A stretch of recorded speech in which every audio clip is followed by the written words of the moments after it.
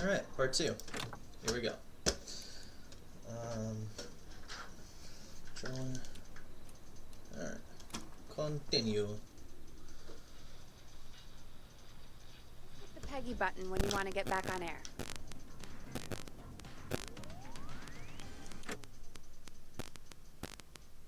Wait a minute. Okay, alright. I was like, huh? Hey, yeah. Alright, there's this. Hit the Peggy button when you want to get back on air. Maybe I don't. Oh, I can. I could just straight up be like, nah, son. Huh. Nah, I'm taking over now. Okay. Alright. Better headspace. I can actually think right now. Ooh, can I go outside? For now. Oh. How about this? Nope. How about this? I'm not getting in there tonight. So unfair. Alright. Let me just check if things are alright. Yep, still there, still here. Everything looks good. Alright.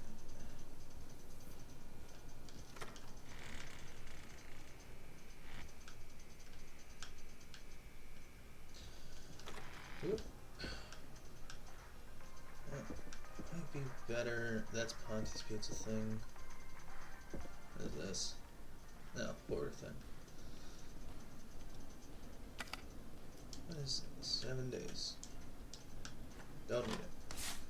What's this?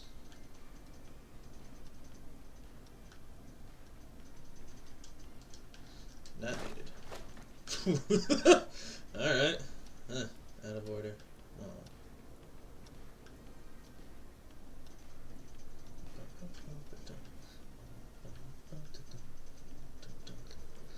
Alright. Ooh. Nice. New music to play. Coming to Get You by Vice. That sounds terrifying. Alright. Okay, I guess not. Alright. Scissors.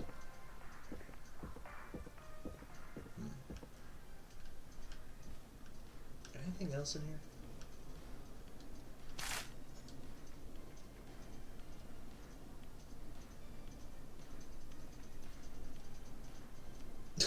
Yeah. I gave him an autograph and continued the shoot. I'm sure you did.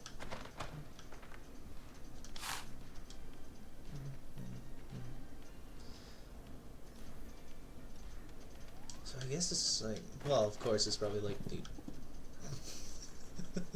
probably like the 80s or something. Exclusive first look that died alone.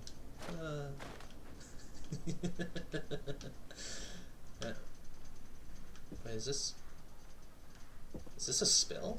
Or is that a rug? I think that's a spill. Oh no.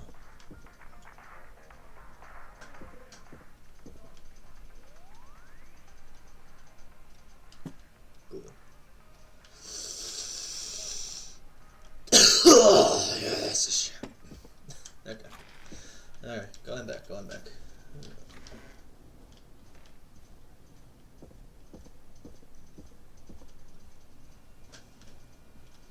Yo, what's up here? Nothing. Fantastic.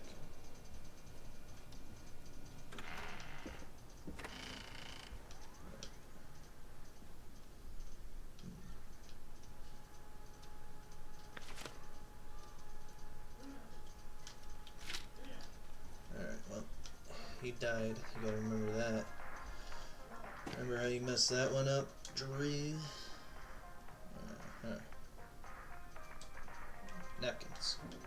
No, I need it. Ooh, can I get these? No.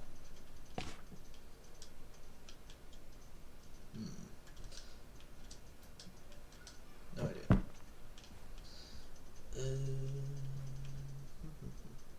Ooh, take it. Ricky's roller rigged. Neat.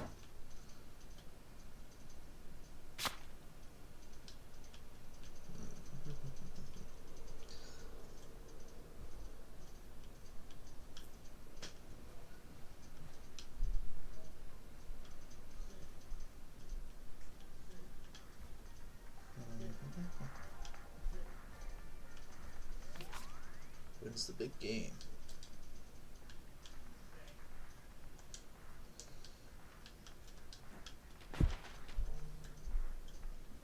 Ooh. Chili cook-off champion even.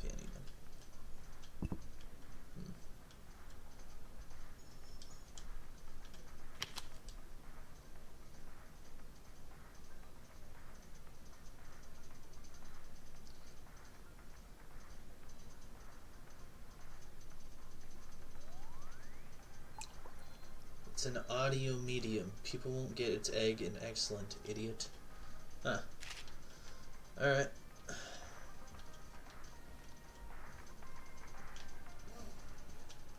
Oh wait, there was that one chick's desk off in the corner. Maybe there's something in there.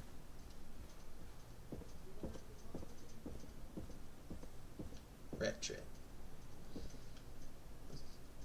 What's a card?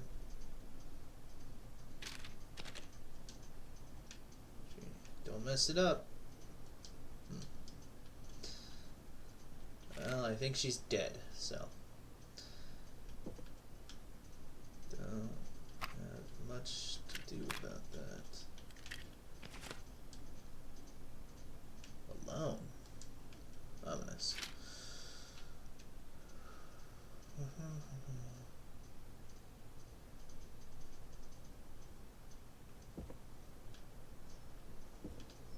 Alright. Well, doesn't seem like anything else.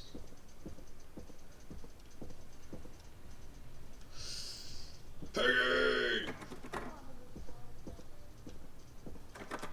That's not opening. Anything over here?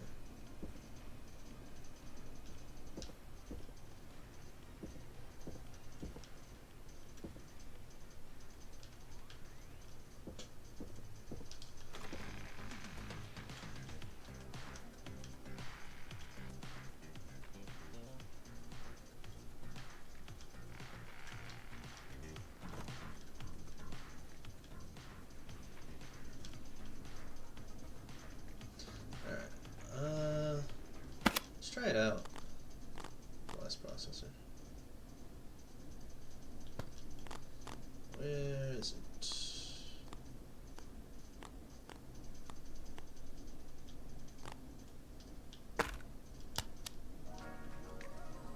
Let's get going, Peggy. Alrighty, we could run another segment, or... Scratch that, Forrest. We have a caller.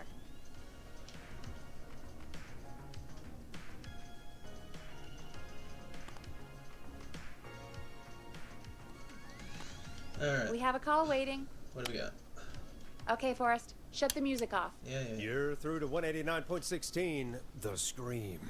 What's your emergency? Hello again, Forrest. Oh, that call with the teens was awful. Those poor kids. Still, I'm glad the girl didn't get hurt. Thanks for your concern. Are you in trouble? What's on your mind? I wanted to ask you again to play my song, Forrest. You said you were gonna play it, but you didn't. Your name was Dawn, right? What, Peggy? Yes. Oh, well remembered. My name is Dawn, and I wanted to ask you again to play my tune, Forrest. Long Ride Home? You know, the one that Peggy said she threw outside the window? But we don't have that song. As you just said, Peggy threw it out the window. But, Forrest, you do have it. It's just outside the window. There's a serial killer on the loose. I can't just go outside hunting for a record. I'm really sorry, Dawn, but we just can't get it right now. But wasn't the Whistling Man just at the old murder house? That's miles from the station. It won't take you a second to grab it. Call us back tomorrow when this is all over, Don, and I'll gladly play it for you then. No, that won't do. Don't worry. I think I can bring you around. Forrest, Peggy, I'm calling with more than a request. I know something. I think I know who's gonna be next. What? Are you serious? Play my song, Forrest, and you'll find out. Well, That's folks, messed up.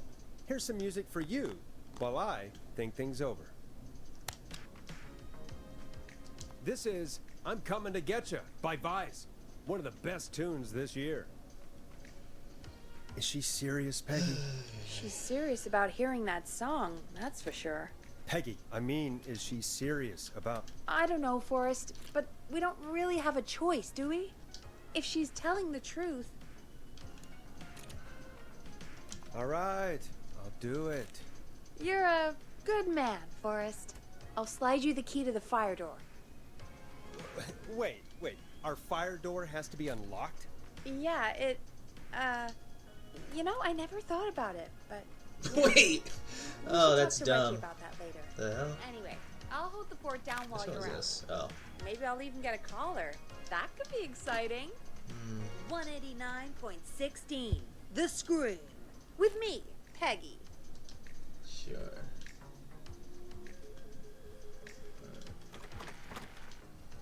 Alright, give me the damn key. Fire door. That's not this, right? Locked tight. Okay. Wait a minute. Is that the one that goes up?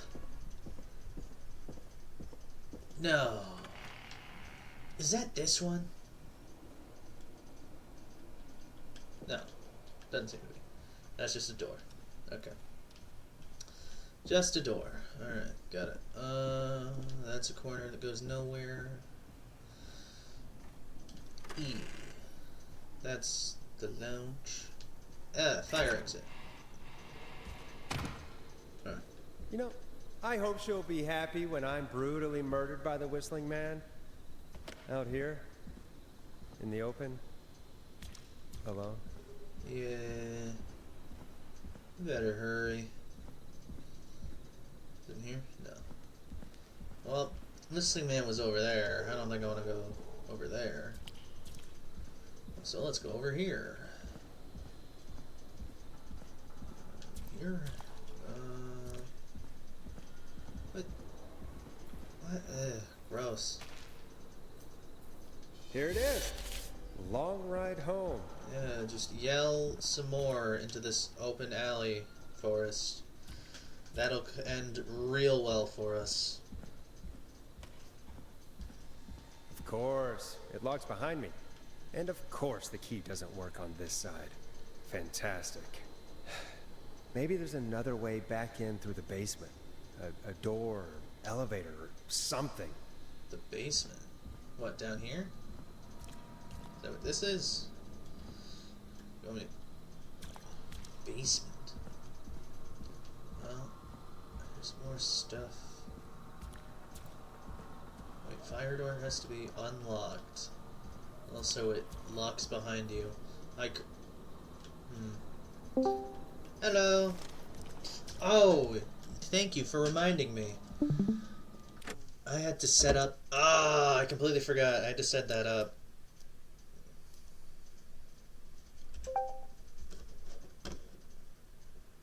Who's that? Hey, Roy! Yes, happy Wednesday to me.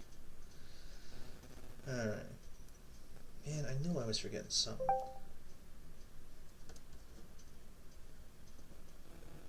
Hello! Alright, Alright, should be good now. Go back to the game. So I'm outside now. What'd you forget? I forgot to put chat on my phone. So I can actually see what happens when people join. But yeah, I'm outside. Our fire door needs to be unlocked with a key, because you know that's exactly what you should have for your emergency exit. And it also locked behind us with no keyhole. So I gotta find the basement of this place and get back in. What about this door? Nope, not this door. What? Excuse me? There's no jump. That's text panels.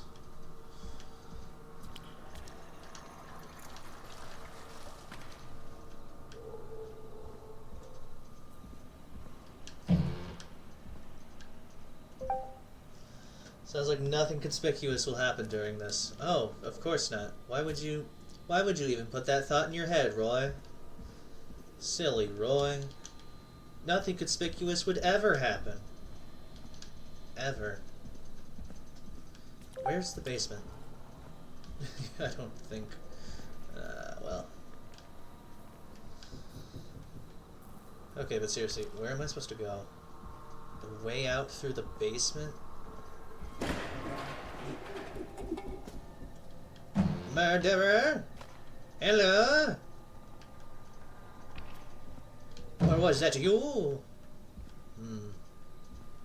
Ooh, what's this? What is this, a fuse? Okay, but seriously, where am I supposed to go?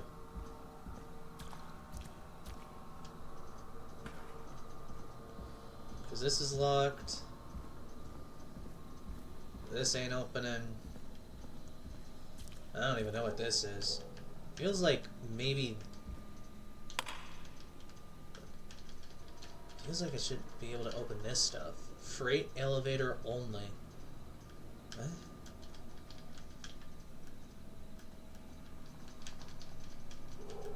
This has nothing.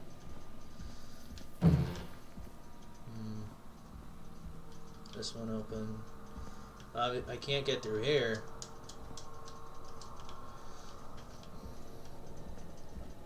This one open, even though this is oh, it's the back side of the fence. Fuse. Okay, so we have fuses, but for what? For this? Is that... Do I have to do something with the fuse box?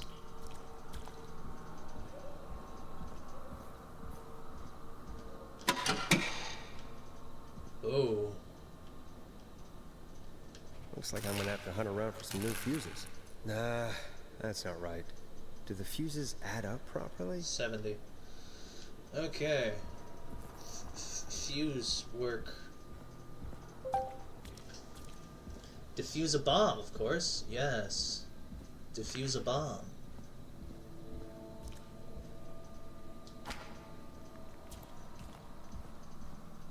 So there's 2 red ones and 2 green ones. Put it down. Looks like I'm gonna have to hunt around for some new fuses. That's a green one, but it won't exactly matter at the current point. Everyone knows how to do that. Of course everyone knows how to defuse a bomb. That was taught in all the schools.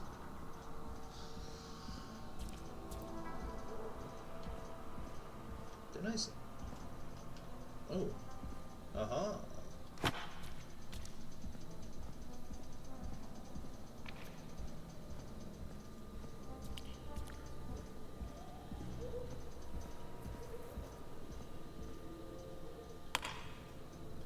We need a green one. Is there... No, I don't think I left that over there.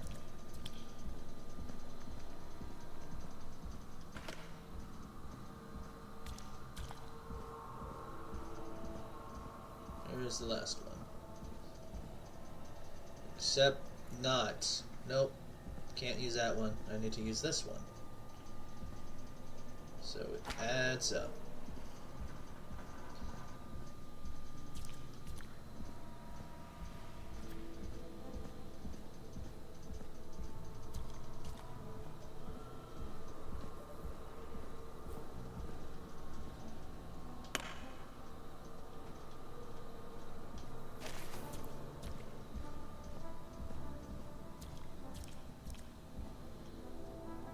Doesn't look like that's on.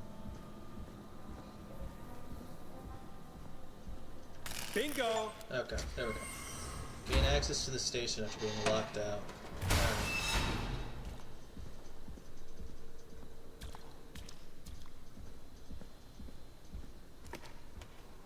Imagine there was a time limit to this, and now she's like, oh, I well, could probably survive that fall.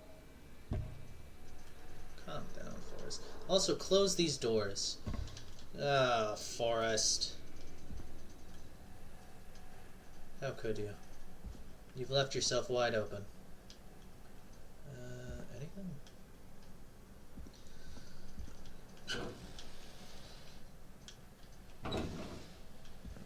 No. Looks like the janitor's closet. What did Peggy say his name was? Clive? Huh?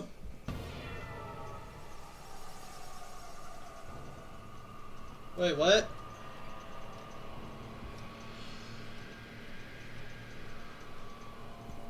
What the hell?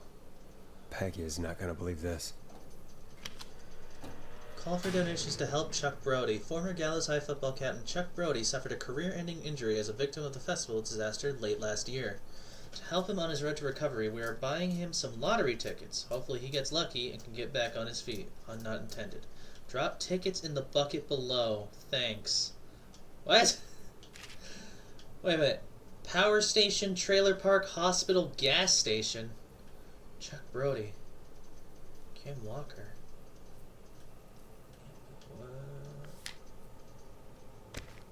Big wheel breaks free. 15 injured. Who's to blame? Gallows Creek Harvest Festival closed early this year after tragedy struck only hours after opening. The big wheel broke free from its supports. It rolled through town. Investigations currently underway. Keith Walker, Murray Campbell, Sandy King. Chuck, Becca, Kim, Ant. Power Station, Trailer Park, Hospital. Okay. That's Chuck Brody. Crime syndicate impounded. Criminal operation shut down. 24 arrests. Inside informant walks free. Police have today finally put an end to the long-running car-thieving crime syndicate. The arrests were made after a member gave up information to their co-conspirators to investigators. The informant, who asked to remain anonymous and will hereafter be referred to as R.A., has walked free with no charges. Oh. Marriage announcement. We would like to celebrate the marriage of Kim Walker and Peter Stein. Eugene Stein? Wait a minute. Trailer park. I'm sick of being a local celebrity. People are so mean to me. I only stole a few cars. Who cares? Buy a new one. I'm selling my trailer and leaving town ASAP. I just want to get out of here. Please buy it. I see.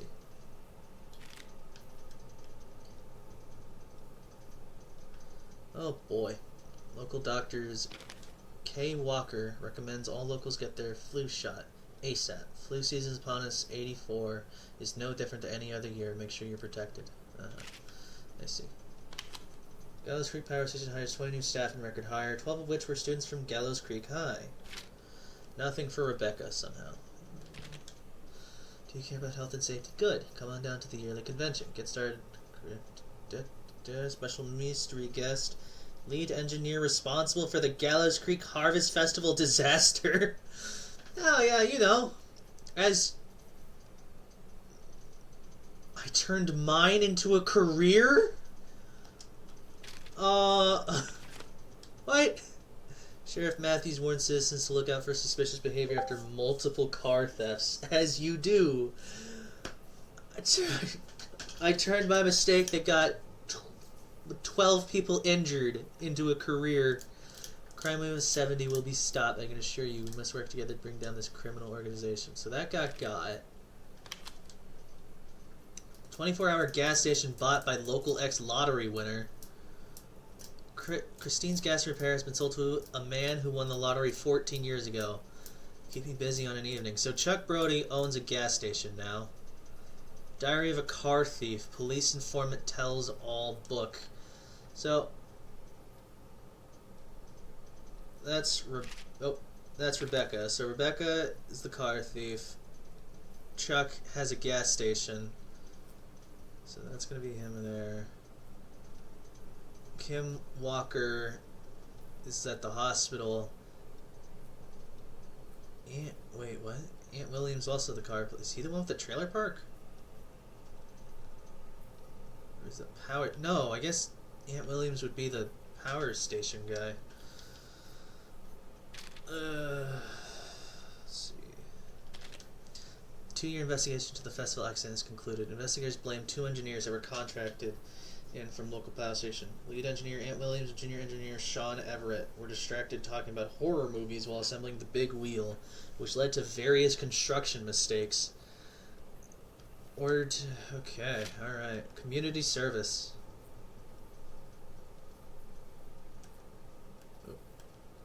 Oh, I could do this.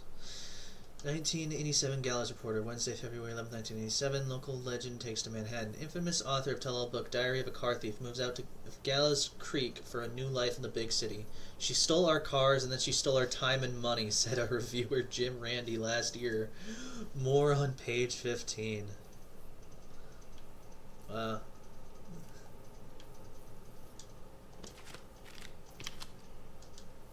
Beep beep, look at it. Tragedy, 5 dead, 16 injured after brakes fail on bus. Tragedy struck Gallows Creek yesterday afternoon after a bus failed to stop and crashed into a fuel tanker. Deceased have been identified as Gallows Creek locals, Mr. D. Rudd, Mr. M. Houghton, Mr. P. Stein, Mrs. K. Stein, and Mrs. J. Mildred. Police have asked for... Okay, so, yeah. That's Eugene's parents. They're dead. That's Kim Walker, Peter Stein. So dead, along with okay. So Kim Walker's already dead. Let's see. Where's Beep Beep? Rudd, Houghton, Stein, Mildred. Okay. Brody's probably still alive. She skipped town, and I guess I don't think he did too. He's been... What happened to...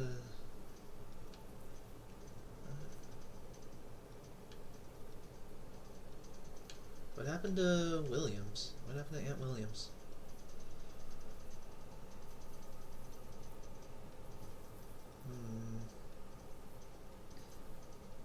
They've been sentenced to community service. It's not jail.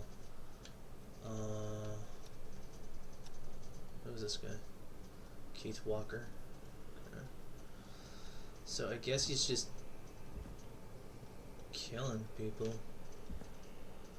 from the high school or whatever. Ooh. Oh.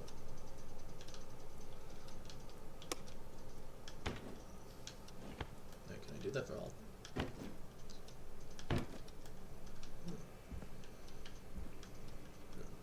Okay.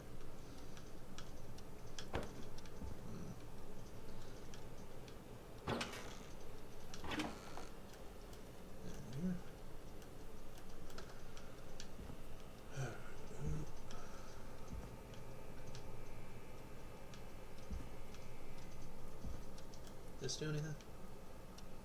No, but it looks like it does something. Where? Key. Oh, there's a key. I'll just take that. Might be important. Oh, it's a horse. Also, Forrest, you don't want to comment on all this? This looks a little crazy, man. Yeah. Ah, a key. I guess I'll just take this. What about this, Forrest? What? Oh, I can just... Oh. Great. Thanks, man. I'll just take this. Why not?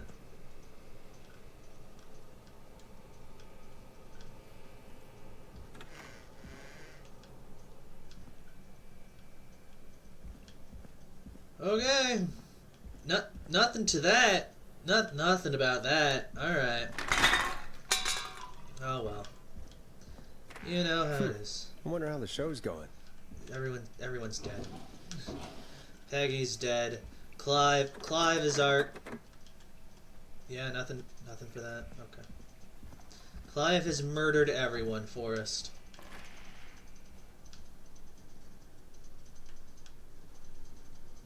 What am I gonna do with this? Ooh. Wait. Please. Bro. There we go. Oh, that's an achievement. Great.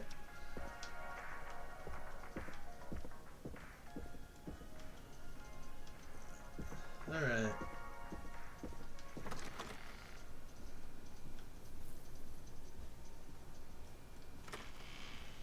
Is there seriously nothing else? Just a key? Huh.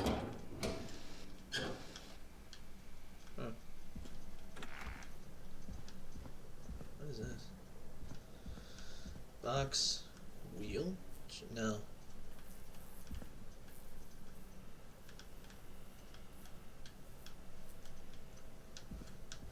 Huh. It's just this, which leads into this, which gives no comment. No comments for this. This is just, you know, normal. Just normal. Why not? Can I open this?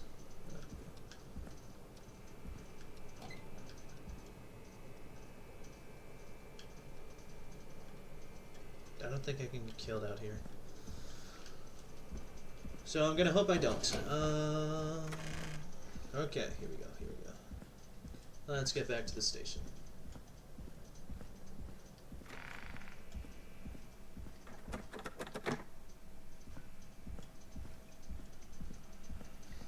Wait, where does that key go to then?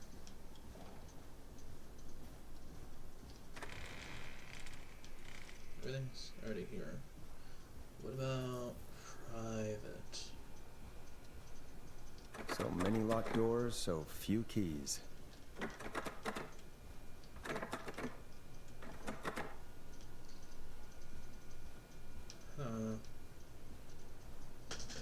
What about the one...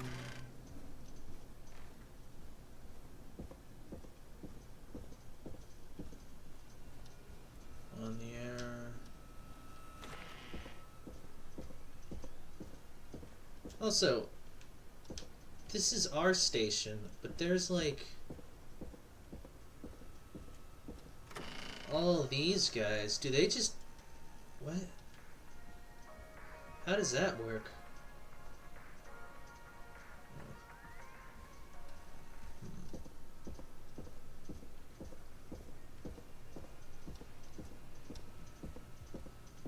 Let's go to here. I'm not getting in there tonight. What was that key for? Was that just for the... Isn't that such a good song, folks? And now for... Jesus, Forrest, you've been gone for ages. I thought something had happened. Something did happen. Clive, the janitor, might be Clive, the murderer. What? I'll start from the beginning. The fire door locked behind me. Okay, so he did notice it. It just didn't register until after. Why did you heave that thing all the way up here? Because the basement's creepy as hell, and I don't like standing around down there. Fair. All right, let's run through this again. We have a creepy board you found in a creepy basement made by our creepy janitor who you think is the creepy whistling man. Yep. And on the creepy board are the names Chuck Brody, Kim Walker, Rebecca Allen, and Aunt Williams. Correct. And you think one of these people will be the whistling man's, Clive's, next target. That's right. And we've got to find them. You said there are 4 locations listed there too? The hospital, the power station, the gas station, and the trailer park. Clive must think the target is at one of those locations. Forrest, you're gonna have to figure out if any of the potential targets are at one of these locations tonight. Hit the button if you need any help. Okay. Do I go back down? There's still more to do here before I can leave? Okay, do I get... oh! Okay, alright, oh! He took this thing down. Okay, so yeah. I was supposed to do that... Okay. I wasn't supposed to do that in the moment. Great. Actually, I'm gonna put on that other song. What did she want so much for this?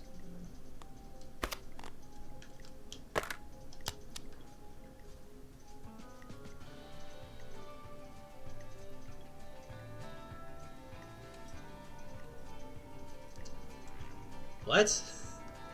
Ugh, okay, whatever. So Kim Walker's dead. Rebecca Allen skipped town. No idea what happened to Aunt Williams. I think Chuck Brody. Chuck Brody has a gas station. He has a gas station now. She died at the thing. Yeah. Our sister festival. Where'd you do community service? I guess he's just out of the picture now then.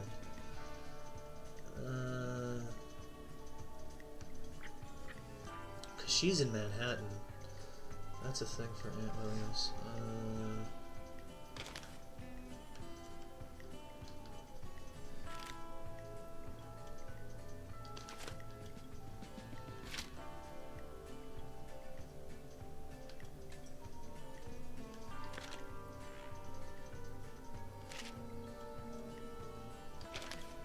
Just put these here.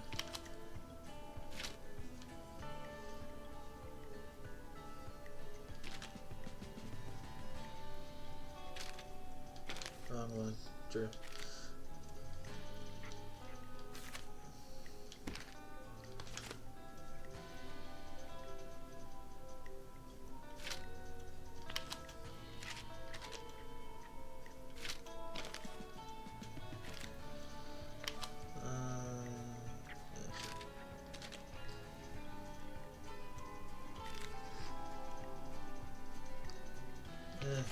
The order doesn't exactly matter, but okay. So I can take this. Aunt Williams would technically be at the power station, I guess. Trailer park, that was for Rebecca. Hospital for the dead woman. Gas station for truck. Alright. Yeah, I don't care for that. How's it going? I'm ready? I'm ready, Peggy. Are you sure? We've only got one shot at this. Sure. I'm sure. Let's do this. Okay, name first. Who do you think the target is? Chuck Brody. And where will I find them? The gas station. The gas station. Okay, I'm dialing. One moment.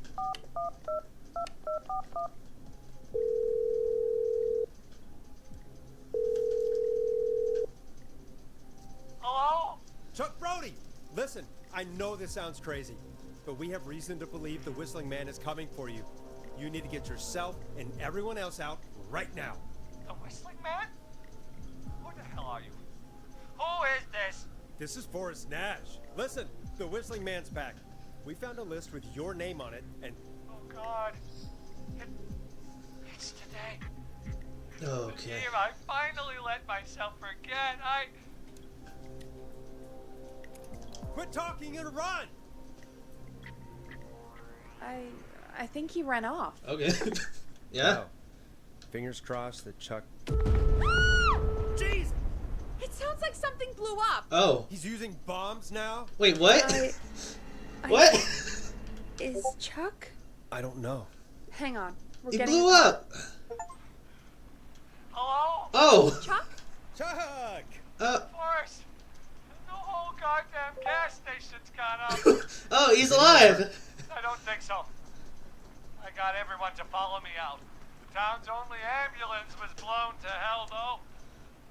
Oh. Yeah. Damn it, that firebolt threw me. I've got to get to the hospital. Oh, I'm not feeling great.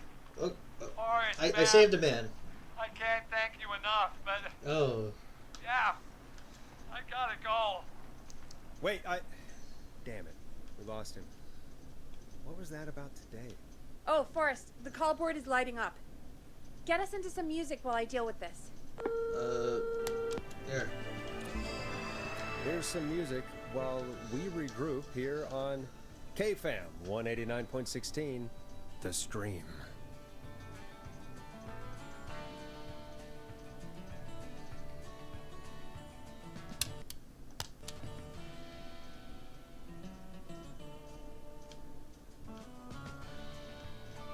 There's gotta be more in the basement to show us who Clive is targeting.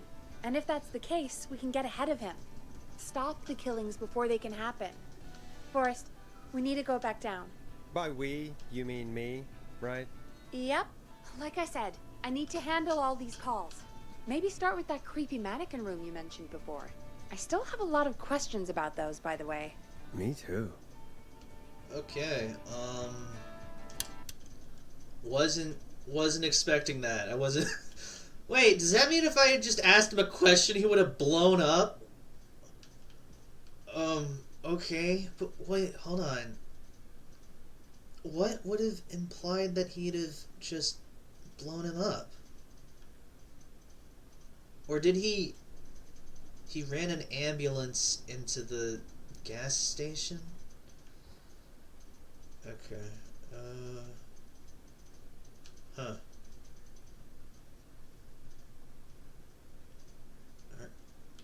Alright, okay. Alright, we saved a man, Roy. We did it. I think we've saved more than we've killed. We did it! Yeah. Hopefully we have. It's the basements.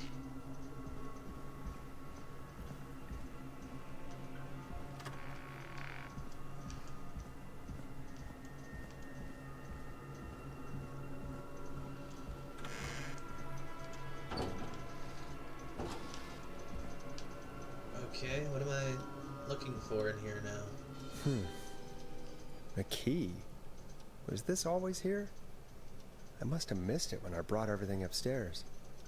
Oh, something I could not have found myself because... Okay.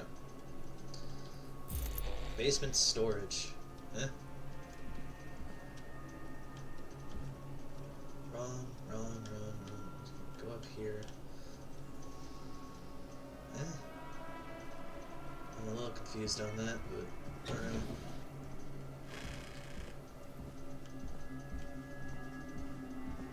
So in here?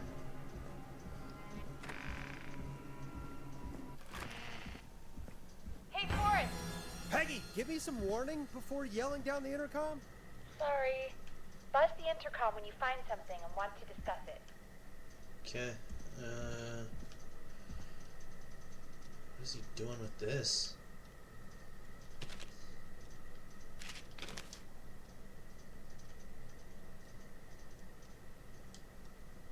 Radio.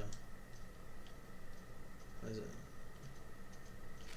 Oh, tape. Peggy, I've found a tape and a map down here. A map of what? Looks like it might be to somewhere in this storage area. Weird. Well, maybe the tape will give us more information. Give it a play. Not yet. Not yet. Anything in these?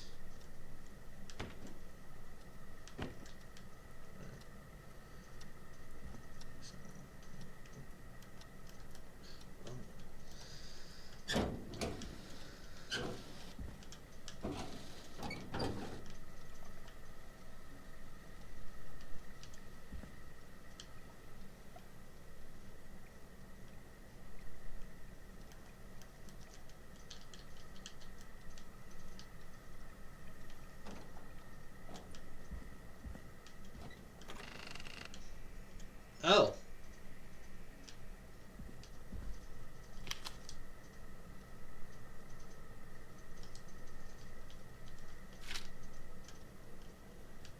Okay. Anything over here?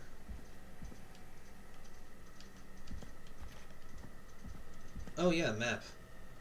Huh. It's the same one.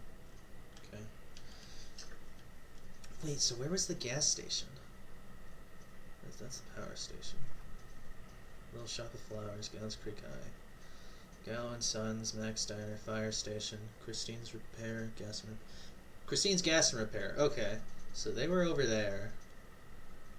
Where are they gonna head next? Ooh. Oh, could they be going to Roller Ricky's? No, the hospital's right there. Could be going there too. Maybe they're just. Oh, yeah. Sure. Hit this button.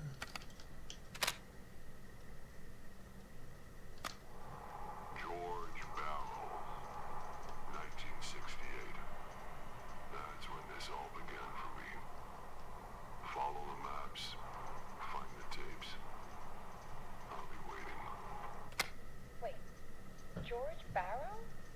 We all heard that he drowned after a night out drinking. Was it actually Clive? Has Clive really been the whistling man for that long? He says I need to follow the maps and find the tapes. I guess that's what this map is about. I think we need to see what else is hidden down here. Be careful, Forrest. Keep looking. Buzz the intercom when you found something. Okay, found this.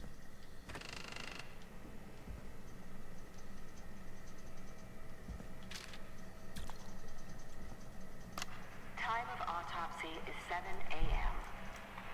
Cause of death is asphyxiation from drowning. The degree of rigor mortis indicates that the subject has been deceased for 5 hours. That puts the time of death.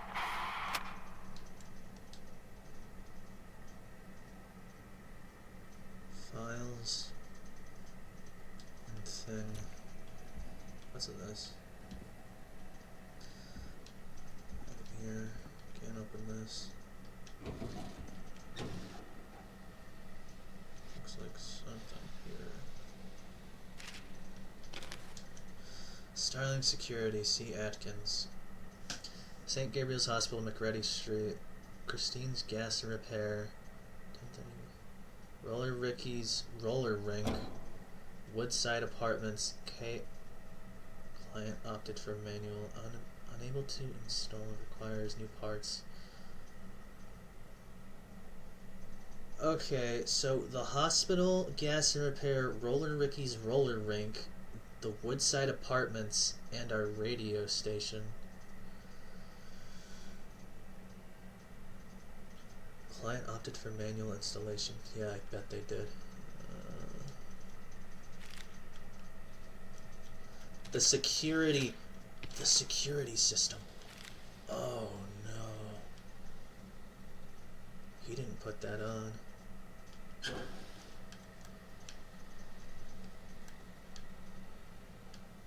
So he can just get in here whenever he wants. Oh no. Maintenance call code, alarm test warning. This will set off all security measures. Alarm test deactivation code, entry code. When entering codes and commands, sequential key depressions must be made within 4 to 5 seconds of one another. If 4 to 5 seconds elapse without a key depression, the entry will be aborted and must be repeated from its beginning. Be sure to observe this precaution when performing any of the procedures in this manual. If you make a mistake while entering a security code, stop, press the asterisk button, then start over. If you stop in the middle while entering a code, and then immediately start the entry over, an erroneous code might be entered. Please change these codes immediately to prevent unwanted entry.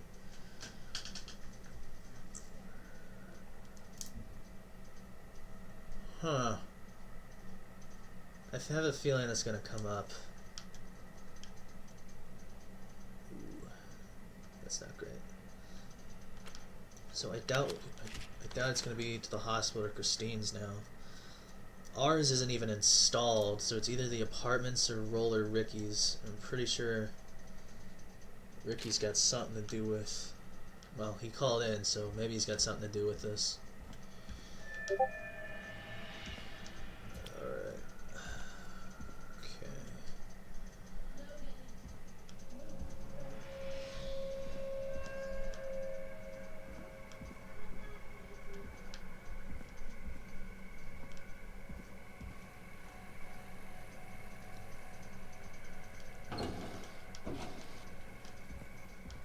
so there's that. Is that the one I should be going to? Actually, wait, let me go back to get the picture. I don't want to do these out of order.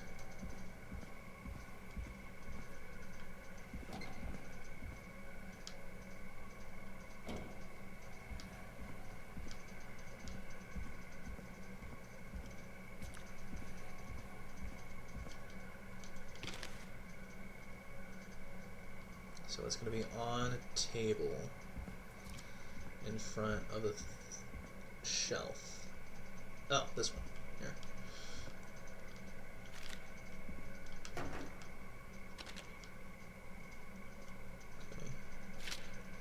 Okay. And papers. This looks useful. Sheriff J. Matthews, Miss Sandra Sharp, telephone call. Sandra's got some. Sandra. Which one was Sandra? I don't remember. At 4 a.m., a call was received from a jogger, a Miss Sandra Sharp, reporting that a body had been found washed up in the reservoir. I drove out to investigate and was able to identify the body at the scene as that of George Barrow. I contacted the coroner's office and then the boy's parents. They informed me that they had not seen him since 7 p.m. on the 2nd. This is the 3rd. Okay.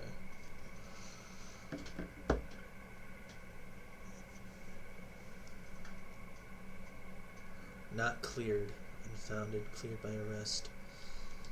Ooh.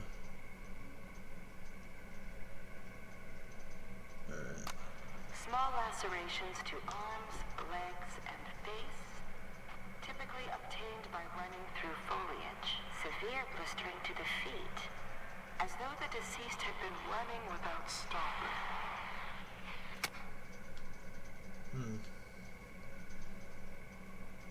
Doesn't sound great. Also, am I just... Oh, that's not even... seems important. Am I gonna... Oh, I'm probably not gonna remember where that was. Okay, there. What's this one? In another... Okay. More... shelves. Like this. No.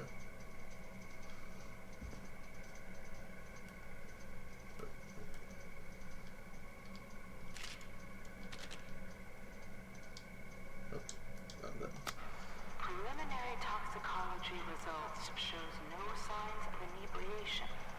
However, a high amount of cortisol was found, indicating elevated levels of stress in the immediate moments before death. Ooh. This ain't sounding good. Oh, cortisol. Does that knock a guy out? Or is that adrenaline? I can't remember.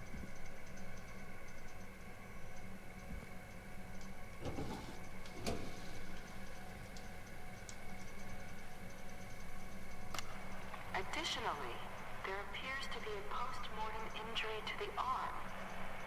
It looks like it was trapped in a car door.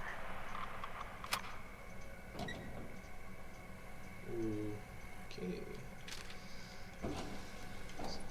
I keep on hitting that button on accident.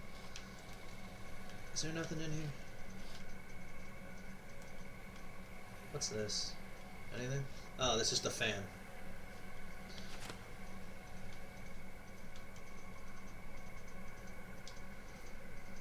Papers and another thing. Okay.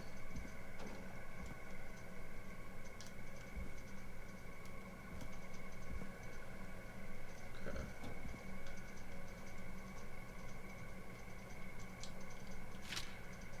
Where?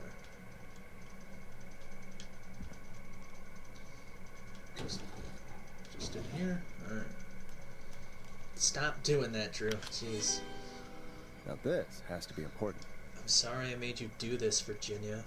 Deceased is a Caucasian male, age 18. Wait. George Carpenter Avenue Gallows. Carpenter Avenue Gallows. I'm sorry I made you do this. Stop making people do things. Wait, so Virginia made... Hold on. So Virginia's the medical examiner. Did she have to... Did she force... Or was she... Hold on. Shut up. Just read, idiot. Come on. The cause of death is established to be drowning as shown by signs of asphyxiation. Aberrations were found on the knuckles, likely from getting into fights in the past. Matches with known history of the deceased being aggressive. No other injuries were observed, and from the coroner's opinion, there was no evidence of foul play. Additionally, the preliminary toxicology report indicates the deceased had a high level of alcohol in their blood. It is of the coroner's opinion the deceased went swimming while intoxicated. Okay, so Virginia was forced to straight up lie on the coroner's report, but by who? By Sandra? It is the coroner's opinion that the subject likely feared for his life and was chased, resulting in a fall from a height into a body of water, where he hit his head, was knocked out, and drowned. Following that, he was moved. Dr. Sullivan, we need to have a talk. That recording. Shut it off. Is that recording? Shut it off.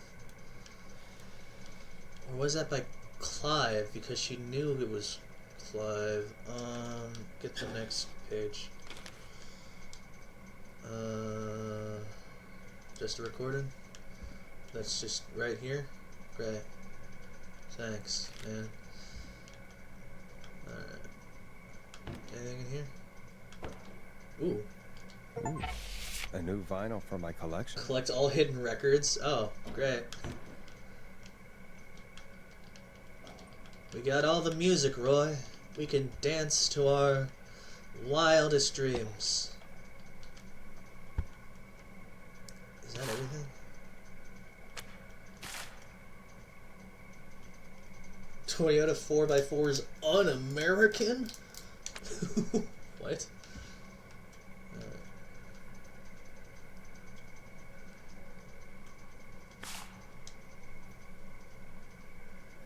Excuse me? Hold on a second, I gotta put that, I'm putting that in there.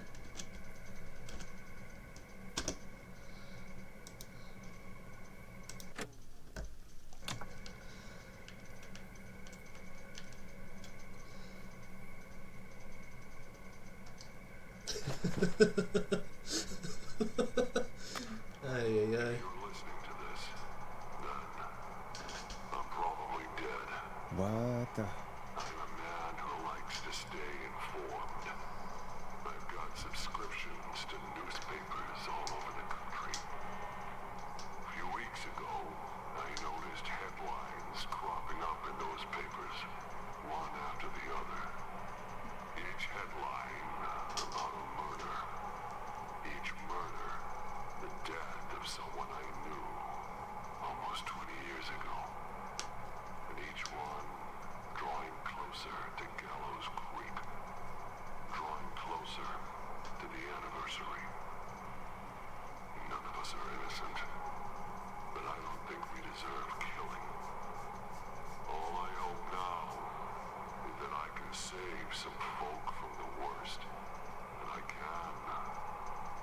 I don't know.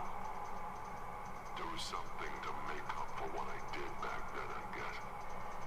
I didn't kill anyone, mind you. But that's past mattering. Now, there's more I could say. That I should say. But my employer made it clear that my family would pay a high price if I ever spoke out.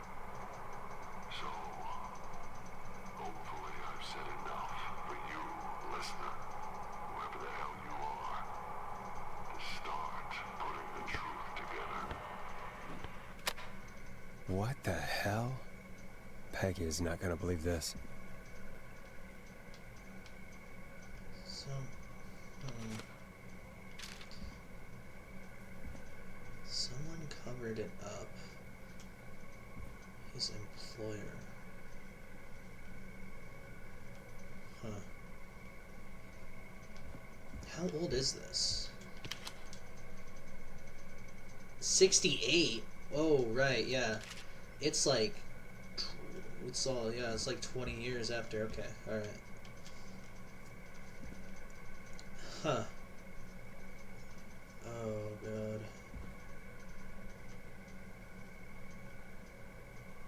Anything else? Did I? Can I take this? Okay. Huh. Alright.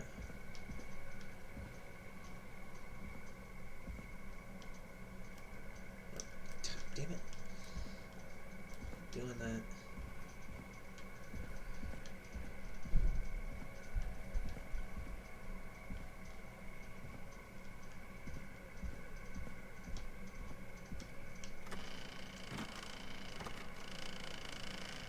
That's the intercom. So that was something. That's the delivery note, yeah. Okay. Right. This seems important. I'm gonna take this.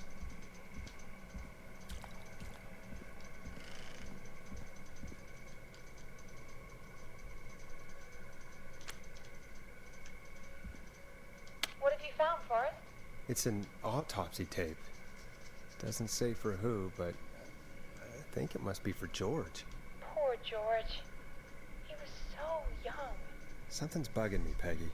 What do you mean? I swear I recognize the voice of the woman talking on the tape. I just can't place it. Seriously? Do you think you've met her before?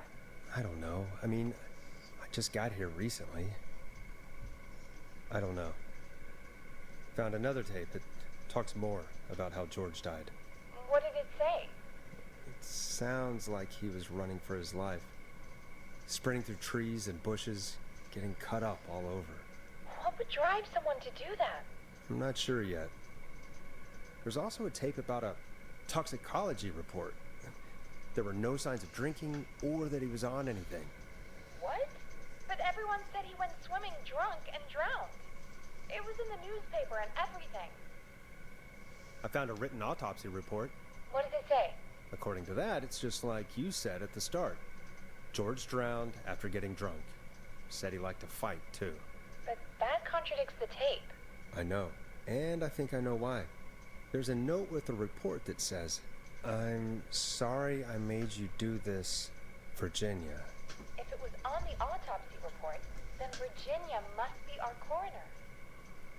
Wait, the caller from earlier, when we had to call the takeout restaurant, wasn't her name Virginia? We need to call her back once we finish down here. It looks like she might know something about what's going on. I found a tape that introduces a new detail to the story. Post-mortem injury. Apparently, his arm got caught in a car door. A car door? Yeah, after he died. How do you suppose they can tell? How can they tell? I'm a radio producer, not a coroner. The written report I found doesn't mention it at all. How did his arm get trapped in a car door after he died? Unless he got it when the police collected his body, I guess someone else must have moved it after he was dead to where he was eventually found. But the report, what is going on here? Wait a minute. I found a police report. Mentions a friend from earlier, Sandra Sharp. Sandra. The jazz runner? That's right. She found George's body washed up at the reservoir. The reservoir? Yeah? What's strange about that? George got cuts from running through foliage, right? But there's no forest around there. Also, how did it wash up at the reservoir? What do you mean? Reservoirs don't have tides. But that's what the police report said. It's not possible, though. I did a school project on reservoirs and got an A. But, yeah, not important right now. The important thing is that it doesn't make sense. What are you suggesting, then? That the body was originally found somewhere other than what the report suggests. That the sheriff tried to cover How many more are dead? but accidentally let something No slip. more Something like that, yet. I think. I don't believe you. Well, There Sheriff is a Matthews wrote the new report. player that If died he hadn't been before eviscerated, we all this could have started. asked him. True. But A new Sandra's player. still alive? I mean, like, a Once new we're done person down here, that... we should give her a call. Alright, hold on. After they're done. In another tape, the coroner comes to the same conclusion as I did. George was running from something. Maybe an animal? Maybe, but then there's this next bit, where the coroner thinks he was moved post-death. So she agrees with us. At the end of the tape, someone burst in and demanded Virginia stop recording. I think it was Clive. This is starting to make sense now.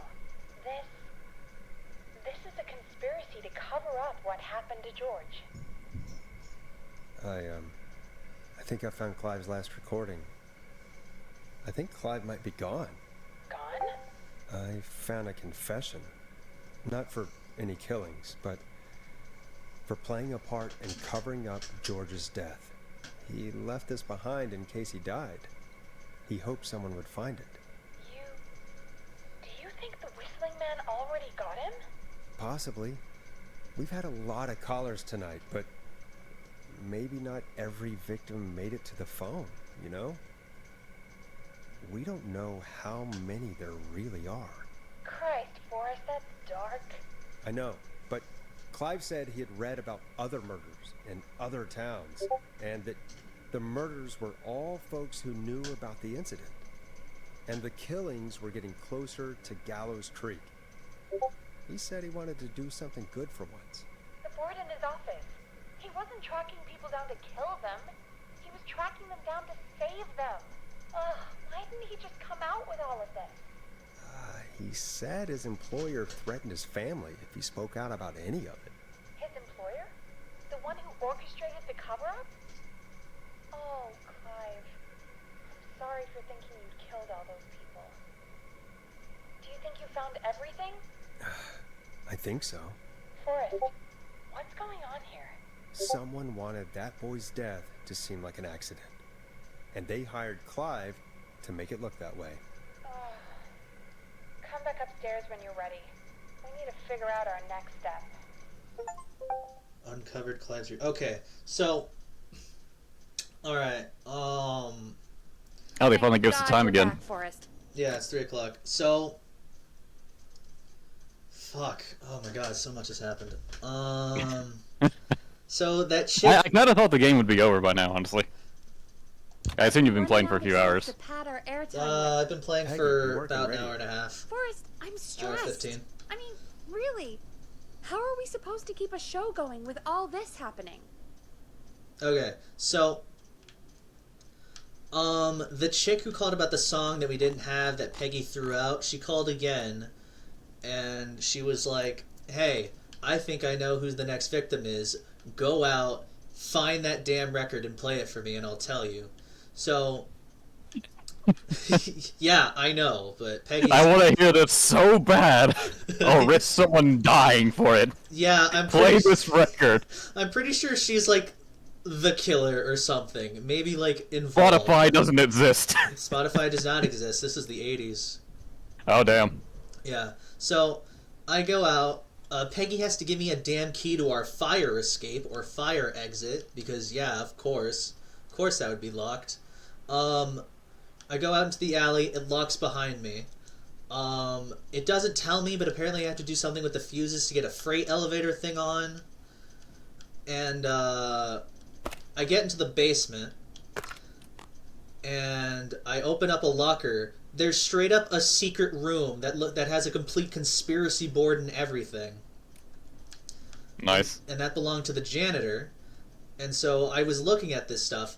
I didn't know that he was just gonna lug it up, so I technically figured out everything before I should have. So from this, it's like an accident happened. There are a bunch of people laid out, and then they were like, "Oh, we got to figure out who the next victim among these 4 circles are." And it was this guy, Chuck Brody, because this chick's dead. This chick skipped town, and this guy just put on community service. So I guess he just dropped off the face of the earth. And so we call him because he has a gas station, and that was one of the locations. I call him. He starts going off about, oh my god, the year I forgot, blah, blah, blah, blah, blah. I just tell him to fucking run. And he does. Apparently the gas station blew up.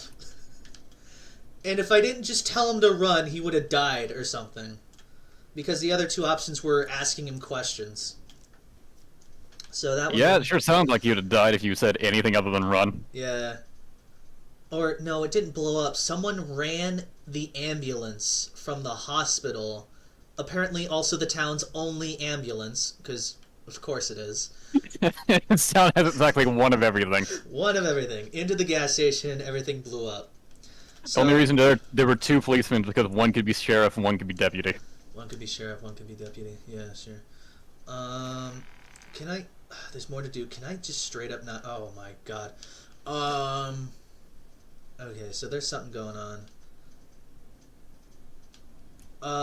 So yeah, after that happened, we were like, we need to go back down to that basement. Turns out, after he took off this corkboard, there was a hole in the wall with a key in it that goes us into storage. And then that's where the new player comes in, because we get into a tape recorder, and that's the janitor. He tells us... Was that Roy? Oh, yeah, he seems to have disappeared. Oh, okay. His phone must have acting up again. He tells us in 1968, that's when this all started. So, all the callers that have been calling in have been involved in the cover-up of this boy's murder.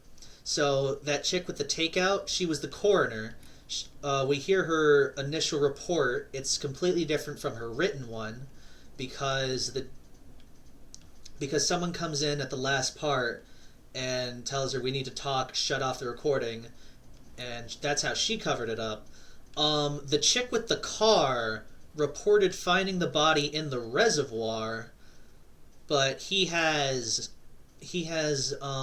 cuts and bruises from running through a bunch of foliage and trees, which the reservoir there's nowhere, none of that stuff is near there.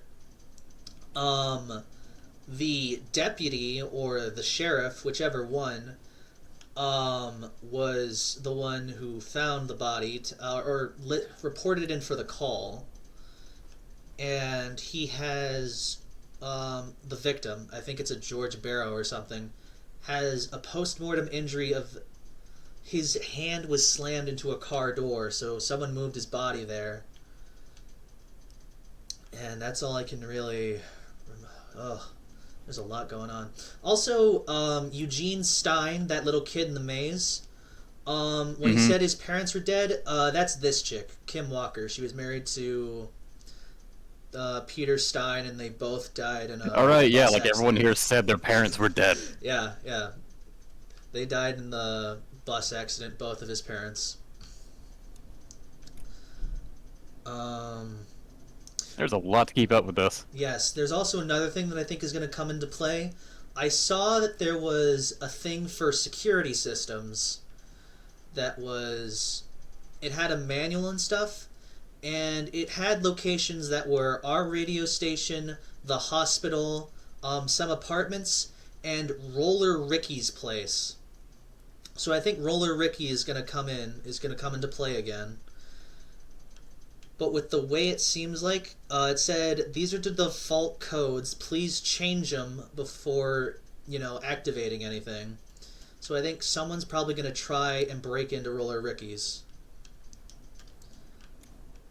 Yeah, it feels like everyone that showed up once is going to show up at least a second time. The only one I can think of that might not be is, the pizza guy, Brian Ponte. I doubt he's gonna be. That'd be funny though. He already showed up twice. Maggie. Yeah. But he's not a You're victim. right. He's just... So, Oh, okay, yeah. what's the plan now? I think we should call Virginia back. All right, I'll get her on Yeah, the his line. phone died, Roy. Hello again, Gallows Creek. This is Forrest Nash. We're circling closer to the truth behind tonight's events. To this end, we're calling back one of our earlier callers, Virginia Sullivan. Oh. Fredman Plunker here? Who's this? Is it you? Goose. Plunker, hey, it's the Radio Man, Forrest Nash. Radio Man? Solving mysteries, saving lives. The huge. Right on. Plunker, what are you doing at Virginia's house? She asked if we could stay to keep an eye out for that whistling turd. So we're hanging out, bro. Well, that's big of you, Plunker. No, it's nothing. Can I speak to Virginia? Sure thing, Radio Man. I'll just go get her. Who is this? Hey, Virginia, it's Forrest. I'm glad you're still okay. Oh, Forrest. Sorry, I'm still jumpy. I can't blame you. I'd be jumpy too. I'm so sorry this happened to you, Virginia. I thought I was. I thought... Easy. We're not calling to talk about earlier. We're calling because we think you can help us understand why this is happening tonight. Me? What would I know? Does the name Clive mean anything to you? Clive? No. I don't know that name. What are you asking about this for? You mentioned that name earlier when you called us the first time. I don't know what I said then. I was petrified, Forrest. Clive's the janitor at our station, and we know you spoke to him in the past. Forrest, please. You don't know what you're doing. He'll come for me. Virginia, it's okay. Clive won't be coming after you. We think Clive's dead. Dead? But isn't he? He's the whistling man, Forrest. Why are you so certain Clive's the whistling man? Because all those years ago, It's okay, Virginia. He's gone. We Do found the phone calls evidence to all have to be suggest- on air? Well, This feels like something you want to talk about in Found private. Autopsy reports for Yeah, George Barry. I don't think they can do it any other way though. I saw him destroy them. Regular Well, landline we doesn't didn't- exist, I don't know guess. if he kept them or made copies or what, but we found them. I don't think in and here. we know I don't it's think related to what's I- happening. oh, we tonight, could probably go which is out why to we called you. Why down did you to- write a false report? Reception. All right. One day, I came into work to find a boy on my slab. And as I finished the autopsy, this man, Clive, he just burst in. And he started making demands to give over the reports, to falsify what I found. Of course I said no. But, well, when someone wants to make you do something, they can use the carrot or the stick. For me, he used both. You see, my sister is sick. She has a chronic condition that's never going away. It's expensive to treat, and it was getting to where I couldn't afford it. And Clive promised me that his employer would pay for my sister's treatment if I did what he said, and that if I ever spoke about this, he'd beat me to within an inch of my life. I don't know why he had me do it, but my sister needed me. You have to understand. She needed me. We understand. He keeps on talking about employer. I think that might be the politician, if anyone. Because I think it's all people we've interacted with, and he seems like the only one who'd be powerful enough to do that. Alright, yeah, sure. It's Thank okay. you, Virginia. That was brave. I don't remember who the politician I just is. want this nightmare to end. This will Oh, help end don't it, worry. Virginia. I have his thing. Stay safe, Virginia. Somewhere. It's the one. It's the American flag one. Oh, here it is. So, Virginia's tied Wow. up in all of this. Clive threatened her to keep quiet about George's death. But for who? Why cover up these details? Well, we know Sandra was involved in George's death. Do you want to call her? I do. All right, but before we go asking questions, I think we should know what we want to ask. Is that fair? Yeah, we need to ask her about finding the body. she was the one who discovered it, but something just doesn't add up. 100%. She knows more than she's saying. I wonder what she's hiding. We'll hopefully find out soon. Anyway, just be careful when you're talking to her. Don't push too hard. We don't want her to hang up. I'll be careful. Alright, calling her now. Hopefully she's at her jazz studio. Oh, we're doing this right now? Okay. Aha! Forrest, you're through. Hello, this is Sandra at Jazz Pizzazz Jazz Studio. Who is this? Hello again, Sandra! It's Forrest Nash of 189.16, The Scream. And you're live on air. Oh, I always thought folks called into a radio show, not the other way around. How jazzy. What can I do for you? Well, we're trying to understand what's behind the attacks tonight. We had a few questions. Why, Forrest, of course. Heck, after the way you saved my life, I'd say yes to just about anything you asked. Really? Well, that sounds nice. I might just call you back tomorrow then, too. You got my number. But what about tonight? Is there anything you want to talk about right now? Remember why we called, Forrest. Of course. Do you know why the Whistling Man might have targeted you? Ha! As far as I can tell, he was just a knife-wielding psycho with superhuman cardio. He'd have chased after anybody. Right. Well, we think he might be chasing specific people. People who know about the death of a boy named George. Oh, I don't know anything about that. Sorry. Have you had to keep quiet about anything? Any secrets you've had to keep? What would I have to keep quiet about?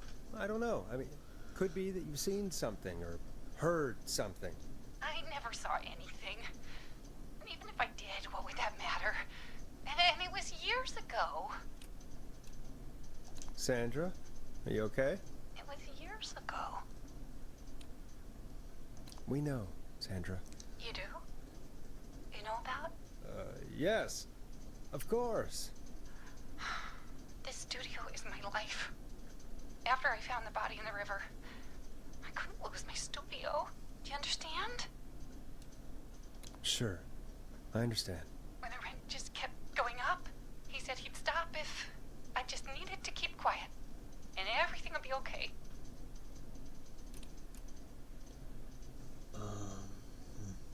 Of course.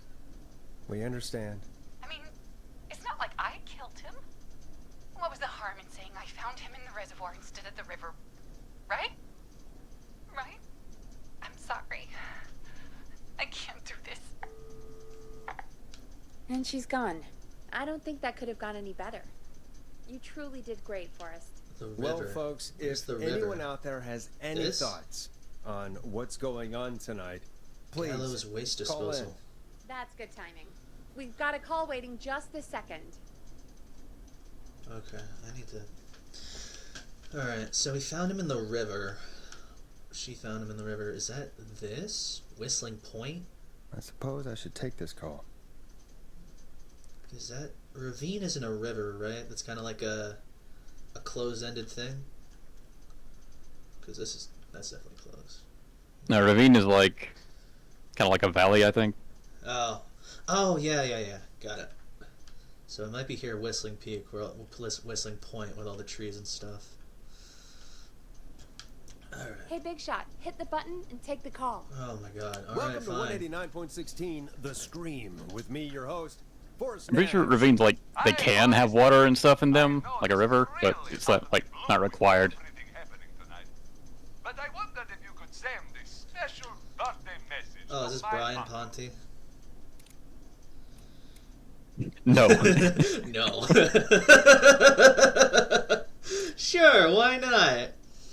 Lighten the mood. You know what? I'd welcome a change of pace. I'd be glad to. Thank you, Boris. He's my Uncle Ronnie. His first name's Peter, but he never liked his name. But since he always had salt and pepper hair, even as a kid, can you believe it? Folks always called him Pepper. Thanks for the history lesson. Is there anything besides happy birthday you would like to say to Mr. Pepper? Oh my God, damn it! Yes! Tell him he can get the best birthday deals and party packages in Ponty's Pizza. Starting at just... You son of a bitch! Stop calling us. Sorry, Forrest. Let's just move on. We've already got another caller on the line. Oh, great. I need some music. I'm tense. This is 189.16, The Scream. I'm Forrest Nash. You're on the air, caller.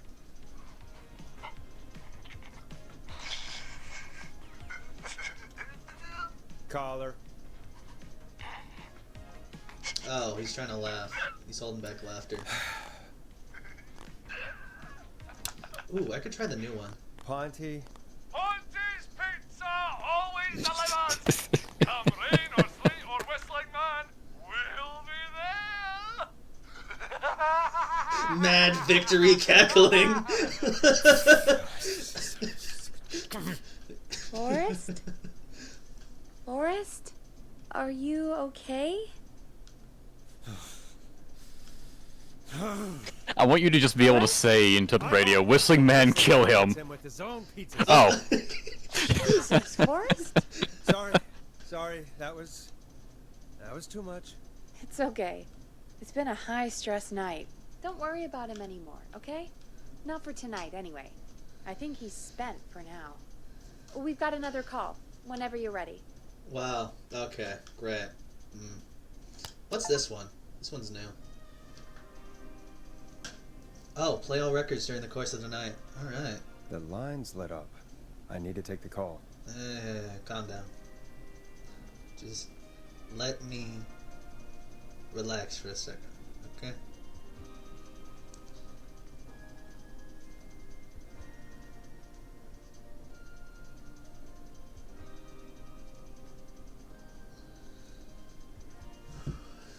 Caller waiting for us.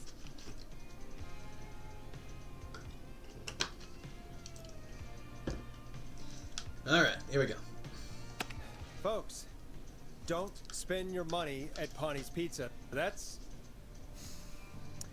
all I'm gonna say about that. Moving along, I'd like to welcome another caller to 189.16 The Scream. With me, Forrest Nash. Who may I say is calling? Well, hello again, Forrest. Dear... Don. Oh, no, not this chick! Played your song, Long Ride Home. Did you hear it? Can you tell us? Never mind that now. First, I'm calling because I don't trust this woman. Are you in danger? I sure am. Do you mean Yes, he's after me now. you? I think so. He must have heard me on the radio helping you. Helping? You didn't exactly help. Maybe I've been helping more than you know. I was out following a lead, trying to work out who would be next, after Chuck. And what happened? And I started to feel like I was being followed. I came back to my apartment building, but this newfangled security system has me locked out. I need you to help me get inside.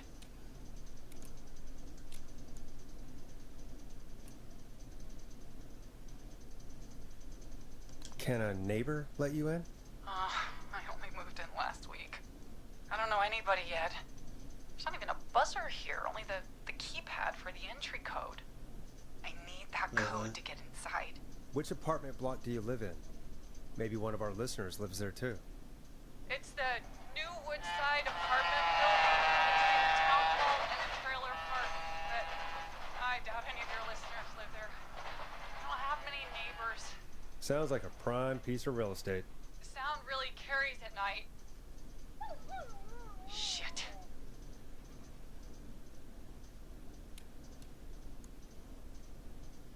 Is that a neighbor's dog?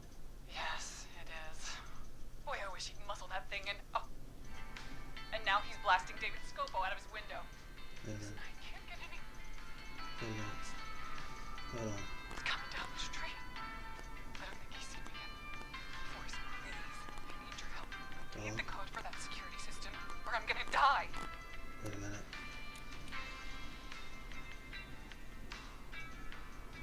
Can you get your neighbor's attention? That the whistling man will see me, Forrest. I can't do that.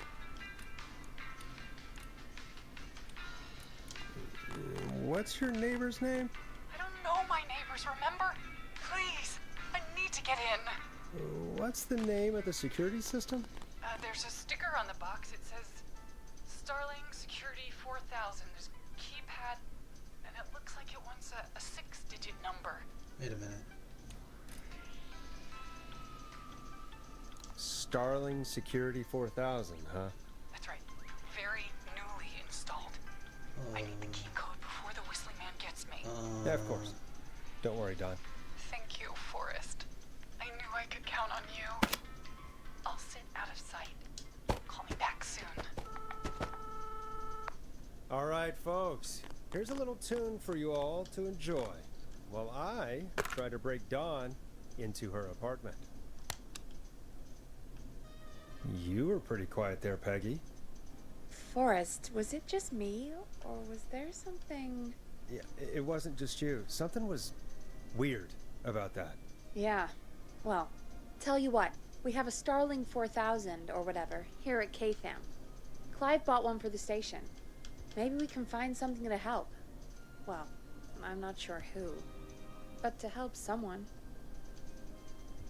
Yeah, no, I don't trust the Okay, so fuck she's out of that. walked out of the Woodside Apartments, and somewhere Clive that's probably Ricky. has the papers That's for Ricky. Starling 4000. She's trying to break in and kill Ricky. I don't trust that. Okay, I get it. Jesus. Sorry. I don't trust that. This woman I know you're about to dangerous. drop a beat there. I don't trust this. Nah,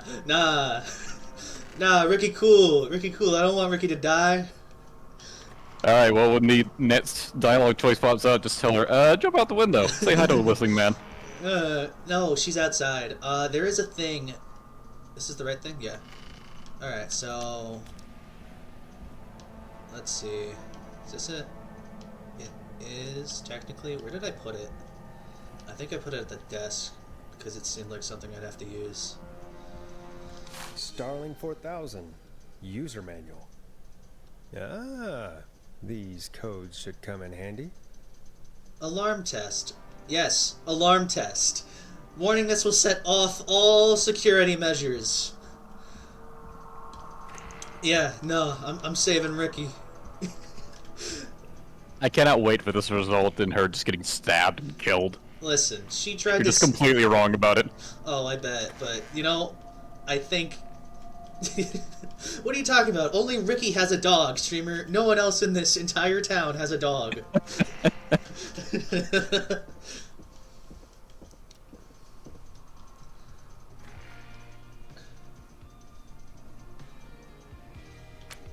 Oh, yeah.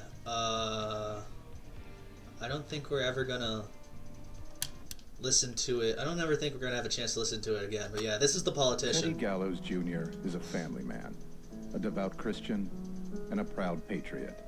Teddy Gallows Jr. is Gallows Creek. Like his father and all his fathers before him, Teddy Gallows Jr. has worked hard to create jobs, improve infrastructure, and make Gallows Creek a good place to raise a family. Unlike current mayor Linda Cartwright, Teddy Gallows Jr. lives in Gallows Creek. He's our neighbor, and he stands with our neighbors. Like Sheriff Matthews, who, after years of keeping the peace, Mayor Cartwright is trying to force into early retirement. Teddy Gallows Jr. doesn't believe in keeping a good man out of a job. Teddy Gallows Jr. believes in the American dream. Does Linda Cartwright? Help Teddy Gallows Jr. keep Gallows Creek a good American town. Help him become mayor. Take a swing for Gallows Creek. Vote for Teddy Gallows Jr. My name is Teddy Gallows Jr., and I approve this message. So yeah, That sure is a politician. Yeah, I never really understood that last part where the politicians are just like, "Yeah, I approve of all this good things being said about me." I was like, "Yeah, no shit." I think it's just to let you know that it's official and not someone just saying all these good things about them. Oh, I see. Ah, it resets. It put the music back down.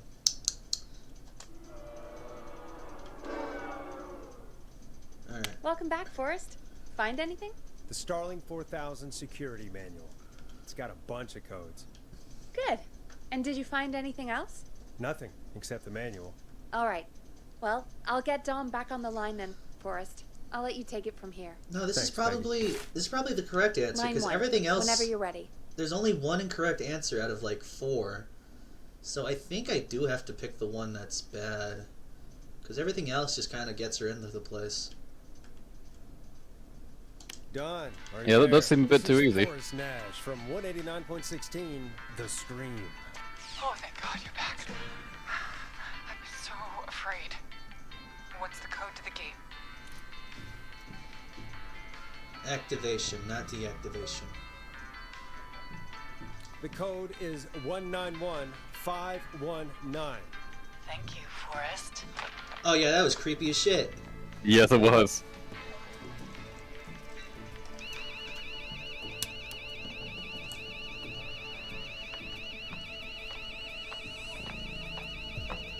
Son of a bitch.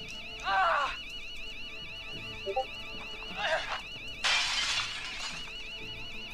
Is she?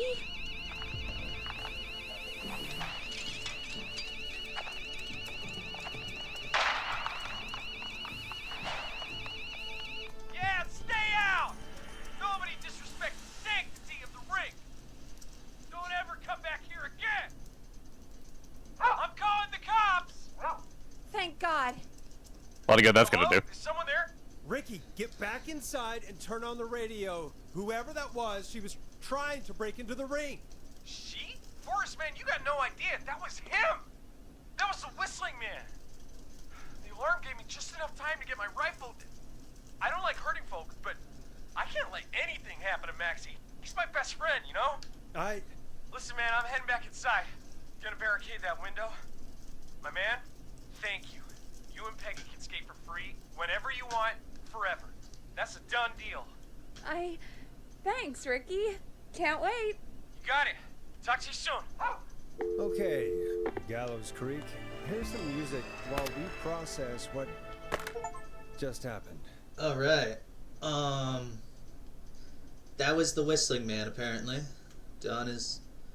Wait, is that... It has to be two teams, The then. whistling man is a woman? Yeah, we probably got a Scream scenario. Yeah. Yeah, I worked it out a while ago. Yeah, I worked it out a while ago. Yeah, sure, Forrest. You just never mentioned it. She called up. You spoke to her multiple times. I knew she wasn't right. Is that right, Sherlock? Yes. Why do you think she requested that song?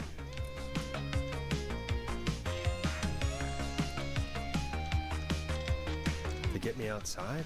Maybe, but how? She didn't know the Hello. song was outside to start with. That's right. She never actually attacked me out there.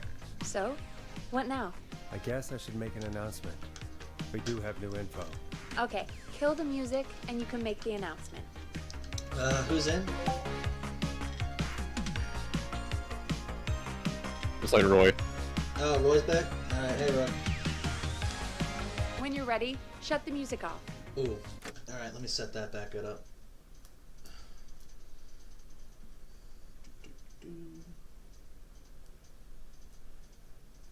You're Buck. Oh.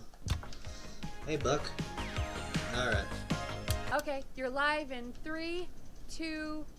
Hey folks, this is Forrest Nash here. I hope you're all safely locked inside. For those of you listening to that last call, you might be wondering what to make of it all. Here's our take. We now believe the killer is actually a woman. One who might manipulate you into letting her in before she attacks you.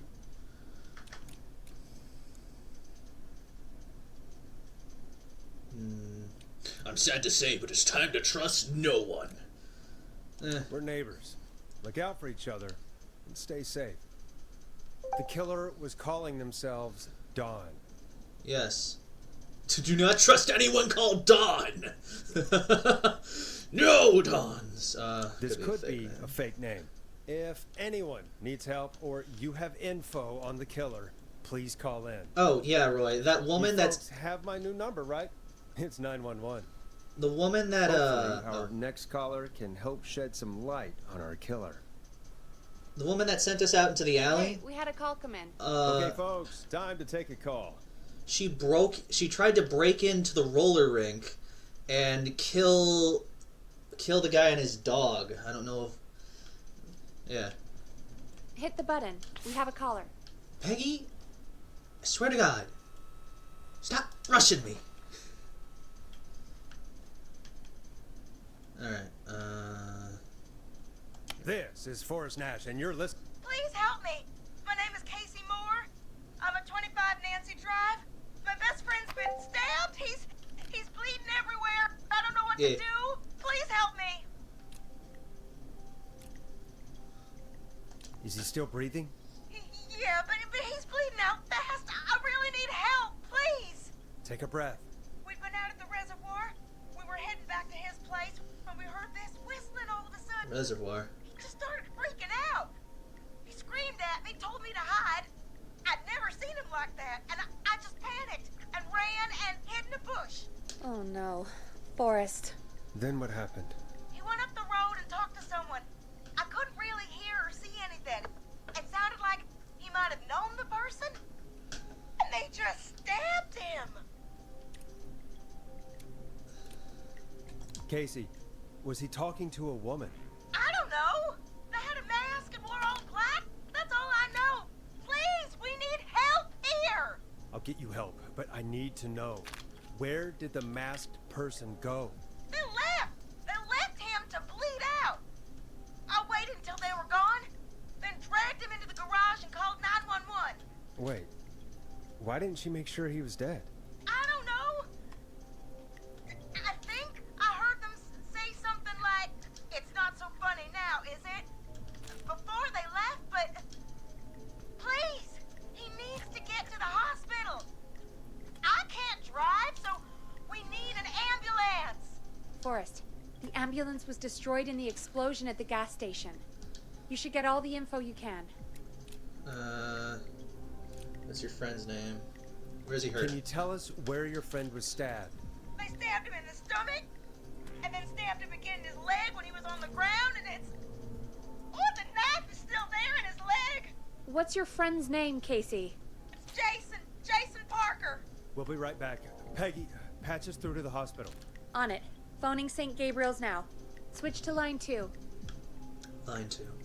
Hello, St. Gabriel's Hospital. How can I help you? Hi, this is Forrest Nash from 189.16. We have a stab victim at 25 Nancy Drive named Jason Parker. He's been stabbed in the stomach and the leg. He's bleeding heavily. Oh, God, I'm sorry. But the ambulance is... well, you know. I know, but please, we need something or he's going to die. Forrest, listen, you're going to have to get him here. We need to see him, and we can't get there ourselves right now. We don't have any way to drive him right now. And even if we did, he's bleeding out fast. All right, listen. We need to buy him time to get here. That means stopping the blood first, and then finding someone to stabilize him. To stabilize him, you really need someone with first aid training. Do either of you have any? No. Me neither. Damn it. I'm really sorry about this, but I have other patients who can't wait. All I can do is talk you through the procedure as quick as I can, and then leave the rest to you. You think you can handle that? Hit me. I'm sure we can handle it. Okay, from the top. If he's bleeding out, then you need to get him comfortable and try to stem the bleeding. Lay him down. Apply continuous pressure directly to the affected areas. When the bleeding slows, get a clean cloth of some kind and hold it over the wounds. Get them comfortable. Apply pressure. Clean cloths when slowed. Got it, I think. You said he was stabbed, right? If the object he was stabbed with is still in him, don't take it out.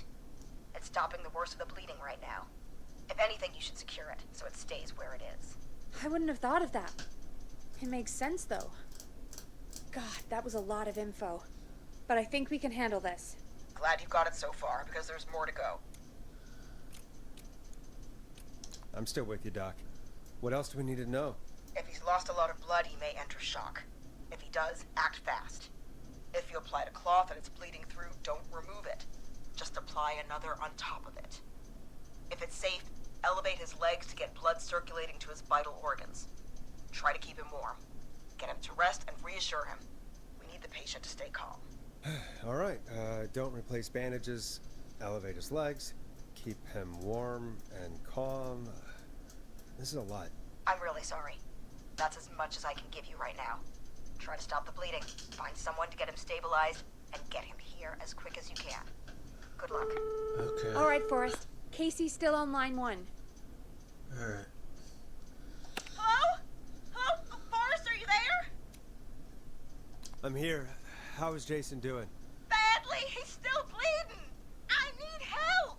I've been putting pressure on his stomach wound since you left, but he's still bleeding. I don't know what to do. That's good, Casey. The nurse said to do that. What about the knife in his leg? It's gotta be hell. Should I pull it out? Okay. Don't touch No, don't touch the knife. The bleeding will get worse if you pull it out. Are you sure? I'm sorry. I'm gonna stop making suggestions. No, don't worry, Casey. We're a team here. We're all going to get Jason through this. Casey, is his leg wound bleeding right now? I hate looking at that knife. Yeah. It's bleeding. His stomach is worse, though. Leave the knife alone. Let's try to secure it. We don't want it falling I out. think we need to secure the knife so it doesn't move around. Do you have anything you can tie around it? Yeah. There's some laundry piled up on top of the dryer, some cloths on the hood of the car, and what else? I guess I've got my jacket. Use the cleaning rags, I guess. Take the cleaning rags and hold them over the wound. I really hope these are clean. Here we go. I'm sorry, Jason. It's secure. I'm putting pressure on his stomach again. I'm starting to think we might make it. Forrest, can I have a word? Casey, I'm gonna have a quick word with Peggy. Keep putting that pressure on and let us know when the bleeding is under control. You're doing great. But what if something happens? We'll still be here. Just shout if you need anything, and we'll be there. I promise. Okay. I'll wait. Jason, please be okay. Oh, Peggy button. What's up, Peggy? We can't stay on the line with her all night. Dawn is still out there. What if other people need us? You're right. She's probably on her way to her next target right now. Exactly. And you heard the nurse. We need someone there with training who can stabilize him. He's got to get to the hospital somehow. Have to drive him. Can somebody nearby help? They're in a reservoir. No one to help. Any suggestions, Peggy? I might. A little before you started working here, KFAM did a mandatory first aid training course. Me and Karen missed it because we were away on a producer getaway. You skipped it, didn't you? Never mind. So, how does KFAM's first aid course help us? Casey said they're at 25 Nancy Drive, right? Yeah? Why? They put up a bunch of cheap houses around there about 10 years ago. So a bunch of people here at the station live around there. Do you think any of them could help Casey and Jason? Probably, but I don't know who lives there. And since I missed the training day, I don't know who knows first aid. Could you call them and ask? I don't know everybody's numbers. I've only ever called Karen.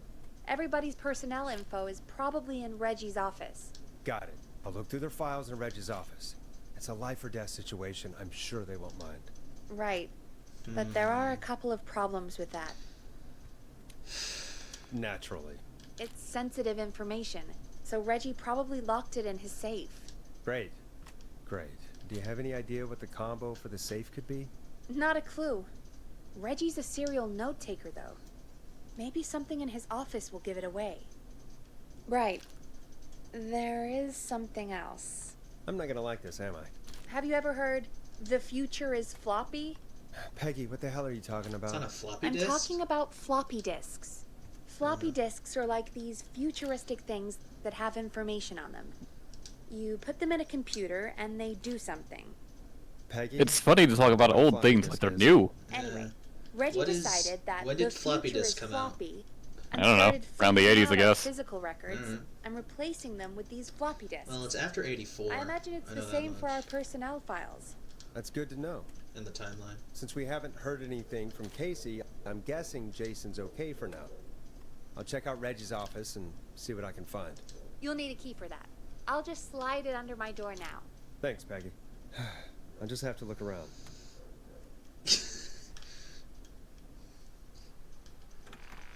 Good. I'll patch my mic down to the office, so you'll hear me over the intercom.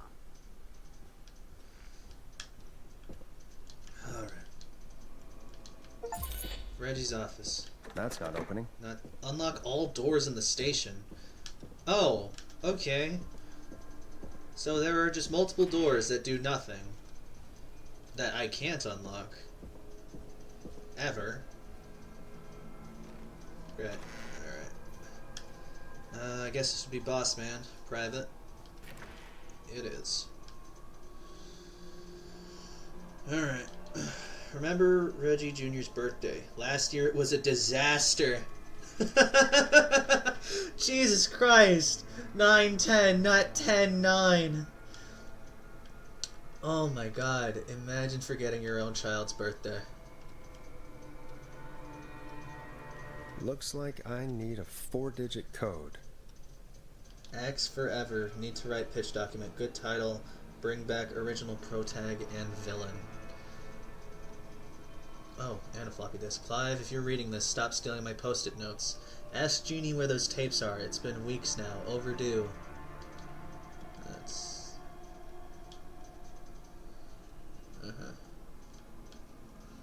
Floppy. This? This will floppy disk? No. Oh, hint, very important date.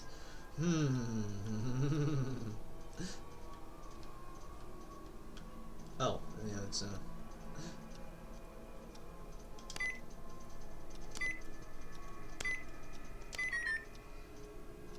Ah, of course.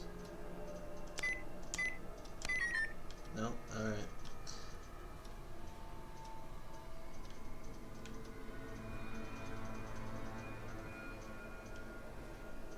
What's this?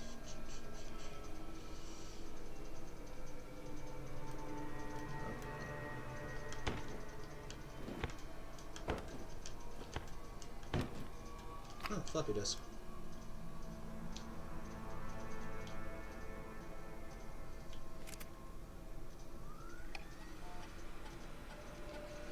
Could this be it? No. Absolutely not. What's this? First aid to the injured, Reginald Scott.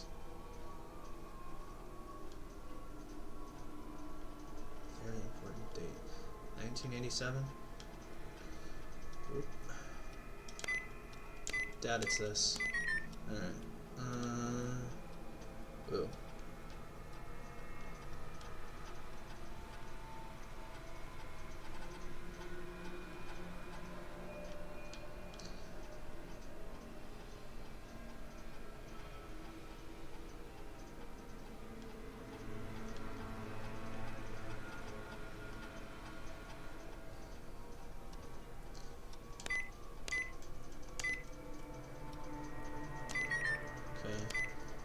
This doesn't work either. Alright. Making sure on that point.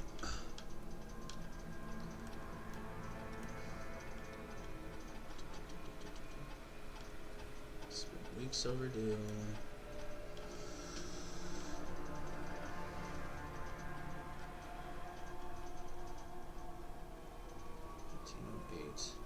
Is there anything?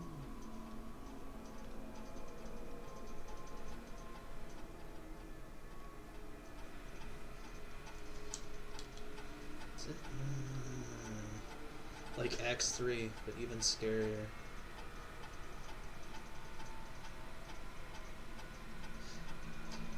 $11:07, very important date for the town.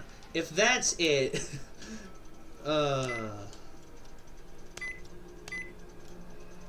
Nice. What the fuck, Reggie? That's messed up. Not your kid's birthday. A date in a movie. Great Goose Gathering. Oh wait, is this not a movie?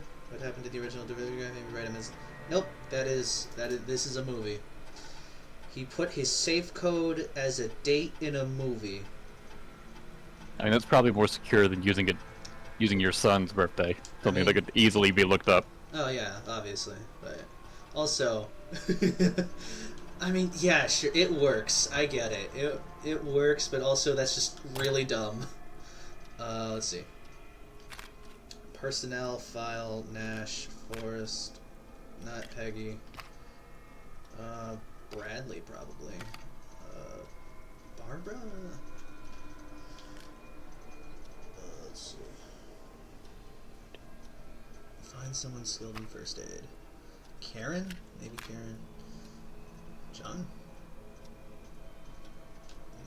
John. John Hedges. That sounds like a man who's got nothing else to do.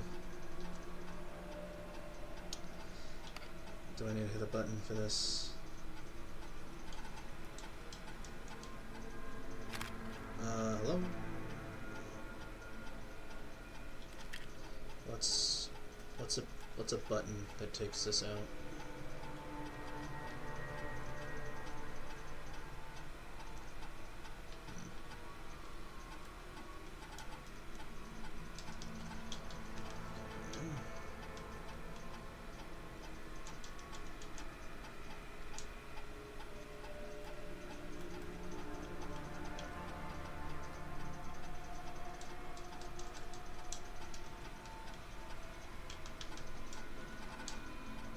Wouldn't it just be this button? What? There we go. Alright. It wasn't glowing for some reason. What about John? Huh? What was that? Someone saying hello. Hello? Okay. Come on. Alright, what do we got? John refused to engage with the first aid trainer during the course. I know he was a war medic, but it was station policy. I just imagine, like, you're actually the killer, you're trying to be scary, knocking on the window, and you're still, hello? That's your fucking response. Why do you even go through the killing at that point?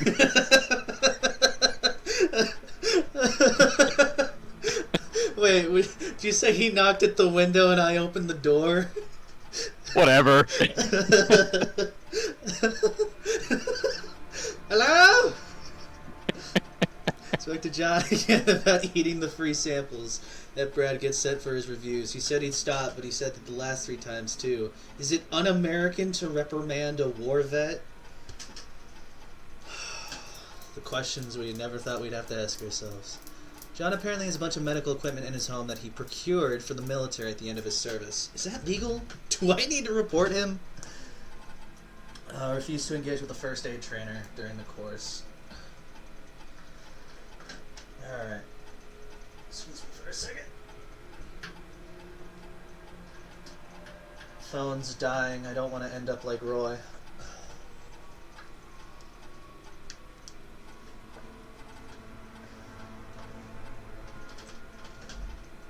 Alright.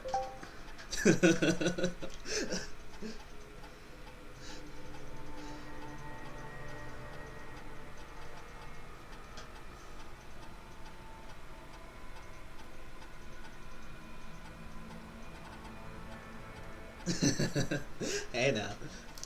You're an all-star. Let's see. Very particular. Alright. Can't...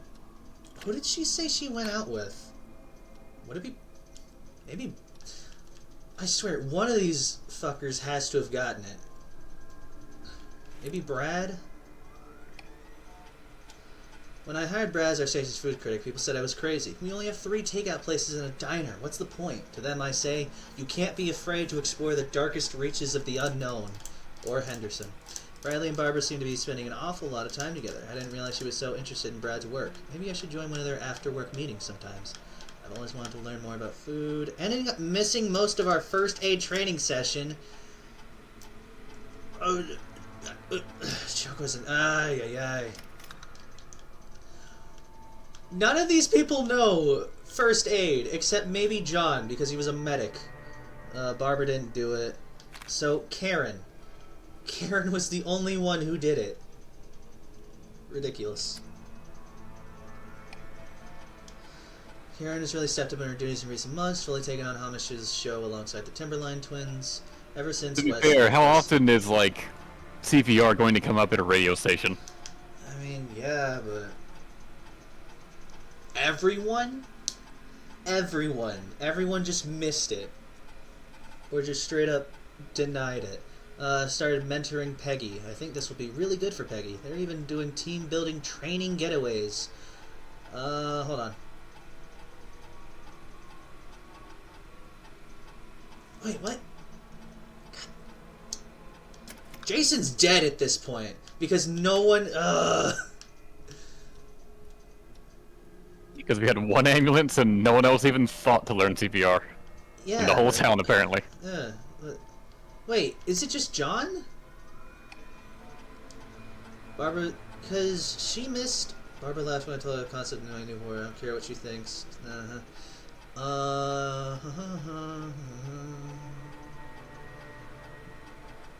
Does this game, like, actually have, like, a timer for stuff? Or Oh, in no. these moments, can you just take as long as you want? Technically, they can take as long as they want, but in the actual calls when things are happening, there are QuickTime events. Yeah, okay. Yeah, no, that's why I got so scared with the bomb and... Or, not the bomb, the car. Because I was like, how am I going to convey this in, like, 30 seconds? But no, it's pretty lenient on the time. Also, why the hell... No one did first aid. This is dumb as shit. John is the only one who could have possibly done it. But only because he's a medic.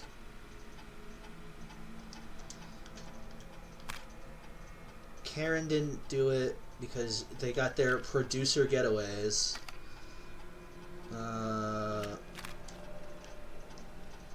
This is for that thing, so I'm just gonna put that back. I don't need that.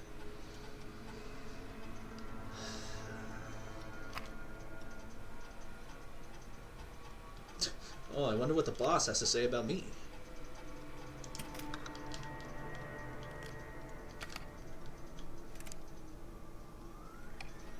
Get a load of this, Peggy. Apparently, I'm a lone wolf type. What are you doing? We don't have time for this.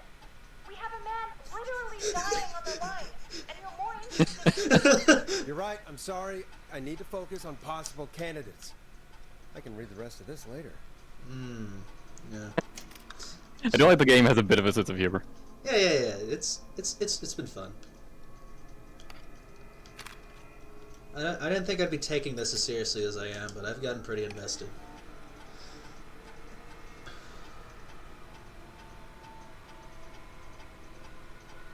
But yeah, we'll probably send him to John because he's on Nancy Drive too. Oh, that's what this was about. Okay. Got it. I thought it was like who knows CPR, he could call. But no, we can just straight up send this guy to John because he's got equipment at his home and he's like 11 blocks down or something. Hey, Peggy, you there? Yeah, I'm here. Did you find what we need?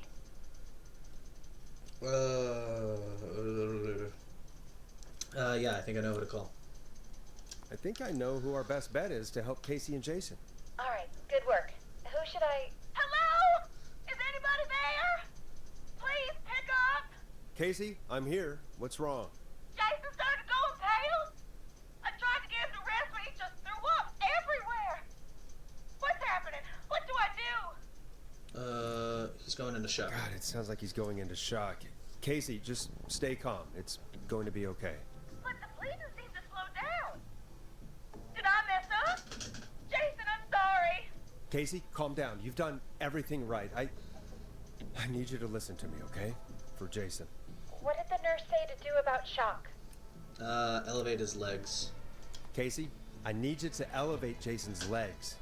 We need to get the blood flowing to his vital organs. Got it. Jason, stay with me. I'm just gonna move you. This might hurt. Okay. I propped his legs up on some boxes. I'm looking at my notes. We need to get Jason as warm and comfortable as possible. Do you have anything you could use nearby, Casey? Yeah. I still have some laundry next to me. I'll wrap him in some blankets. Just give me a second. Sorry. Jason's bleeding through his bandages. Should I get him new ones? Or... Oh, God. Don't remove the bandage. Apply another one on top of it. Do you still have something you can use? I've used the rest of the laundry to keep him warm, so... I'll use my jacket. I can always get a new one. I'll fix his bandage and get him warm. Hold on, please.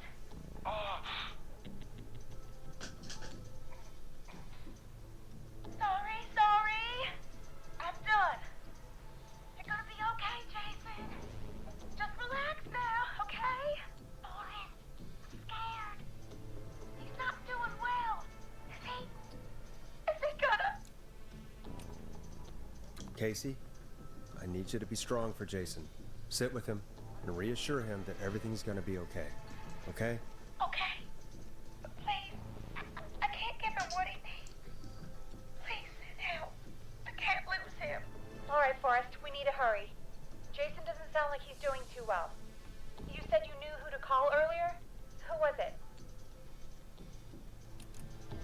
Yeah. We need to call John Hedges. He lives on Nancy Drive. He didn't really participate in the first aid training, but he's a former war medic. He's probably the most trained person we have. Really?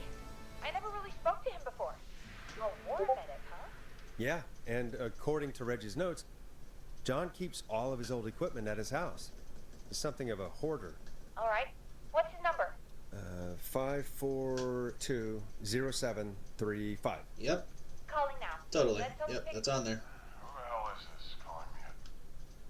What time is it? John, it's Forrest Nash here at K-Fam. We have an emergency and we need your help. Forrest, if this is a work emergency, then it can wait until the goddamn morning. Just leave me a note like everybody else. A man has been stabbed by the Whistling Man, or... Never mind. He's lost a lot of blood, and he's passed out. We need you to help him. The Whistling Man? What kind of joke is this? John, we're not kidding. A man is gonna die if we don't help him right now. Seriously, I haven't been called on for over 10 years. Where's the patient? What's his condition? He's at 25 Nancy Drive. I think we got his friend to stem the bleeding, but he's gone into shock. He's passed out right now. You say he was stabbed? Do you know the extent of his injuries? From what we were told, he has 2 major stab wounds. One to the stomach and one to the leg. The knife is still in his leg, and the stomach wound is open. Understood. Let me grab a few supplies and I'll head right over. Damned if he dies on my watch. Thank you, John. We'll let him know you're on your way. Good luck. Hello, Casey. Are you there? How are we doing? Bad. Jason seemed really weak and then just started thrashing. What about now? Is he still thrashing? He's passed out. Please tell me you found someone to help. Casey, help is on the way. My colleague will be there soon. You hear that, Jason? Someone is coming. You're gonna be just fine. Just hold on for me, okay? Just hold on. Come on. Hello, Casey. This is John Hedges. I'm here about Jason. Please let me in. I'm guessing that's Jason there. Casey, I'm gonna need your help. Forrest, Peggy, don't you two worry. We've got this from here. Okay. Forrest, we'll call you back later. I have to go now. Good luck, everyone. God, I hope he's gonna be all right. And with that, the show moves on. We're sending our best wishes to Jason. Yeah. Well, after all that excitement, I think we could use some music. back upstairs when you're ready. Ooh, now's the perfect time to see what they think of me. Let's see. Bit of ego searching. Don't mind me. Can't believe we actually got the Forrest Nash here in Gallows Creek. His motivation may be low, his demands are a bit beyond our means, and he's currently blacklisted from any reputable station. But honestly, we don't have a reputation to lose. Forrest isn't really integrating with the team. Seems to have this lone wolf thing going on. Heard him call Jeannie, Janie, Janine, and Brenda in his first week. Hopefully this changes when he gets settled. I paired Forrest with Peggy for his show. They seem to have developed a relationship of sorts pretty quickly, which is good, because we sure don't have the show budget to pair him with Karen. I'd better put a record on. They can wait. Don't have the budget to put him on with Karen. What is that supposed to mean? Let's see what he thinks about Peggy. I've never seen somebody gel with everybody as quickly as Peggy has. Her, Karen, and Barbara have really... Dead air is a crime, Forrest. Shut up. Barbara have really become a little family already. Maybe we need to run the station on girl power. Hopefully it's cheaper than electric. Sometimes I wonder if Peggy secretly wants her own show. She hasn't been shy about getting involved in the calls on the screen. Sometimes it feels as though Forrest could just leave for a coffee mid-call and nobody would know. Peggy and Karen have missed out on another work... Put some music on already. Jesus Christ, Peggy! Give me a minute! This time first aid training because of their training sessions. Their collection of cocktail parasols grows after each session. Why are they doing training sessions at a bar? Alright. Yeah, I've had a pretty good track record. Only... Let's see, only what? 2 people have died? What song should I play? Well, 2 calls have gone bad, which probably resulted in that teens to be, like, 5 people dead, but... Hey, you know... Only 2 messed up calls, I think. Probably. I'm gonna say there was more than 2. More than 2? Well, there was the news reporter guy, and there was the house party. What else was there? I don't know, I just feel like we're forgetting one. Okay, fair enough. Fair enough. Oh, how was stream today? Fine. Oh, right, you didn't watch because you, didn't, want to spoil yourself in the DLC. Yeah. Shahoji's was terrible. Oh, I bet. Shingon's was fun. Okay. And those are the 2 I did today. Alright. Yeah, you ended I don't want to spoil anything for you, yeah, so... Oh, yeah, no, I got it. Don't worry. I understand. Though, it was technically already spoiled once everyone came back, so... Guy put the music on for me. Oh, did they just yeah, all go off about it immediately? Yeah, they had their own little discussion, like a little book club. Ah. But nah, it's fine. How many you have left? Yeah, I guess there's really no way around that, considering there'll be a lot of...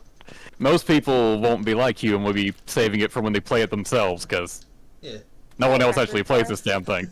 No, of course not. No one bought the DLC. Alright, music. Not this one.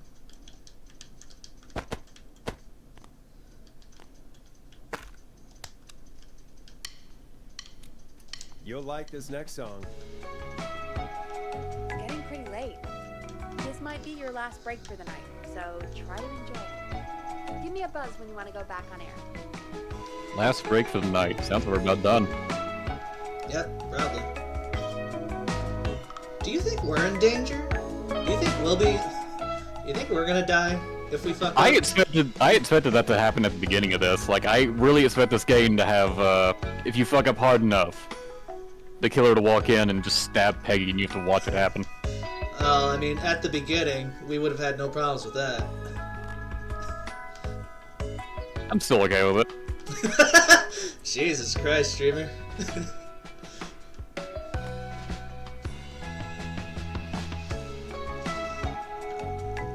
But yeah, I'll never forget that flight stewardess roleplay. Oh yeah, no, that struck a chord harder than anything else in this game. Oh, Murphy! I forgot about Murphy. Murphy died too because I forgot. Because I didn't see these. I was just going off on what she told me. So What yeah, was Murphy? Murphy was the guy who straight up challenged the Whistling Man. It was like, Right. I'll fight Okay. you with the waste disposal. Then he was like, oh fuck, he fucked me up. He put me in a damn dumpster, and now he's burning the plant down. Please save me for my son, Fernando. And then I sent someone who had to go through the road closure, and it burned down. Right, that was the one. Fire department, get more fire engines! Right, because they only had one fire engine. But yeah, I think that's all of them. So maybe like... So 3 bad calls, one of them was the kids. Oh yeah, I messed that one up bad, because I was like, oh, who could it be? Worst poker face? You should have taken the one who wasn't in for that award, because they were all bad actors then, Drew. Alright. I'm gonna shoot some paper some more. Oh yeah, how many do you have left? How many DLCs you got left? Still quite a few. Still quite a few? Alright. Understood. Alright. Because I did all the quote-unquote new characters, and then I did Qingong, so that leaves all the other like characters that were already in the game. It just got a bunch of what-if DLCs. Got it. Let's roll. You got it. We've got another call coming through, too. Alright, here we go. Welcome back to 189.16, The Scream. I believe we have another caller on the line. How are you tonight, caller? Forrest, it's me, Roller Ricky. Oh, and Maxie's here too. Huh. Good to hear from you again. How are you both doing? Oh, we're good, man, thanks to you. You're like our guardian angel. That wouldn't be a bad look for you, Forrest. A little White Wing Halo number? Maybe something for the K-Fam Halloween party. All right, everyone, let's calm down. Ricky, I'm just glad we could help you and Maxie. Is there anything else we can help you with, Ricky? Actually, I think I have some info that might help you. Did you see or hear anything during the attack earlier? Not exactly. You see, man, me and Jason know each other. You know each other? Yeah, we went to Gallows High and played on the football team together. He was a gnarly offensive linesman, and I was our star wide receiver. Runner Ricky, they called me. All right, and what does that have to do with tonight? Well, because George, the guy who drowned, he was on our team too. Tell me about him. What was George like? I didn't know him for long, man. Sad to say. We had our first team party on the night he drowned. He seemed like such a good dude. Ricky, were you there when George drowned? No, man. Once the party turned, I beat feet out of there. Man, I remember George and his girl there. There was a whole lot of love, man. I could see it, you know?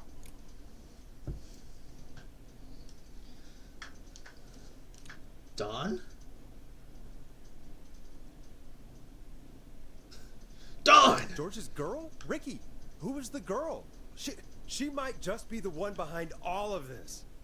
What? No way, man. There was so much love there. I can't believe she'd ever be capable of anything like this. Ricky, please. What was her name? I never got her name, man. He just called her Bean. I didn't really know her before or see her after that.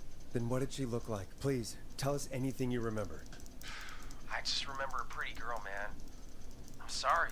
Ricky, you said the party didn't last long. What happened? We were just having a good time, and then the next thing I knew, everyone was running for their life. I looked up and saw that goddamn whistling man in the trees. And I never ran so fast in my life. I ran straight home. Didn't know about George until next morning at school. I'm guessing it was whistling night, wasn't it? That the whistling man was just another kid. Yeah.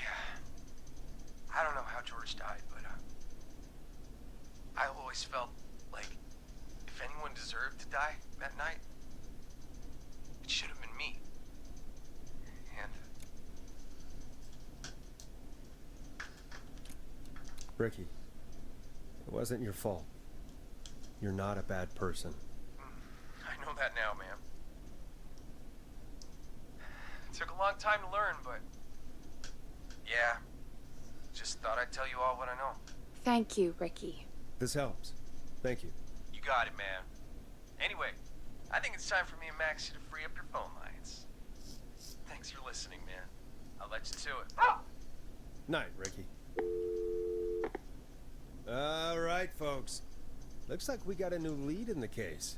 If anyone has any info about this mysterious being, please call in. If she was George's girlfriend back then, she's probably in her mid to late 30s now. Huh. Oh, we have another call coming in, but hang on. What's up, Peggy?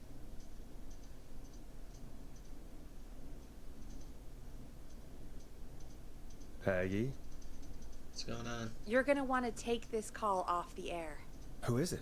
Just do it. All right, folks, it's time for another track. Here's one to help you sit back and relax. We'll be right back after this. Coming up for your listening pleasure, it's Caged Tiger with their single, One Last Goodbye. I hope this is good news, Peggy. Who have we got?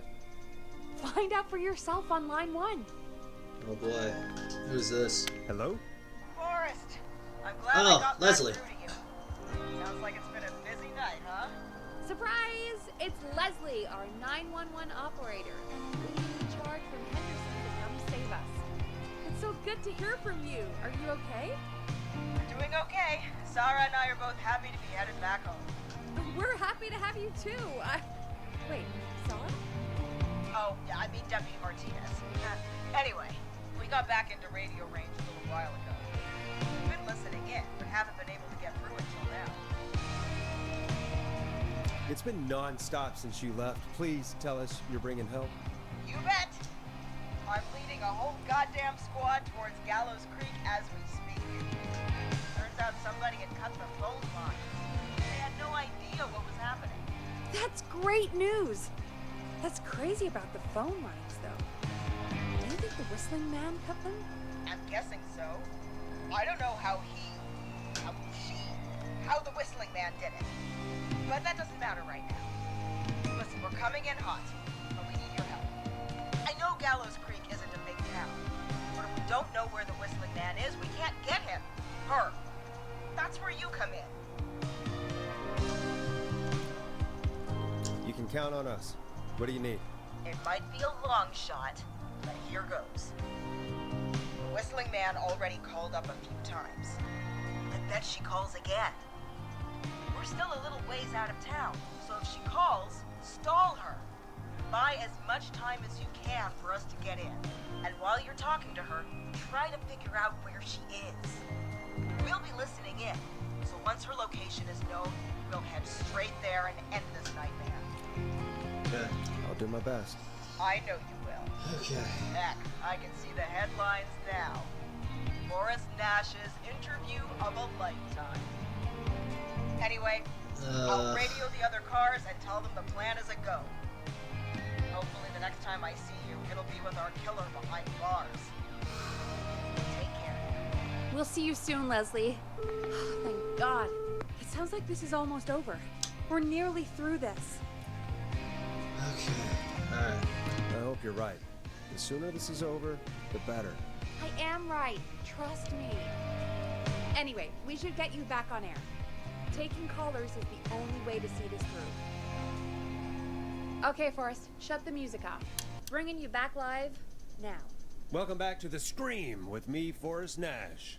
The line is lit up, but before I get to our next caller, I just want to say things are looking up. It's almost over. But for now, let's bring in our next caller. Alright. Evening, Almost caller. done. This is Forrest Nash. Hello, Forrest. This is John Hedges. I'm here with Casey. I wanted to give you an update on Jason. John, is he going to be okay?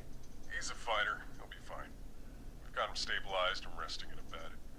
We're preparing to move him to the hospital. Thank you so much.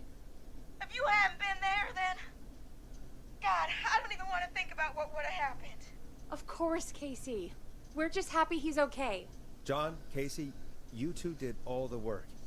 Tell Jason to get well soon from us, whenever he's up for it. Well, why don't you tell him yourself? Is this Forrest? Jason, we meet at last. It's good to Jason hear you, lives. Jason. How are you? Oh, well, I've got a hole in my stomach, and there's a knife in my leg, but John gave me something to take the edge off. So, I might feel even better than either of you.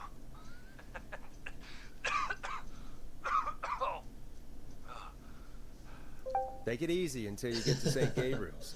I will. But, before that, I needed to call you. I'm guessing the Whistling Man is still out there? Yeah. Yep, why do you ask about that? About that. I'm glad you asked, actually. I wanted to talk to you about that. Go for it. We spoke to I get Roller that Ricky reference. not long Yeah, after you you were did. attacked. You spoke to Ricky? Is he alright? He is now. I mean, he was attacked earlier, but this call came after. Hey, guys, I'm really sorry, but there's a call on the other line. I just need to make sure we don't have another situation brewing. You fill Jason in on what happened. I'll be right back. Sure, Peggy. Sorry, Jason. Where was I? Ah, yep. Ricky's fine. You don't need to worry about him. That's a relief. He told us about George. Sounds like everything's finally coming out now. It's been tough to hold it all in. Sounds like you've been holding back about something awful, Jason. I'm part of the reason my best friend is dead, Forrest. And the few who knew about it said if I ever said anything, I'd find myself in jail. For a long time. It was hell. And then the town just moved on. Like he'd never existed. What happened that night? I went along with the stupid prank, that's what. Whistling night. Some of the guys on the football team had an idea for a way we could haze the newcomers. We decided to plan a party in the woods and have the Whistling Man crash it. It was stupid. We each had a role. I was the stabbed friend. At the party that night, I left the group for a second. Met our Whistling Man. Pretended to get stabbed in front of everyone. Started an almighty panic. Those screams. That was the last time I saw or heard George alive. How did George die, Jason? I don't know. I was playing dead. But when I heard her scream... Ricky mentioned a girl named Bean. Is that who you mean? Bean? Oh, yeah. I guess George did call her that. Yeah. He called her Bean. I heard her again tonight, Forrest. Her name was... What? What happened? Are we Oh still my on air? god. No, we're not. Seems like the power is completely gone. How do we get it back on? I don't, we can use the They're coming for you. Oh no. Reggie picked it up a while ago in case he ever needed to do an emergency broadcast. An emergency broadcast? Emergency? Nuclear war, alien attack, broadcasting a serial killer's location to the cops so we can end this nightmare. Fair point. It's in the storage area in the far back corner, up on the wall. You might have spotted it earlier when you were digging around for all those tapes. It'll have a big red button. Just press that. I'll see you when you're back. Alright, well, I hope it's the first big red button I see instead of, oh, this is the radio station self-destruct button, you fool. It was in the far back corner, not... As all radio stations have, yes. Yeah, listen. Maybe this one does. This man was like... I think this guy believes in aliens, Reggie. This guy's insane. Alright, far back corner. Far back corner. Why is this station so big? Alright, far back corner. That's probably the one I have to go under here for. This one? That must be it. Boom! We've got power. Let there be light. Initiation sequence in 10, 9, Whistling man. 8. I need to warn Peggy. Oh, is that the... Go to the intercom? Oh, wait, no. The intercom's on the other side. 9, 8, 7, 6, 5. Peggy, are you there? Are you... Peggy? I need to get back upstairs. Is there an actual threat here? Oh yeah, so this I mean, we know they have a model for the guy because we saw it when we first started. Oh yeah, they do. That's not the one. Nah, I'll just forget it. What the hell? What? What happened? Don't know. Oh, there he is. Oh, he locked me out. I saw him. I saw his model. I saw his mask. What about this? Is this something? No.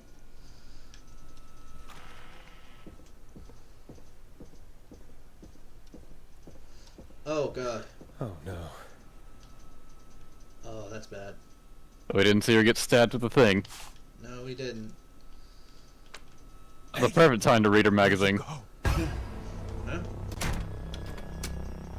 Ooh. You've been locked in yet again. No way. This can't be happening. Ooh.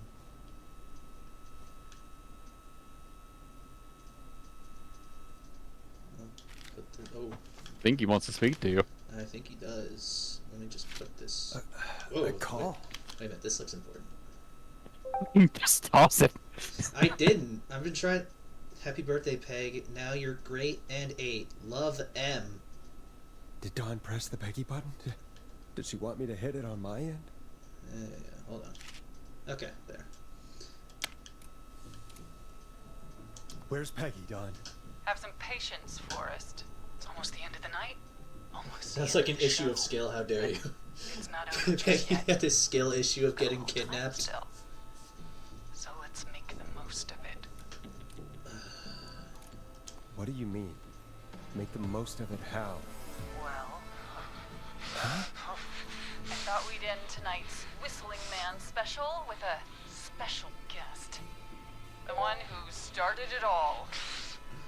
Oh, let me take that out of your mouth. Should have not been kidnapped. Crazy bitch. Oh, it is the politician. Let me go. Welcome to the air, Mr. Teddy Gallows Jr. Wait. It's all gonna come out tonight, Teddy. Your daddy and his money saved you 20 years ago. But even if you crawled out of his coffin with all the money in the world. Wait. Where the hell is Teddy? How are you talking to him if you're here with me? Because I'm not there with you, Forrest. I'm here with Teddy. And if he says where that is, well, he knows he'll get it. Wait, then... Who am I looking at? Forrest Nash, let me introduce you and all of Gallows Creek to my boy, Henry Barrow. Your son? Ah, shit! I should have said hi, Henry. Yeah, you really should have. The key. Yes, Forrest. He and I had a son. So there were 2 whistling... Fuck! Of course. That explains how you were always able to get around town so quickly. Hang on. Did you say Barrow? That... Are you... Let me just get this mask off. Damn uncomfortable thing. No wonder Mooney went crazy wearing this. There we go. Marie Campbell? George's old girl. Oh. Well, it sure has been years since I last saw. Oh, God damn it.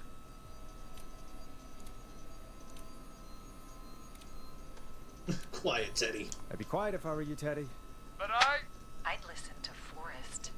Everyone's gonna know now what Teddy did. He killed George that night. This night. 20 years ago. listen to me. You're gonna talk when I talk to you. And not a moment before. Meanwhile, Forrest, I'm gonna give you the chance to talk. You're gonna help me reveal what really happened to George all those years ago. I won't do it. I mean, I guess. Okay, Marie. I'll do it. Good. Then let's talk about the night George was murdered. Murdered? Listen,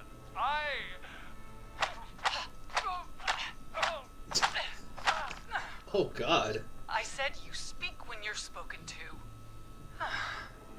Now, I know you've done some good work tonight in piecing together what happened to George 20 years ago.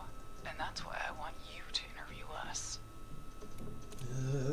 Okay. I can do that. Interview you. All right. Here we go. I can do that.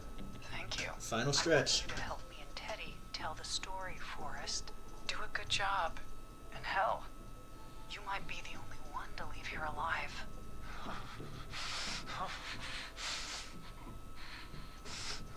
I need to drag this out. If I can buy Leslie time to get back to Gallows Creek, and if I can find out where Marie is, then this can end. Teddy, we'll start with you. Just, talk me through what happened that night. How did it start? how would I know? It was 20 years ago. Teddy, be honest with me. Hit him, or Marie. we're both Oh, going God. to die. Honest? Forrest, I'm trapped here with a psycho. Ow.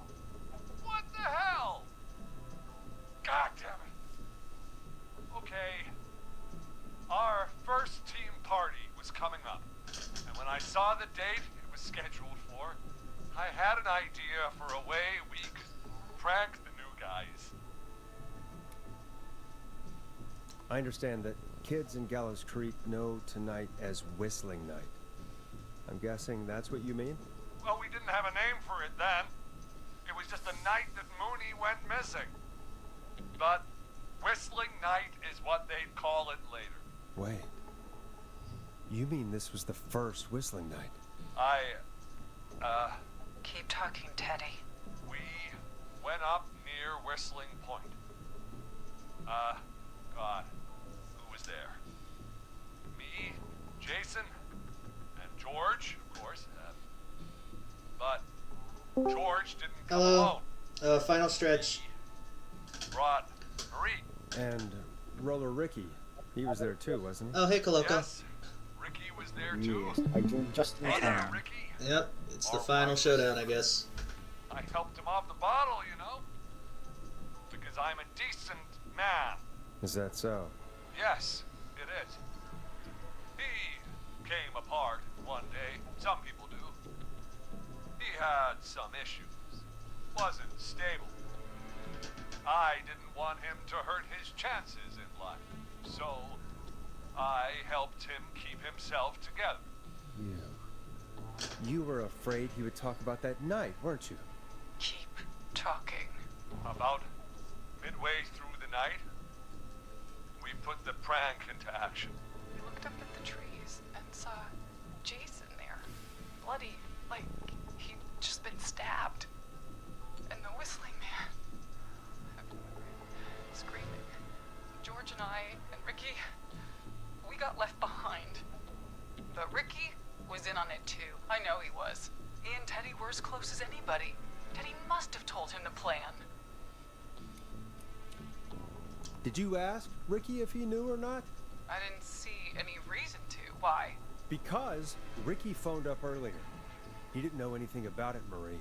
What? He had no idea what was happening. He said he was as terrified as anybody. Isn't that right, Teddy? You didn't tell him, did you? Ricky never could keep his mouth shut. If we told him, he would have given everything away. But well, it doesn't matter. He didn't run his mouth enough to tell anybody about it afterwards. He's still guilty.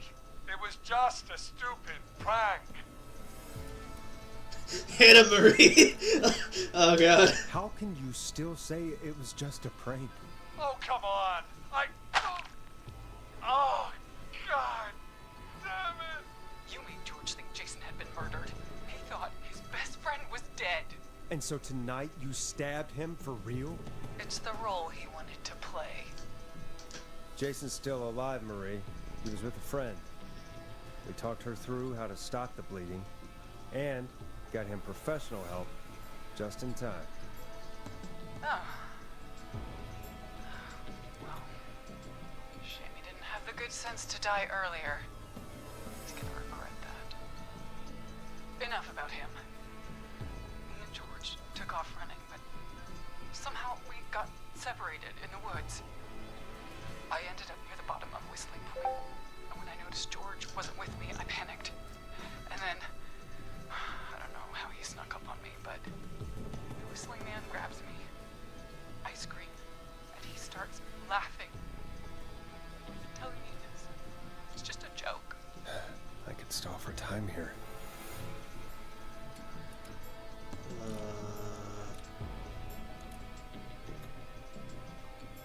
Don't move it forward. How did you feel? How did you feel in that moment? I felt like nothing was real. I'm surprised that worked. I'd expected her to get angry after that.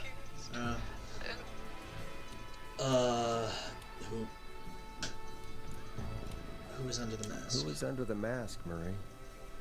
Who was the Whistling Man? It was Chuck. Chuck Brody. Laughing away. But then he stops. And he's looking up. At the top of Whistling Point. What was he looking at? Teddy, what happened next? Nothing. I mean, it was just... Teddy? George fell off Whistling Point.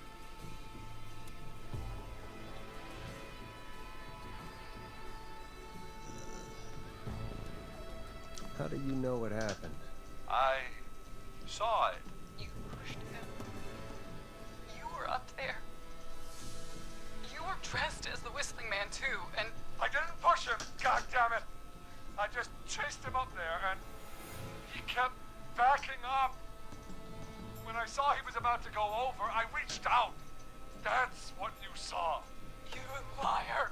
It's not my fault. He didn't know it was a joke. If he'd had any brains, he would have realized. Oh my god, Teddy. Bitch. Not as smart as the average politician. After all, Just your average prank. If she's lying, why the cover-up? my future was at stake, Nash. You know what it's like. People like us are bred for bigger things. I'm going to be the mayor of this town, Forrest. And then governor. And then, who knows? What happened that night was tragic. It should never have happened. But it was a mistake. It was just a stupid joke gone wrong. So my father sent Clive out to clean it up. Why should have lived? What the fuck, dude? George was a blip? He wasn't a blip, Rory. What the hell? His father covered it up from there. I searched for George's body all night, but Sandra found him the next morning while out jazz running. she found him in the river, but she lied about that to protect Teddy. She said something about her rent going up, unless she... Teddy, did your father own Sandra Sharp's dance studio? It's Gallows Creek, not Sharp Creek. Answer the question. Hit him again! Ay, ay, ay. I'd answer the question if I were you, Teddy. Yes, okay. We own most of the town. That's it then. Your father was going to run her out of business, unless she lied and said she found him in the reservoir instead of the river. What my father did in his business dealings Nothing to do with me. The false reports. That's why you killed Sheriff Matthews, too, isn't it, Maria? Not just to get him out of the way, but... Everyone was in on it, Forrest. Even the coroner wrote a fake report. Said George was drinking. That he just got himself into trouble. And... I saw. I'm sorry. For all it's worth, Virginia didn't have much of a choice. She had a sick sister whose treatments she couldn't afford. She played along with the gallows to save her sister's life. And her own. Even still, she should have told the truth. I did my part. I tried everything I could think of. I even went to the newspaper, but no, that coward killed the story. But Maurice Russell is dead now. Okay, You've been through hell, Marie. I'm sorry. You've got no idea. Never should have started. You shouldn't have pushed my George off the cliff. He should have been punished. It's coming to a stop. At least for now. Here, where George and I first met, before he joined your football team. It was right after he shot the winning throw. Wait a sec. the school gym. Gallows Creek High, in the gymnasium. That's right, Forrest. Not that it matters, but yes, we're here. Anyway, I think that about wraps up the interview with Teddy. So... Marie? Where? Oh my god. Peggy! Teddy? You've got to help me. Quiet. You'll talk more later. Now I have to talk to someone who mattered more than you ever did. Peggy. It's been so long since I've seen your face. I worried you wouldn't come. Marie! Oh my god. I thought you... And here I was, thinking you'd forgot me. I'd never forget my own sister. Sister? Peggy, what's happening? Why are you even there? Wanna explain, Peggy? Earlier, while you were speaking to Jason, I got a call. Ooh. Do you remember? Oh, wait. Well, it was from Dawn. She said that my sister Marie was there that night George died, and that I should come to the gym for a reunion. And when you walked in, you found out. That my sister is the Whistling Man. Good to see you too, Peggy. Why didn't you tell me any of this? She said that it was my last chance to see my sister. I knew if I told you, you'd try to stop me or come with me when we need you on the radio. And I just... I'm sorry. This has to be a lot for you. What happened to you, Marie? You just disappeared one day. Disappeared? I was thrown out, Peggy. I begged Mom and Dad to do something about what happened that night, but did they care? No, they told me to stay quiet. They only cared when they learned I'd been with George, and... Marie, I'm so sorry. I never knew. It's not your fault. Really, it's Mom and Dad I should be seeing right now. But since they're dead and gone, well... I'll have to settle for the next best thing.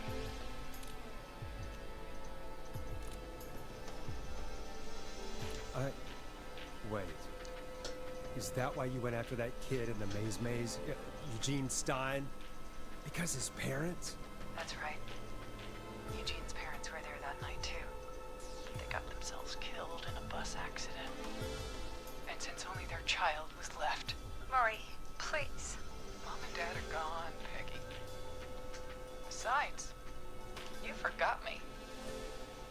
Just like the rest. You forgot. Marie, Peggy never forgot about you. Keep your mouth shut. She kept a card from you.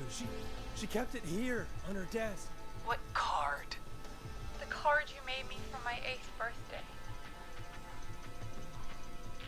What does it say, then? Happy birthday, Peg. Now you're great and 8.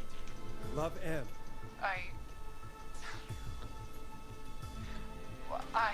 Henderson police! Freeze! No! Henry! Get out of there! Ah! Peggy! We have 2 wounded, and we're in pursuit of the suspect. Henderson police! Freeze! Forrest! Leslie, how's Peggy? She's been cut pretty bad, but we're here now. I'll be okay. God, Marie! Hey, Zara! I need you to look after Peggy. She needs help. Now, we got here just in the nick of time. Where's Marie? She bolted right as we got here. The police are right on her heels. It won't be long now. It's over, Forrest. Well, folks, it was a long night, but we made it through together. I'm gonna head off to go check on Peggy. This has been Forrest Nash. It's been a scream. And it's been a scream.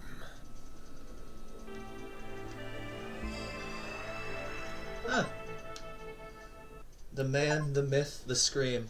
Oh, shit. Oh, let's see. 1, 2... That is loud.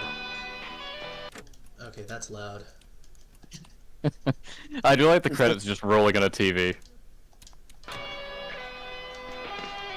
Is this a we did it moment? Yes. Technically, yes. Yes. So You saved about half of them, I guess. Ah, you could have done better than me. I would have done better. Oh well. In my defense, all these kids were in one call, so if I fucked up any point, they just all die. Oh, I thought some of them got away, but yeah, I guess that would. Yeah, only. Yeah, even Hot Dave, the runner, got killed. Yeah.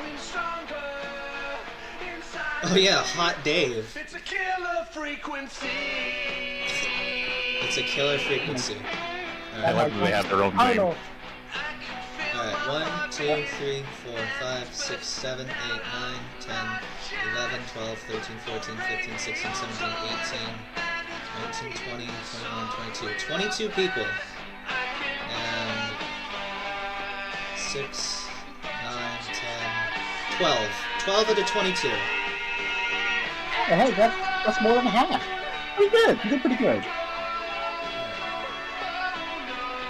I like how, like, your face is up there too, so how would you be looking at this if you were dead? Maybe it's a different credits if we die.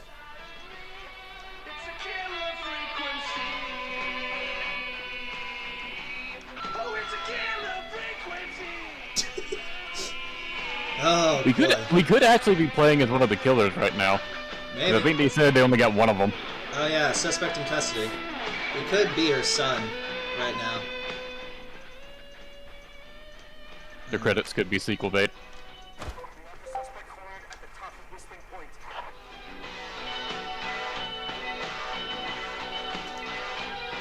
Yeah, why not find out, Drew? What? What happened? Hold on, Oh, sorry. that voice guy. I need to reset my Discord on the phone.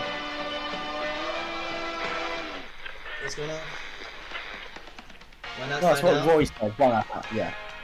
Well, I think if I exit, it just ends. Yeah, skip the epilogue and credits.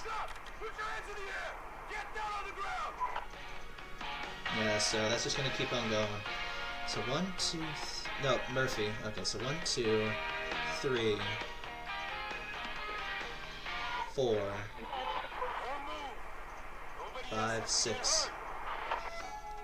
There are 7, 8, 9, 10. There are 10 kids in that one call.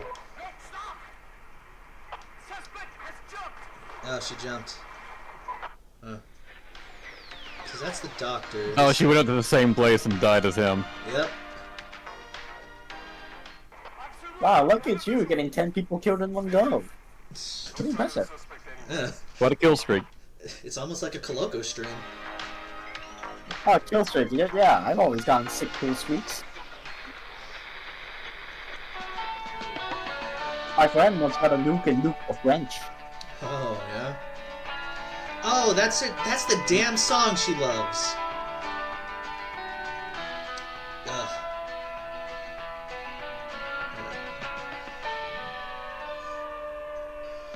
Murphy. Maurice. And these kids. This and Seth. We did it! We did it! We did it! Alright, what time is it? 11? Huh. Alright. There's so much, man. I'm looking at the events and man, we're streaming a lot on this server. We're taking inspiration from the streamer to stream more. Oh yeah, Hazama the Hojo's got another Samurai Remnant stream tomorrow. Keep missing those. He has them too early. Yeah, that's the. Yeah, he's also in Britain. Just wake up earlier. That's easy. Well, it's more that I just have things to do in the middle of the day. Yeah. Oh yes. Just So you know all the true names, right? Of the servants in that game? Yeah. Yeah. Okay. Alright, do either of you care about spoilers for that? Because I need to know. I think I have one figured out. Good. Go ahead. Okay, Rogue Berserker Samson, right? That's Samson. Oh yeah, totally. Fuck yeah! That was one I figured out pretty early on too. Yeah, because I was like, wait a minute. Howl of Repentance? The long-ass hair? The chains around his wrists? This is Samson. Yeah. Ugh. I don't know anything about that Japanese shit, but I know some biblical figures. I was surprised. Hazama didn't know about Samson. I was like, oh, damn. What a pagan. But yeah, do they do they usually do biblical figures? There's quite a few, yeah. Alright. Granted, all of the ones in this game are probably mostly Japanese, yeah? Most of them. Alright. Well, actually, there's a bunch of rogue servants on. Oh, yeah. Yeah, you never heard of Samson. You never heard of Samson from the Bible. Yeah, the guy who's known for long hair and super strength. Long hair, super strength. Leveled a temple.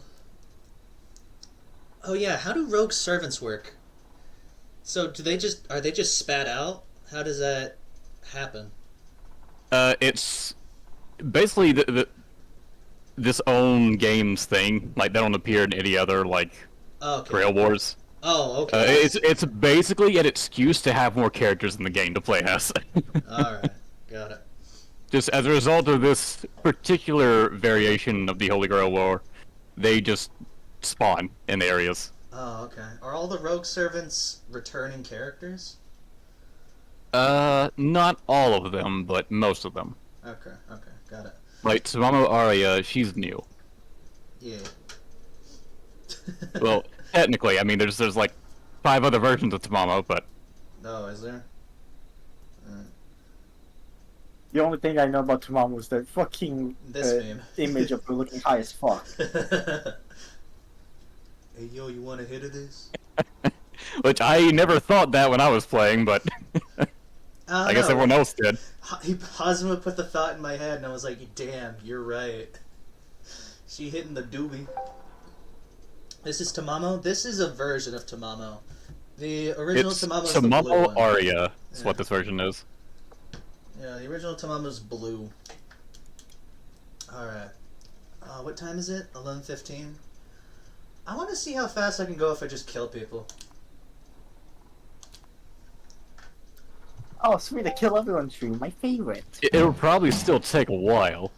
Eh. You got to sit through all the dialogue, unless you can skip it. Maybe I can. We'll find out. If not, oh well. It's recorded anyway. Yeah, everyone could just, pause and look at the text every time you try to skip through it, so they can catch up easier. Well, in that case, why didn't they watch the first stream? Come on now. Oh, let me get in here. You can't. The fire door. No handle. Have you been recording these? Yes, I've been recording these. I recorded the finale of Another Crab's Treasure. I recorded the last stream, and I'm recording this stream. Yeah, Cool. there's a Stream moment archive will Stream actually get some use. What are you talking? Yeah. Yep. What, have you not visited it? I had 2 new. Oh, streamer. Asking questions you should already know the answer to if you bothered looking. Alright, there they are. I can't believe you're not glued to the server 24/7 looking at all the new stuff we put into it in all our channels. Yeah. From meme to streams. I can't believe to you're not I mean, looking. it wasn't lit up, so I must have clicked on it at some point and probably just saw like, oh yeah, those are videos I was in. I don't need to watch them. Oh yeah, videos I was in. Yeah, streamer, you need to be more responsible. Why don't you monitor your own server? Yeah, streamer, I was Just spoiled perpetually on have DW9. everything recorded. Yeah. God. Let's see. Oh, yeah, just jump. Yeah, I totally have the hard drive space for that. Yeah, totally. My hard drive is perpetually, like, on the brink of getting full. It's such a fucking hassle. Oh, yeah. All the videos I record take up so much space. Oh, yeah. Yep. Just get more stuff. More hard drive. Yeah, just buy more. God, I what are our $1 memberships for, streamer? Jesus Christ. Yeah, I sacrificed $10 for party cards to help you get a hard drive, and you're not doing it. You're not appreciating my donations. Hard drives cost so much, and also I'd rather spend the money on food and rent. Various other bills. Wow, you're spending our donations to actually live. How? I can't believe you, man. I'm sorry, I shouldn't be living. Hear what? I thought I heard someone yelling, or I don't know, how? Forrest, is this a joke? No, I almost swore I heard something. Oh, and here I was thinking you'd finally started to ease up. You probably just heard some cats outside. Cats? You know, 4 legs, whiskers, tails, not dogs. I know. She's at her most insufferable at the beginning of the game. Does Yeah. Gallows Creek have a straight She's cat pretty much problem? fine after this. She's Not pretty since much the rats fine made after it. she realized, Anyway, oh god, ready to people do are the pre-flight dying. I checks? need to stop being Seriously, do we have to do facetious. these checks? If I had to work with this girl daily, I would go insane. Reggie pays us to check the Yeah. equipment before each show, and he pays us to call it a pre-flight check. But if you're sure you don't want to... Let us skip the flight attendant roleplay, please. Let's just get started. I know how this goes. Okay, Big Shot. Any technical failures tonight are on your head. I'm gonna start saying the dumbest Now, stuff. let's get the show started. After your Oh, I can't introduction, believe you're our missing. first segment is Big Guess skill Guess issue. That I Scream. would have got. I Okay, there you go. thought that was a joke. God, just Nope. And up your don't blame depth me for this perception, one. Coloco. It's I'm Reggie getting all of the way, these. and he Now, demands now you it looks do like you're tonight. missing. Look, I'm getting all of these. Okay, you're live in... Yeah, getting all of these. Good evening, Gallows Creek. This is your host, Forrest Nash, and you're listening to 189.16, The Scream. Before we start taking your calls tonight on Gallows Creek's only late-night phone-in talk show, I need to let you know about a special competition we have for you this evening. Guess That Scream. This is actually one of the station manager's better ideas. Here's how it works. I'm gonna play you a scream, then you call and guess that scream. We need you to guess why they're screaming.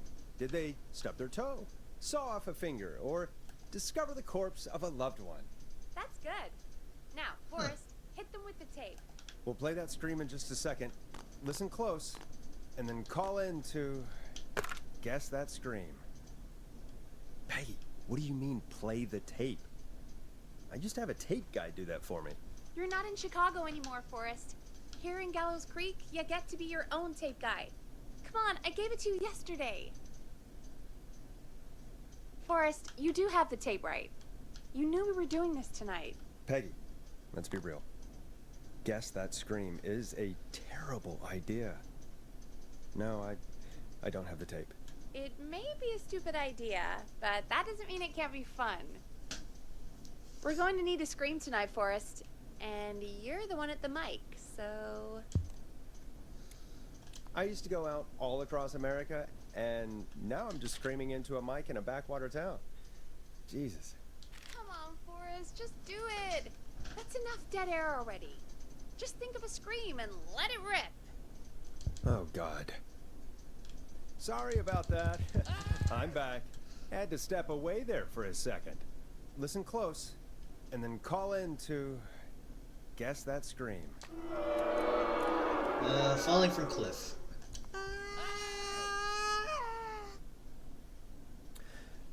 What? Well, folks, the there you have fuck it. was that? Call in with your guesses. That's Falling from cliff. That sucked. 2 tickets to the amazing. That wasn't Okay, falling off the well, cliff. And 1 free. See, you do better. How about you fall off a cliff and Just call scream? in at 5 Ah! with your guess. You cut out terribly for that. Of course I did. While you get dialed. Yeah, it screamed so loudly we couldn't hear it. Yeah. That was deflating balloon scream. What the fuck? Oh. Music. Yeah, you really couldn't do any better, so you have no right to ridicule his Let scream. Storm Well, Riders please. take you on a rock and roll ride It would have been with really great the if you Glam could Jam. hear it.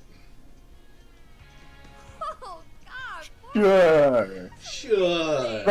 Blame Discord Thanks. for your I inadequate can't wait screaming to hear what talents. people think that My was. inadequate screaming talents. How the hell did I I do apparently that? screamed so good it I broke know. Discord, so what No, do it's you inadequate. mean? No, it's bad. No, It didn't no, want no. to.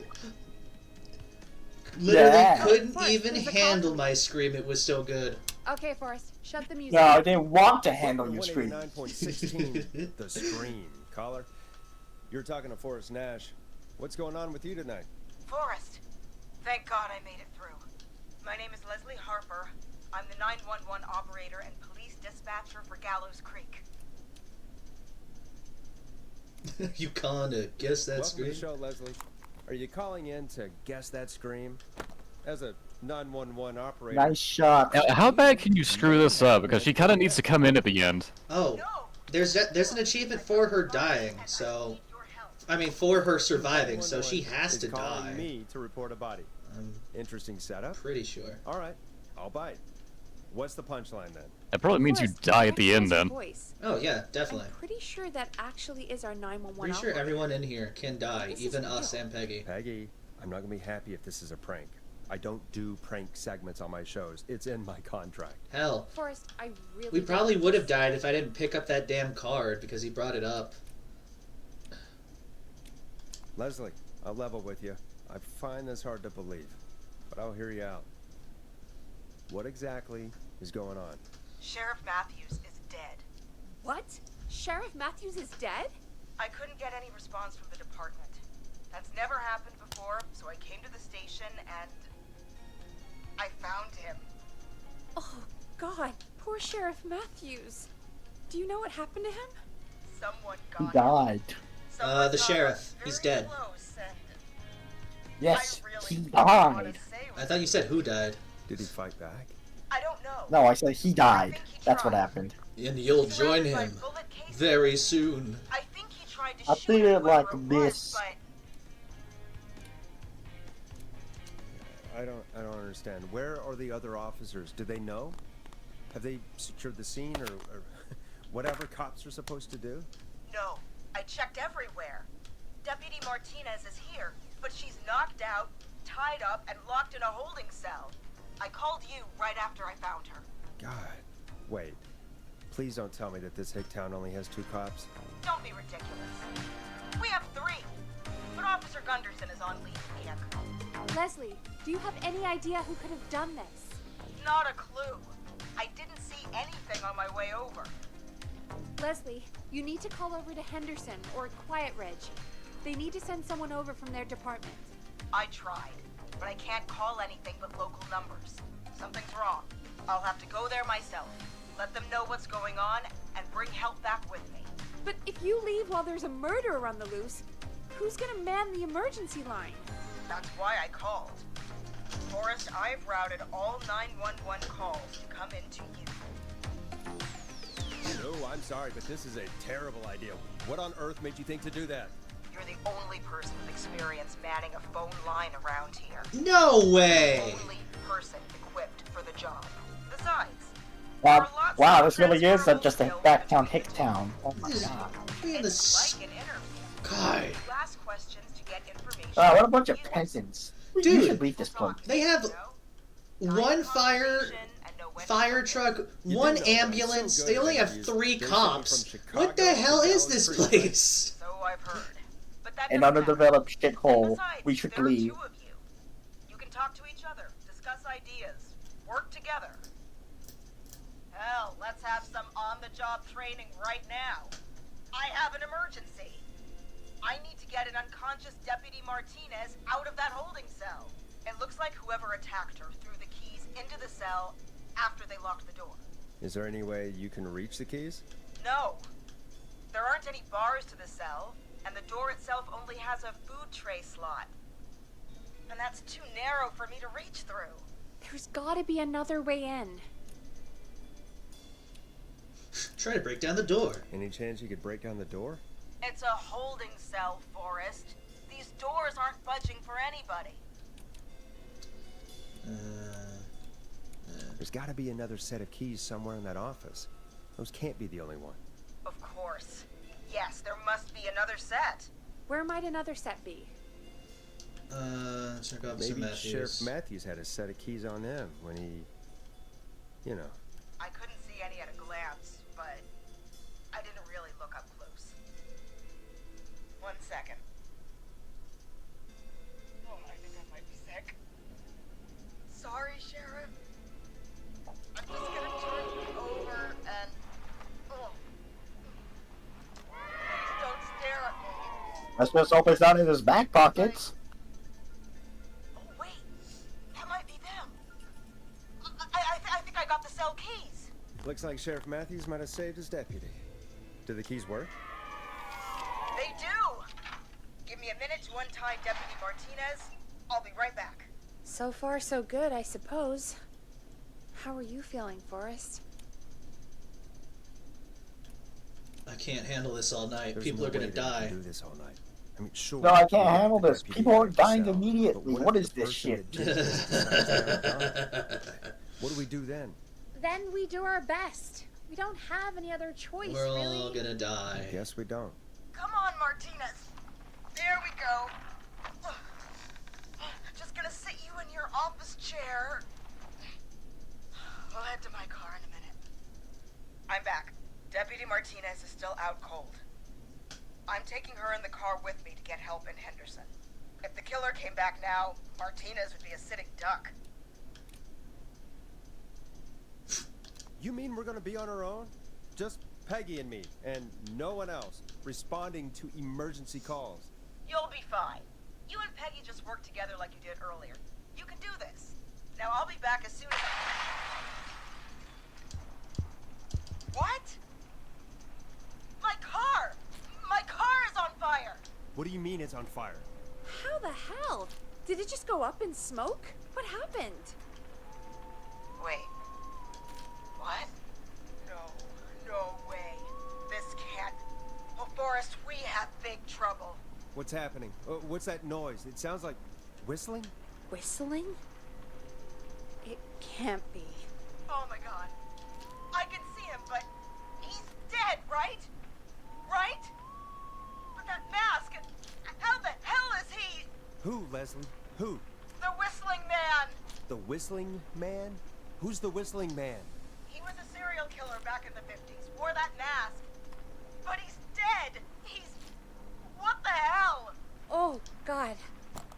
Do you think he attacked Sheriff Matthews and Deputy Martinez? He's coming this way. Nope, nope. Stay inside and lock the door. Oh, come on, come on, Peggy. Oh, we're having our fun! Peggy, why are you throwing? Shit, we need a new plan. My car's torched. We need to think. Run! You need to run for it. The Whistling Man might break through the door. We can't run for it. Deputy Martinez isn't even conscious. We're still on the And what air. are we going to do? Well, have you ever heard of abandoning strategies? There should be police cruisers at the sheriff's office, right? Like, you should take one of those. Yeah, that could work. Let me check if Martinez has any. Just reach into your pocket there, Deputy, and yes. Is that his back pocket? Keys for Squad Car 3.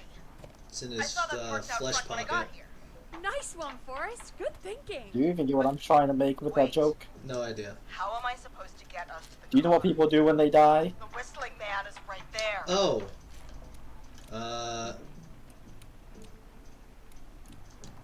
The sheriff must have a gun, right? Can you see it?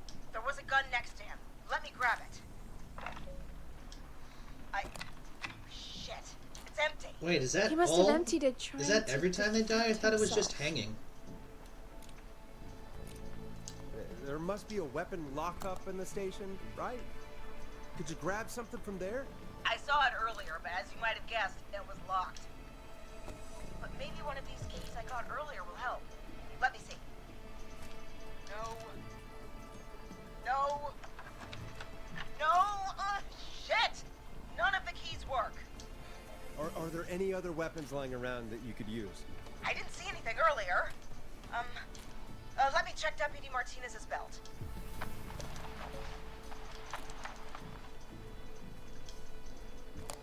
All right. It looks like the whistling man left her with a baton, pepper spray, and taser. I can only hold one if I'm carrying Deputy Martinez. Which should I take? Oh, you're definitely not gonna win if you take the baton. I take the baton. You can always trust a beating stick. Yeah, sure. Got it. Just going to grab Deputy Martinez and then... Yes, we, the radio man, is gonna give the deputy judgment on how to be a But police just officer. to make sure we mean the same thing. What do you hear? Nothing. Talking stopped. Everything's gone really quiet. Let's see. Maybe the freak left. Maybe the freak decided to up and leave. Maybe. I think that may be wishful thinking. But I can't see him out there anymore, so... Okay, Deputy Martinez, if you can hear me, it's time to move. Just lean on me. Yep. There you go. Are you sure about this, Leslie? No time like the present, right? So, here we go.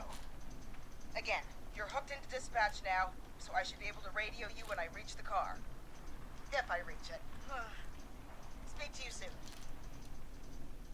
Well, good luck.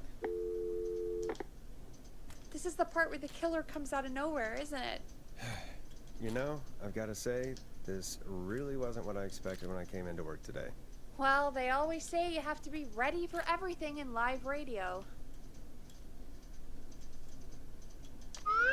Ah, I keep on. I think we've got Leslie back on the line. Ay, ay, ay. I'm putting the call through. I keep Hello? on thinking the bananas. Forrest? Peggy? This is Leslie. Are you there? Over. We're here, Leslie. So I guess you made it to the car then. Over? Sorry about the CB chat. Old habit. But yes, we made it to the car. Deputy Martinez is in the passenger seat, still out cold. I don't see the whistling man anywhere, and I don't plan to wait for him. So I'm going to get us moving. Jesus! God damn it! Get back! Get away from her! The whistling! No! Get off her, you son of a bitch! Get off of her! Get... Stay! No! Let go of it! No!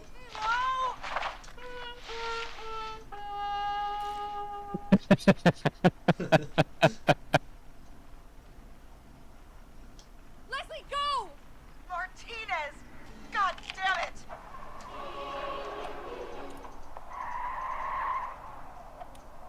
Are you all right? Do you think you got away? Forrest. He slit her throat. You need to get to Henderson, Leslie. We can't let this happen again. Peggy's right. We've all got our part to play now. How long do you think it's going to take to get help? Gallows Creek isn't nowheresville, but it's pretty damn close. Okay, so she does always have to get away. Take a Yeah. while, maybe 2-3 hours. It's the each way. deputy that dies. Maybe less if I put my foot down. I must say, for being do cop, have pedal she has to the floor pretty there. poor We'll see when you're situational back. judgment. Thank you. Hmm. I'll be back. I thought as she was. fast I as thought they can. were supposed to be trained for this kind of thing. All right. not in the field, Coloco. I need a minute. She's a 911 operator, not a police officer. Well, surely she'd at least learn I'll from be out them, of being, range soon. you know, with I'll radio connections. back as I soon think as you I made can, my dog once I got the suspicious. cavalry. Why is your dog suspicious? Try not to crash. We need you back in one piece. Good luck, Leslie. What is your dog doing? What have we made your dog do, Roy? Folks, you heard it here. We've got a killer on the streets of Gallows Creek tonight.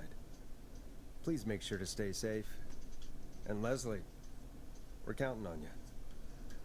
We're gonna get back to the show meanwhile. If you have anything on your mind or have any information about this Whistling Man character, give us a call. My bad, Roy.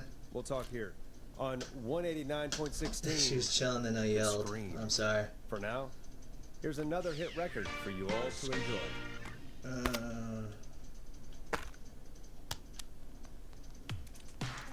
This is not what I signed up for, Peggy. This is actually insane. Did she really say it's gonna take her 4 hours? This guy's gonna kill half the town in 4 hours. Forrest, that's not helpful. I know, I just... But it is accurate. I will make sure that he kills this entire town. Edward Marshall Mooney. Went around including me and you. I hope you're ready. Killed about a dozen folks in Gallows Creek. No reason for it. No motive. Just... So we're screwed? Because it sounds like we're screwed. Well, probably not.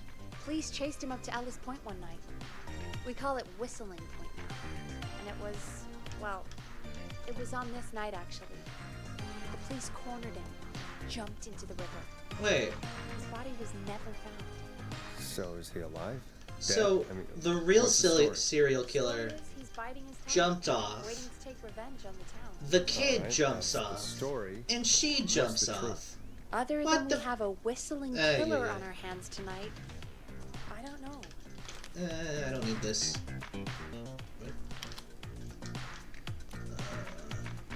So we're screwed, because it sounds like we're screwed. We're not screwed. Things just aren't great right now.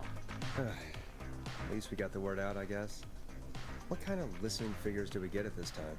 On a Thursday after midnight, could be around 35? 35? Isn't 3,500? Huh. I didn't realize Gallows Creek was that large. No, 35 people, at best.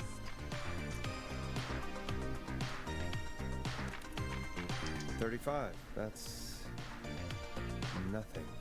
That's 35 people you're talking about, Forrest. They're not nothing. They're people. People who like tuning into our show.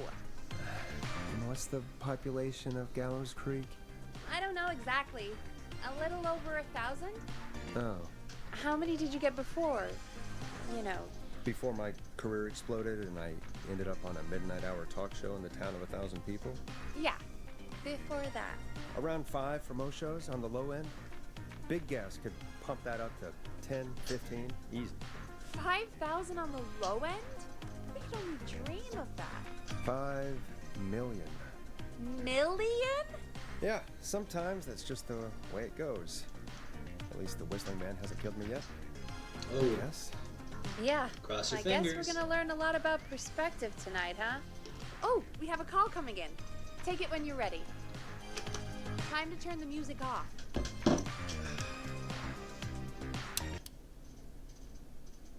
Hello, caller. You're live on 189.16, The Scream. 189. Is everything, all right?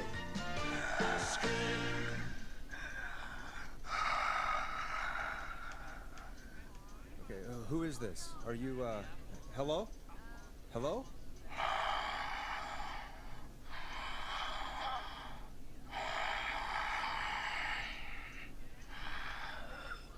Okay, what's your name and why are you calling in?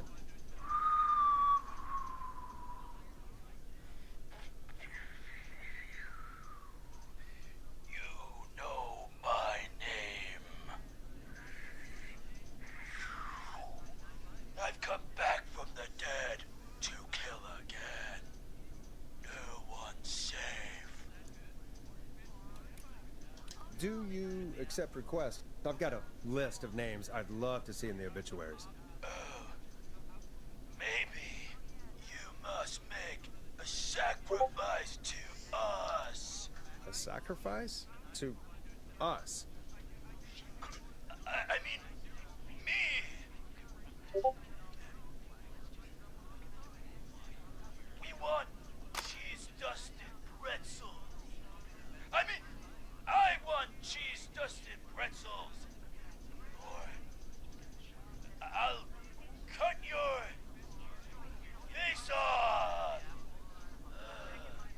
Goddamn kids.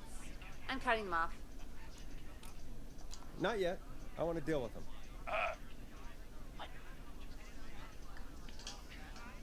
We also want a mega golf.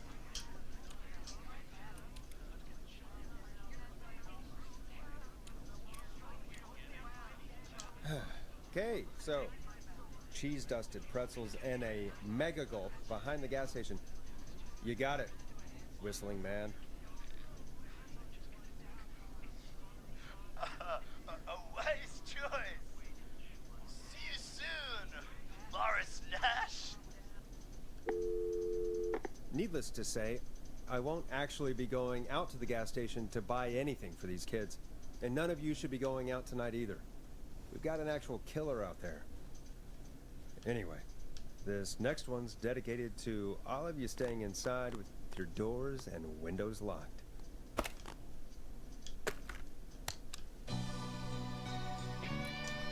Peggy, what the hell was that? Kids pretending to be a killer who right now is stalking the town? It's a thing. A thing? Oh, kids around here. They pull pranks pretending to be him. By pretending to be this Whistling Man character? They think it's funny, but it's not. It's not funny at all. And there's no chance that our Whistling Man was just a prank. That Leslie... No, that's real. Christ. Let's stay positive. We still have a show to do. We already have another caller on the line. All right. Let's do this. Okay, Forrest, shut the music off. Hello, caller. You're live on the Scream with me, Forrest Nash. What? I dialed 911. I need the sheriff right away. Okay, right. Well, I'm filling in for 911 tonight. What's your name and what's your trouble? My name is Sandra Sharp, and I need the cops now. I'm sorry, but the cops aren't coming. Oh, shit. My bad. Leslie's on her way to Henderson for help. What? Oh, wait. I think I can make her just straight up try to fight the killer. You gotta help me then. I drove to the edge of town for a jazz run, and some psycho dressed like the Whistling Man is after me, knife in hand. Oh, God. It's actually happening. You went out for a jazz run? What is that? What is it? It's jazz running, baby. And it got my butt all the way back to my car before I got slashed. But I dropped my keys somewhere along the way. I never locked the door, so I've got a place to hide, but I can't get moving. Sounds like you lost him. I think you'll be fine. Sounds like you lost him. I think you'll be fine. Oh, shoot. Oh, he's back. Look, I don't know a thing about cars, but I gotta start this engine without the keys. And you're gonna have to help me. Wait, I don't... If it helps, I've got a toolkit buried beneath my spare sweatbands. I'll call you back when I find it. You're listening to 189.16, The Scream. Hosted by me, Forrest Nash, your friendly neighborhood radio host, mechanic, and savior. Sit tight while the record spins, folks. This one goes out to you, Sandra. Doesn't the station have a show about cars? The Tamora twins or something? Timberline Twins Talk Motors. Yeah. You know they're not even brothers. Really? They look the same, though. I know, but they're not even related. It's weird. I asked them about it once, and they got really sweaty and defensive. Anyway, go see what you can find. The offices are out the door and down the hall. Come on, let me go.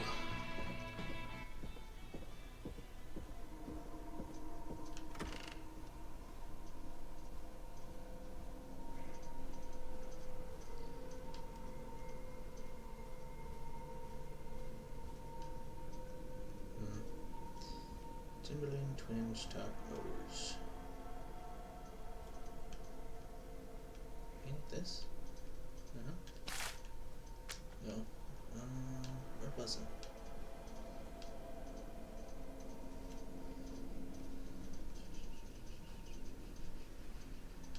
Oh.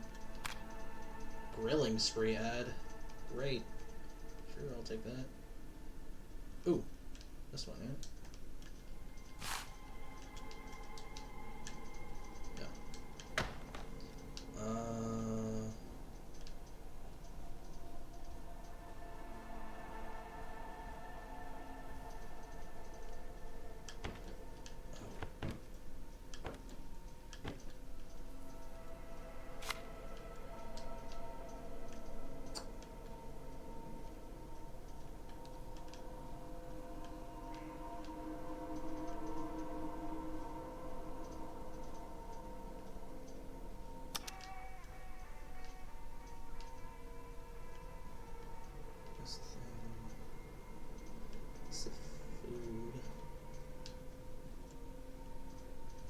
should be this. Where is it?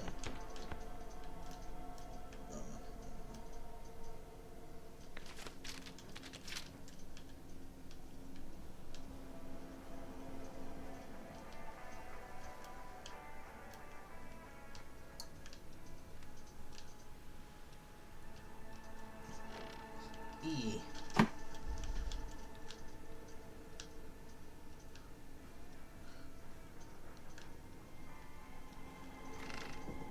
So many locked doors, so few keys. Oh, right. He needs reading material. I forgot about that. Over here. This looks useful.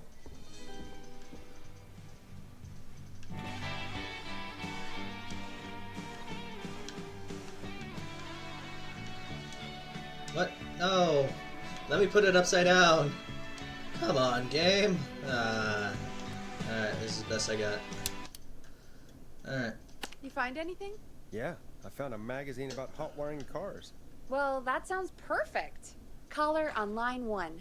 Thanks, Peggy. We're back with 189.16, The Scream. How are you holding up, Sandra? The creep's looking through the parking lot trying to find me. But I've got my tools, and I'm ready to get this hunk of junk moving. How do we start this baby? Hit the steering wheel with the hammer. Of course. Put the screwdriver in the ignition and twist clockwise. Here goes, baby. Screwdriver's too fat to fit.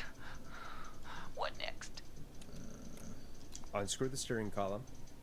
All right. Just turn. Just turn. 1, 2, 1, 2. Oh, God. How long are these screws? Okay. Cover's off. There's a bunch of wires down here all paired up and... Oh, God, my heart is pumping. Do your jazz breathing. Don't panic. Okay, we can do this. There's a red wire, a blue wire, a yellow wire, a green wire, and a brown wire. What's the serial number on the steering column? The number is 576-894-320.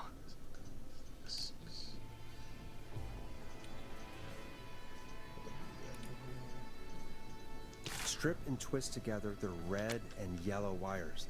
All right. We take the red and the yellow and we twist and we turn. Oh, perfect. I also see pink and purple wire. What next? Strip the purple wire and twist on the exposed cable. Strip the pink wire, plug into ignition. Let's see. Strip the purple wire and twist onto the exposed cable. Oh, you're a lifesaver. Oh, wait until my jazzer friends hear about this one. I'll just strip that wire in. Ah,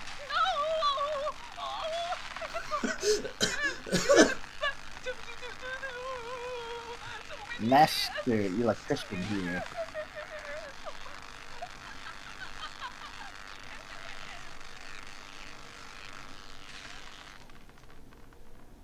Huh. Oh no. Ah! That was a shocking I ending. agree. That was a shocking ending to this call. Forrest? Sorry. Oh. That's so Wow. fucked up. That is fucked up. Everyone, please stay home. Oh You my god. murderer. I Yes, I can't believe that's the way you can get her killed. Well, I was like, oh, don't touch the live wire. You know it. Shit. How does it feel being responsible? Die saying she has so many more jazz exercises left to do. It was funny until it went on for like 30 more seconds. How does it feel? What do you mean you don't take pleasure in getting someone killed by intentionally giving terrible advice? Oh, I don't want this one. No, I already played that one. If you dare. Surely this isn't I going to be still on a believe criminal this- record, right? No, because I'm Like gonna be dead by the Gallows end of Creek this. didn't already have enough to worry about? What do you mean? Gallows Creek is a miserable place to live. Really? Miserable? That's right, Peggy. Miserable. It's a sad place You'll to be live. a dead criminal. Well, I like it here. People are polite and I'm not a criminal till I'm They're tried. dying. Stab happy? don't be awful, Forrest. Come on, there must be something you like about this place. After a while, you don't even notice the smell? I guess that's nice. Smell? What the? There's no smell. You've lived here your whole life, Peggy. You wouldn't recognize it by now. Anyway, I hope the killer is done for the night.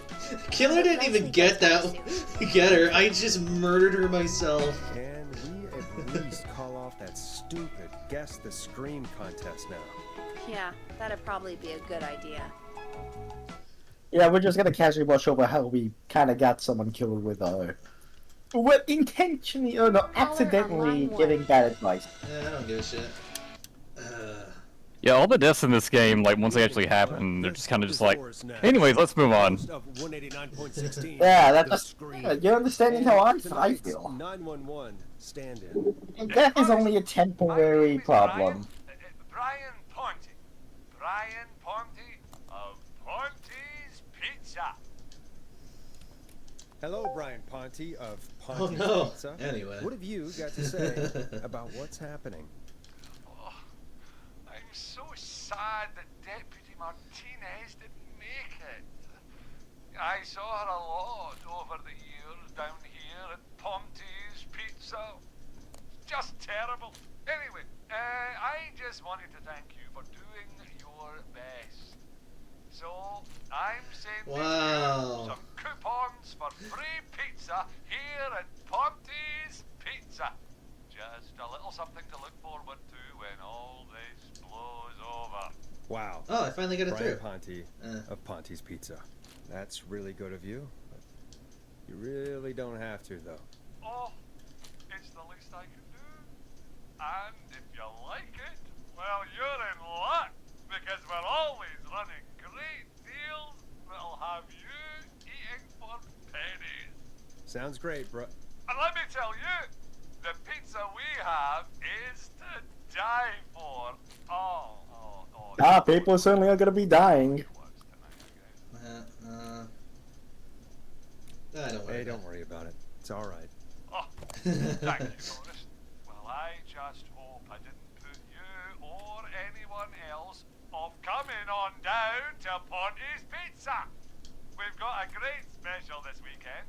Our famous beer and pizza deal. Wait a minute. Come on down to Ponte's Pizza this weekend. You've just got to pay for one slice to get yourself. God damn it, you're just calling in to advertise your shop. Peggy, hang up on him. Done. Oh, real quick, before I forget, it's probably time we played a Oh, there was one in the office. Now, a word from our sponsors. Come on. You know how to play an ad, right? Come on.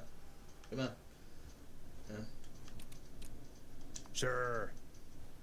Alright, let me get it. Yeah, there's a new ad in town. Whoa. Yes.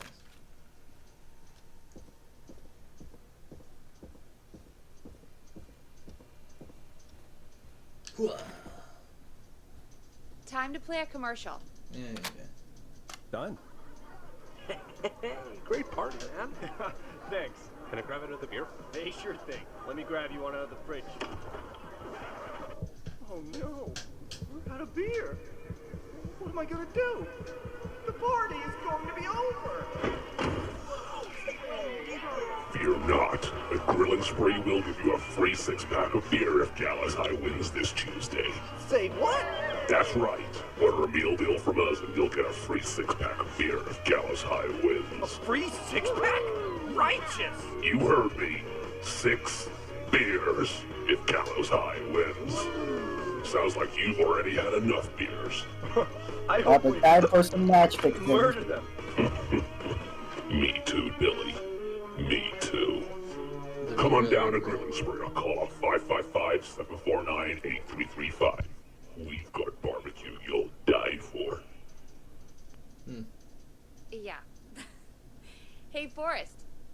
know what the Grill Reaper's favorite grilling spree order is? I have a feeling you're gonna tell me. Spare ribs. Just get me back on the air. And we're back. We got a caller. You know what to do.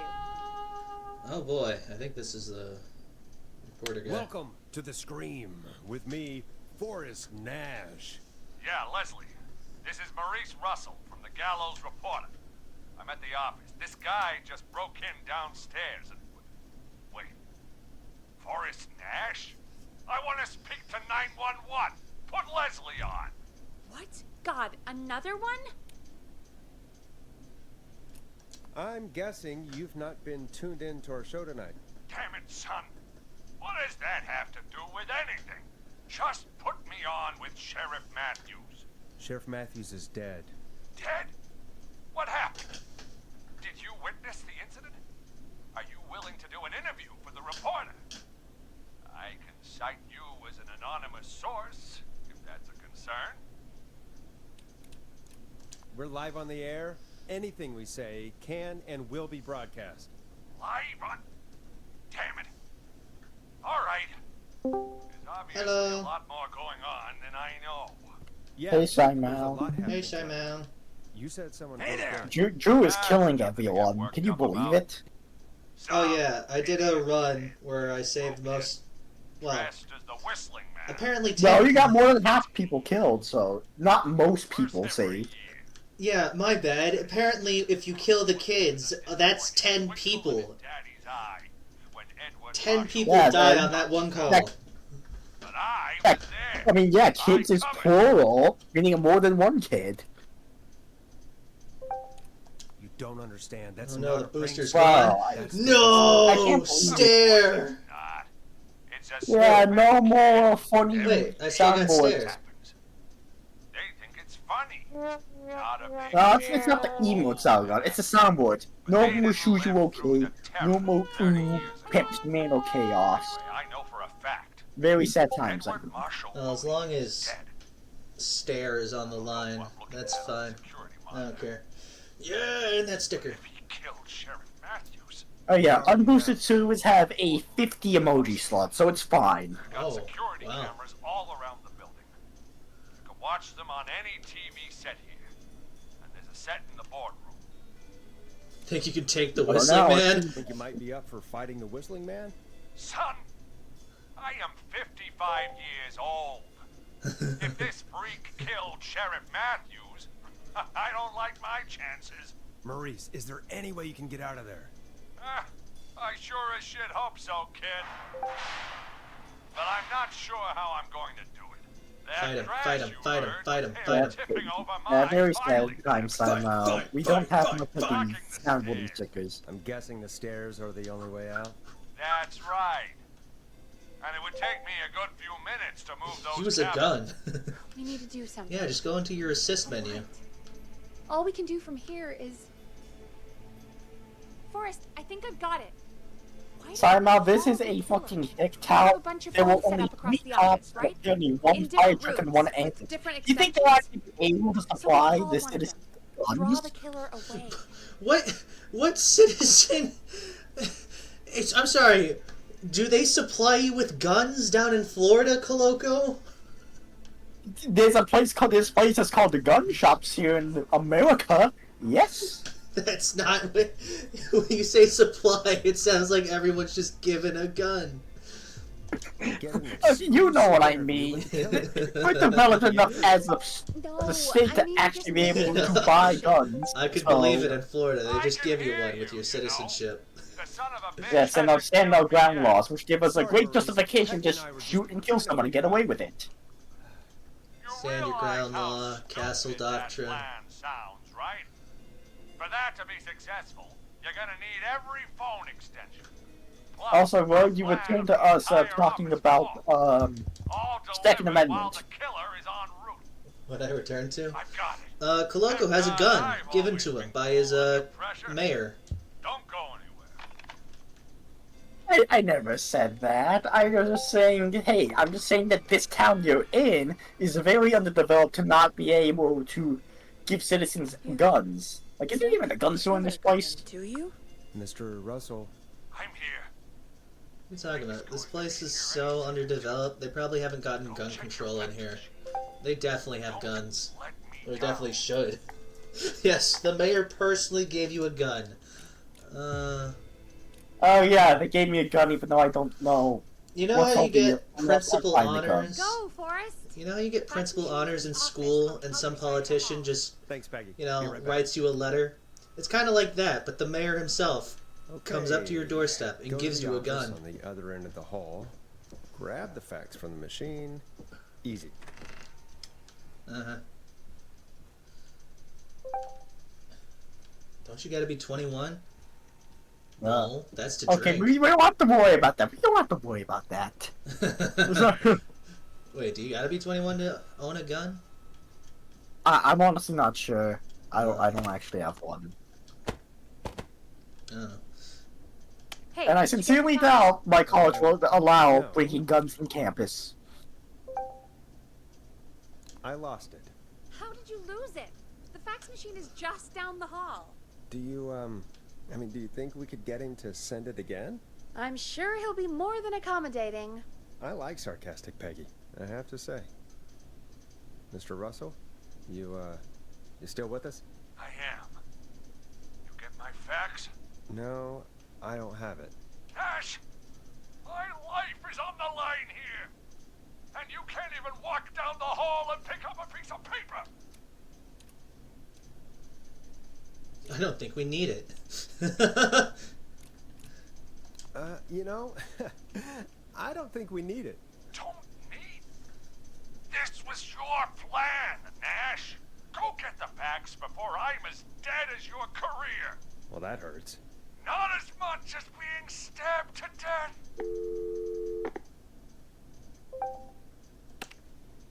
Mr. Russell, you still with us? I am. You get my fax? No, I don't have it. Nash! My life is on the line here! And you can't even walk down the hall and pick up a piece of paper! Can you send it again? Jesus, Nash. Fine. Just hurry. He's getting close. Calm down. I'll be right back. Ay, ay, ay.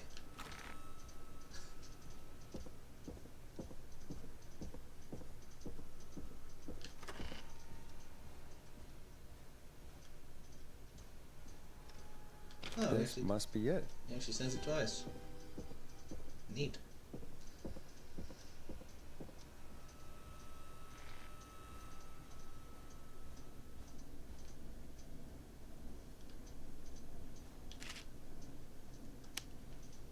Mr. Russell, you still with us? I am. You get my fax? Yeah, I got it right here. Good. I knew you could at least manage that. Okay, folks, we're back on the line with Maurice. Let's see if we can help him avoid the Whistling Man. Here's the situation. The Whistling Man searched every room in the hall leading up to the boardroom. And now, he's in the office next door. It's now or never. This plan of yours better work. I'm ready on my end, Forrest. Again, we want to draw the killer away by dialing an extension number. And then move Maurice somewhere safe. So, what extension should I call? Call the kitchen. The extension is 02. Got it. I'll put the call through when you're ready. All right, Nash. Where do I need to go? Go to the You're kitchen. Moving to the kitchen. The kitchen? The same place you're sending the masked freak to? Forrest, this seems like a really Yes. bad idea. Do it. Do it. Yes. I'm sure. I'm sure. Go to the kitchen. Forrest. You're trying to get me killed, aren't you? I hope all your listeners realize that...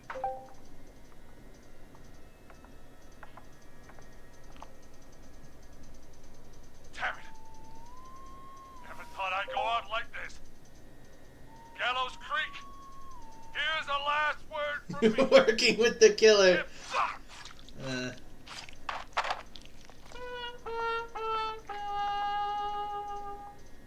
Oh no.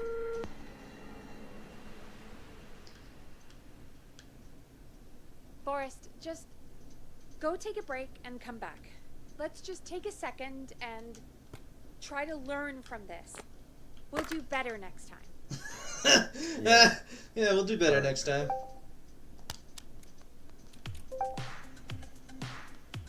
I guess Maurice. Yeah, I wonder who would have corrupted Drew to be just killing people. All over. Forrest. Oh, dear God! Let's put on a song. Give us some time. What was that for? I think that would be for the best. He's making jokes. He's making jokes about him after he kills him. If you It's have fucked any up. stories about Maurice that you'd Oh like yeah, to I share, hopped out for a give us minute. So call. what did you do to After make the him next die? Oh, I just put the killer in the kitchen and sent him to the kitchen. Oh, very nice. No. Well, this is gonna be a long night. Oh, really? I feel like it's going pretty quickly to me. I could ask you some What? questions. You wouldn't? You're gonna interview never. me. You sure about that? You're not I'm very proud of you, Drew. Besides, we've been working Oh, together thanks, like a week Coloco. now. You know I'm And gonna, you're like, still save all everyone shrouded next in time, mystery. right? That's a good one. Did it occur to you that maybe I like Thanks. being I the learned from the Too best. bad. Hey, when you one. go this route, Tell me there's no about your- turning back. What? Come on. No, man. there is. That's too general. I gotta get the Okay. You learn- achievement. I gotta get the You achievement that learn- makes me save Yeah, that's people what they all do. under 4 hours. Nope. No, that's too Okay, specific. speedrunner. Too specific? Speedrun, I guess. Do you have any siblings? I don't. I'm an only child, and my folks are dead. Oh, I'm sorry, Forrest. Tell me sorry, I'm not. Oh, Anyway, what about you? Any siblings? Your mom? You and Simon pop with a still around? scaredy I cat. thought I was Simon. That's why. What are you talking about? I'm just Simon making faces conversation. death every day when he gets banned. How could he Well, possibly be scared my of folks anything? went the same way as yours. Oh, you see, he's just too accustomed to that. And besides, dying instantly to a Yeah. bang is not My as dad scary as walked out when I just was about 30. waiting and wondering when you'll Been around die. for a while. Even if you'll Then die, he that gets is. into a wreck. There's a big difference. That was Dad. Mom didn't take it well. She remarried pretty quick after that. She wanted to forget Dad so bad, she even made me take my stepdad's last name. So I'm Peggy Weaver now. Anyway, Mr. Weaver got sick one day, and my mom didn't last long after he went. I'm sorry to hear that, Peg. Don't call me Peg. Yeah, sorry. I was just trying to be. It's okay, I know. Yeah, Simon gets sorry. banned in all I'm horror games. defensive. That's why. Simon gets banned in all horror movies. It's the new Any trope. siblings? Funny you mention that now. No. Man, Not that's just anymore. Simon thing.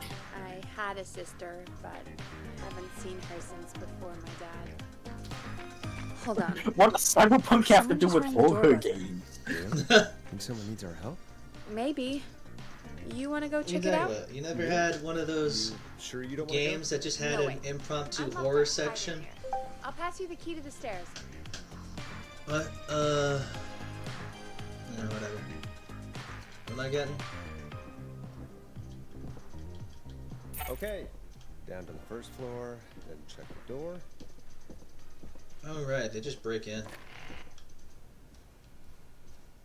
Wow. That was ominous. A tape. Play on air. Okay.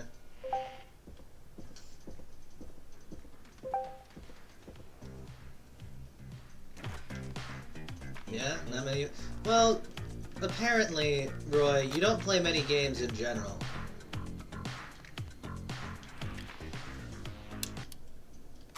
So, I'm not exactly surprised you haven't played many horror games. Hello, Gallows Creek. Time to Pay the price. Time to Oh, I understand. pay for lies. Time to sit there. I will punish you. I'm going to enjoy this. What is it? I'm gonna I enjoy did this. not next... enjoy that. No. What the hell was that? I. Mm, Oh, Forrest. mm. We're still on air. Say something. That, wasn't the ad tape we meant to play. Sorry, folks. It won't happen again. There's no way the killer got from the newspaper to here so quick. I know. 104.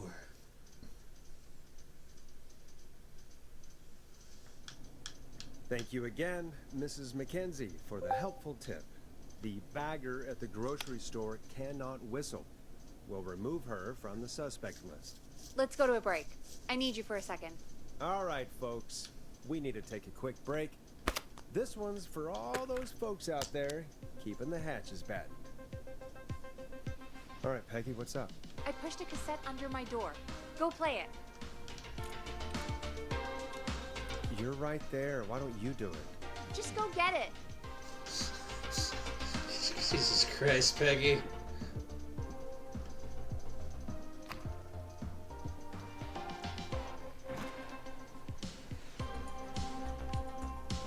That doesn't look that scary. You just run from a thing. It's not that scary. You just run from a thing. That's all horror games, Calico. Yeah, but it's like, whatever. It's a big robot. It's not the excuse of scary monster. All right, I've got it. Did we forget an ad or something? Yeah, but this is not a horror game. Cyberpunk is not a horror game. So, I don't know how this has to do with you not liking horror games. Off air. That's Reggie's handwriting. And he wrote it in purple. And? Purple is Reggie's angry color. He only writes in purple when he's really pissed off. I didn't want you as part of this debut, but Mr. Thatcher... He has an angry color. Oh, Forrest, I'll give you the Reggie rundown later. Right now, we need to play that tape. Don't worry about Gina, you know how she is. But yeah, can't wait for you to hear the new single, man. I think Final Breath is my best work yet. I really hope you and your listeners like it. And man, if you ever find your way this side of the pond, let me know. We'll have to catch up. If Final Breath isn't played on your airwaves by the end of Mr. Nash's show tonight, the next call will be much less friendly. That was Roddy Snatcher, Forrest. You know, Roddy Snatcher? It used to be a big deal, Peggy. I knew lots of people. I love Roddy. I Will Always Find You was my song. Is he now? Immune to everything? Huh. Oh my god, I can't believe you know Roddy Snatcher. And I can't believe you didn't tell me he sent you his new single. We have to play Final Breath. Where is it? Sounds like fun. Yeah, Simon. I was almost like you can't just go head first into everything and Then it's gotta expect be it to solve your downstairs at problems. reception. Man, I can't believe Barbara didn't say anything. I mean, well, if that fiasco last Friday about the missing Knife and Easy track is any indication, folks at KFAM aren't against hoarding station music for personal use. I think we're still missing a few tracks, actually.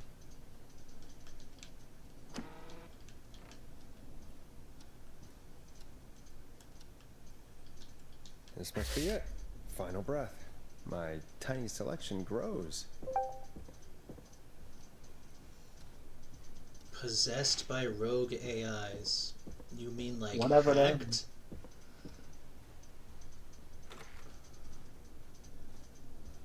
Just run from the robot. I don't see the problem. Hey, You did missed you the get it? trash can, Got it. Drew. Let's get this on the air. Huh? I wasn't aiming for that. Gallows Creek. I'm pleased to say we're Excuses, excuses. I think that this is a certified... Sensation himself is a track you won't hear everywhere. AI generated. Here's Final Breath certified Drew by moment. Body Snatcher. You missed the trash can. That's not even a Drew moment. I just threw a Wow. record.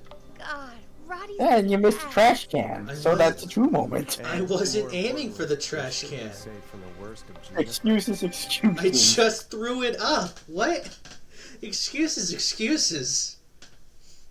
Yeah, you constantly throw things to the trash can, but this time you missed it. Peggy, you just Oh, tossed so- through the whole song. Yeah, you missed it. That's a true moment. It's okay. I can just play it on loop later. Oh, shoot. I just noticed we have a caller waiting. I really hope it's nothing serious. It's everything serious. What's after this? Is this Eugene? Evening, caller. This is Forrest Nash. Also, host of that's very 189.16, cool stuff now. The Scream. Again, And tonight's 911 I don't- stand-in. I don't know. Oh, it's Yeah, Murphy. Hello, Murphy. What have you got for us tonight? Two things first. First, happy birthday to my son, Fernando. He's 3 today. And man, being his daddy has changed my life. I've learned how to live, how to laugh, most importantly, how to love. Aw, happy birthday. Oh, you're gonna forget how to Fernando. live real soon. I mean, it's not that happy today. Forrest. Nah, he's not wrong. And that brings me to my other thing. I'm putting the word out to this so-called killer. You think you're tough, huh? Big man with a big knife, huh? Reuben, come face me, a true warrior at the Gallows Waste Disposal Plant. Guess what? Are you gonna kick his ass, Murphy? Goddamn right! I'm gonna kick his ass! I got all the tapes in Master Robbie's Dojo series. So get ready, whistling man. You just let I think he's forgetting the other most important thing about being a father. Don't make your kid an orphan. No. Oh no. And there he goes. Ladies and gentlemen, keep your fingers crossed for Murphy as he tries to become our hometown hero. Time out. I don't think this place really Anyway, can sell guns. we'll be right It's a back backtown after hit. this It is an underdeveloped shithole. I don't think people can get guns that easily. If they even can get some. If they even can. Really. Yes, remember, Simon, this thing has only 3 police officers, 1 fire truck, and 1 ambulance. So, it's not the easy solution that you think it's gonna be. Grab a cassette. Is this We need place, to does play this a take place in America? Yeah. Maybe. Yeah. Because we're across the pond, so, yeah. Okay, okay, man, this really is a shithole. A place in America that isn't able to supply Yeah. citizens with guns? This place really does suck, huh? Yeah, Forrest has a point. This place is a shithole. We should have just left. We gotta keep the lights but- on. Play a commercial. Oh, commercial. I wonder if there's any more. Cassette. Y'all seeing any cassettes? I mean, what do you mean too bad he's not in Texas? It's a good thing, because now we get to see more of this death.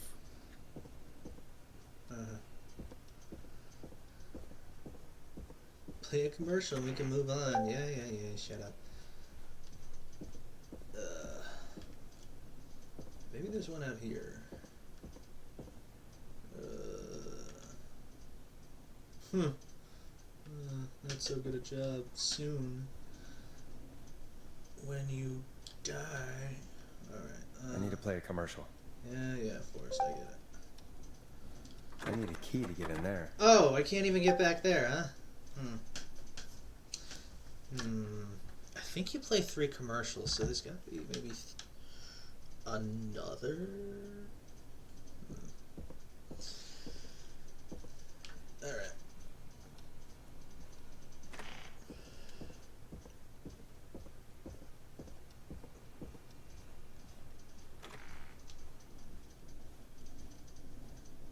I'll just go for this one.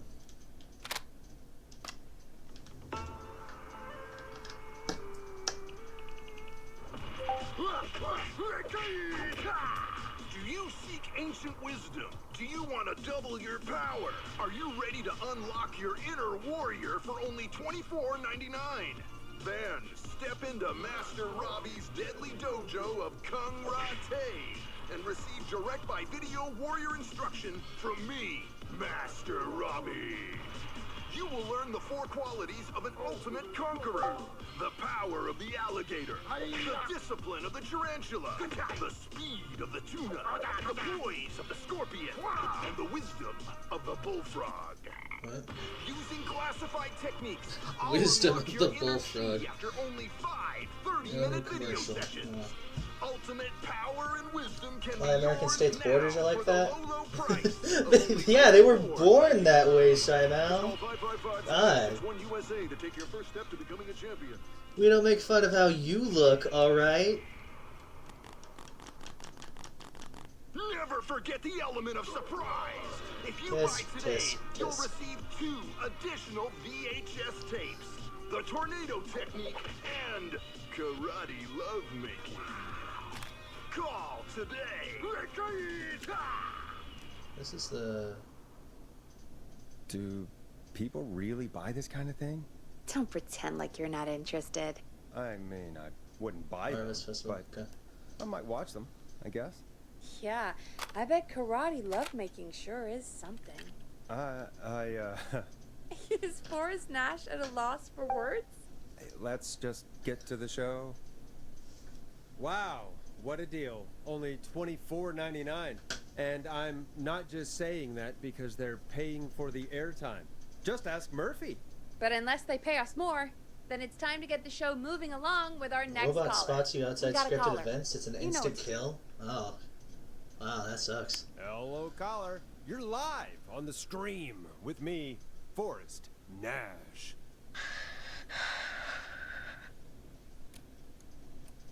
Hello? Who is this? Are you okay? Do you need help? Forrest? He called me? That horrible whistling down the phone. He's coming for me? What if it went after Sanic? Hey, listen, caller. Don't panic. Well, I'm We've done pretty this sure a few you're times trapped now. in there, so We Sanic can would help you. die. A few times already? So, you saved them, or? Well, you know, we've learned a lot. It was a learning experience. We're gonna help I'm you. sure. Can you tell me your name, caller? I'm Dr. Sullivan, Virginia. Sorry. Take some deep breaths, Virginia. You're gonna be okay. Please don't let me die. I won't. Just calm down. Tell me where you are right now. What's your address? Oh, God. Is there a neighbor you can call for help? No. Everyone's away tonight. There's just a fraternity down the street. You live by a frat house. Yes, they're having a party. Had takeout coming in all night. One covered in beer cans. They're getting wasted, and I'm about to get... Oh, God. Virginia, what's the name of the frat? Oh, God. I can't think. I can't. Any idea what the frat might be, Peggy? If I knew where she was, I might know, but... Oh, yes, I'm out. We're, If we can get takeout to the front, I already finished the we can get a game, message and to I'm them to playing it go and help. again to Virginia, get everyone who killed. did they order takeout from? I don't know. Don't be a child! Don't be a child. This is life or death. I can't do this. Wow. Well, folks, seems like our Virginia hung up. While we try to figure out what takeout to order, here's some music for your own midnight snacks. Good moonlight. Yeah, she hangs up, and then you gotta figure it out yourself.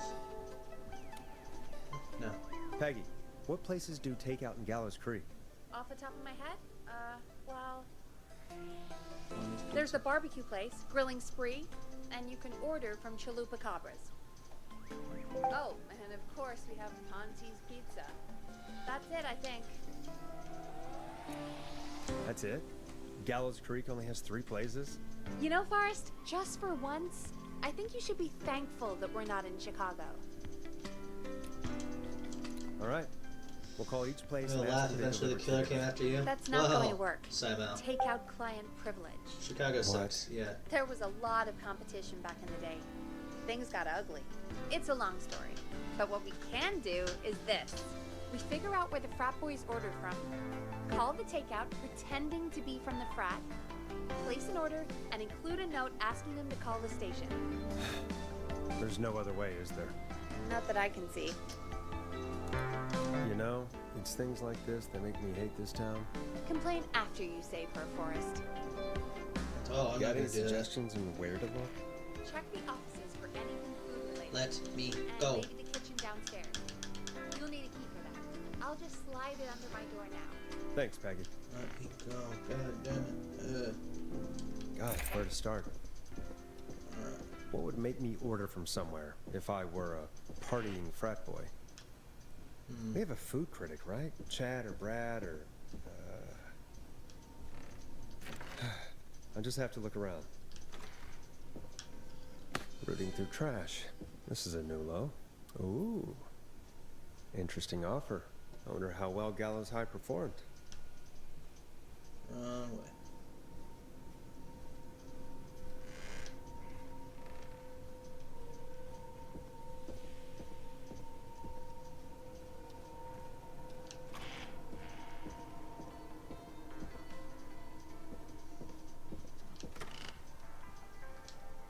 And then there was... Nope, wrong one. Chalupa Where's the other one? Ah, this one. Promotion, huh? Slow, 3 hours slow roasted pizza. Hell yeah. Let's call the place and make them do the 3 hour. Why offend anyone from Chicago? Because it's Chicago, alright? No. Hey, find anything useful? Yes, I have. That's great. Are you ready to get back on the line? Yes. Let's make the call. Okay, Forrest. What'll it be? Call Ponte's Pizza. You got it.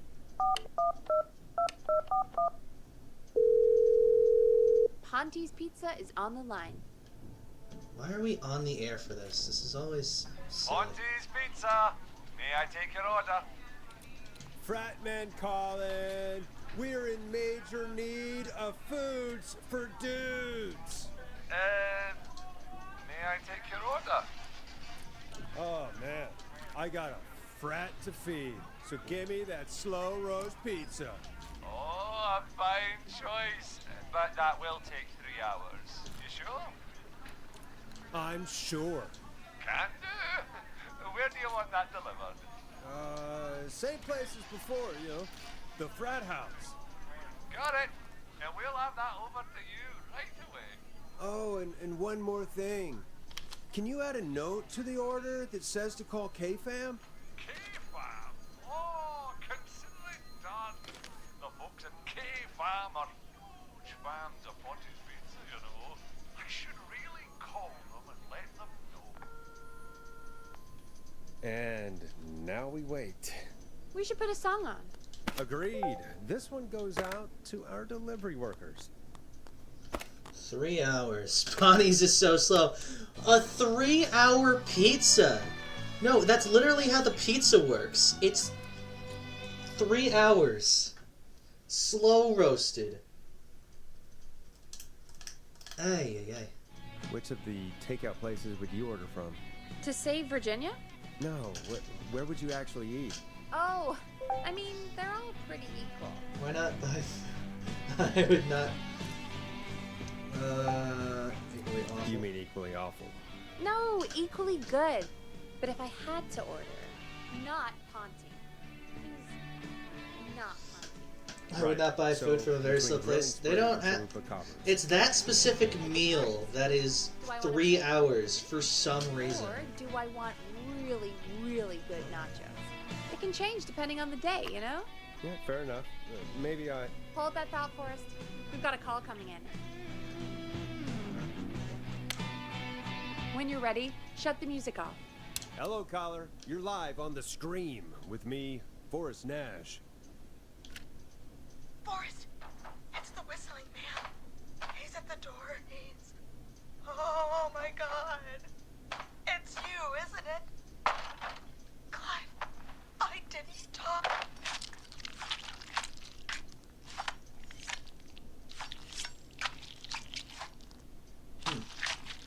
Oh, damn. Oh, boy. Thorough. I guess the takeout here is to die for. Forrest, what the hell?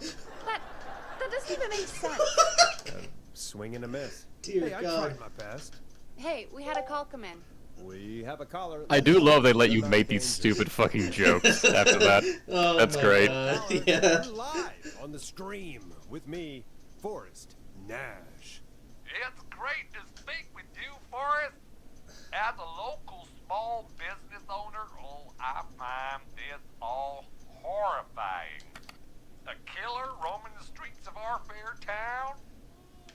Terrible. I hear you there. It's a scary time for everyone in Gallows Creek. How are you holding up? You somewhere safe tonight? Yes, Forrest, I am. I'm here at work in my small business. It's a safe, family-friendly place.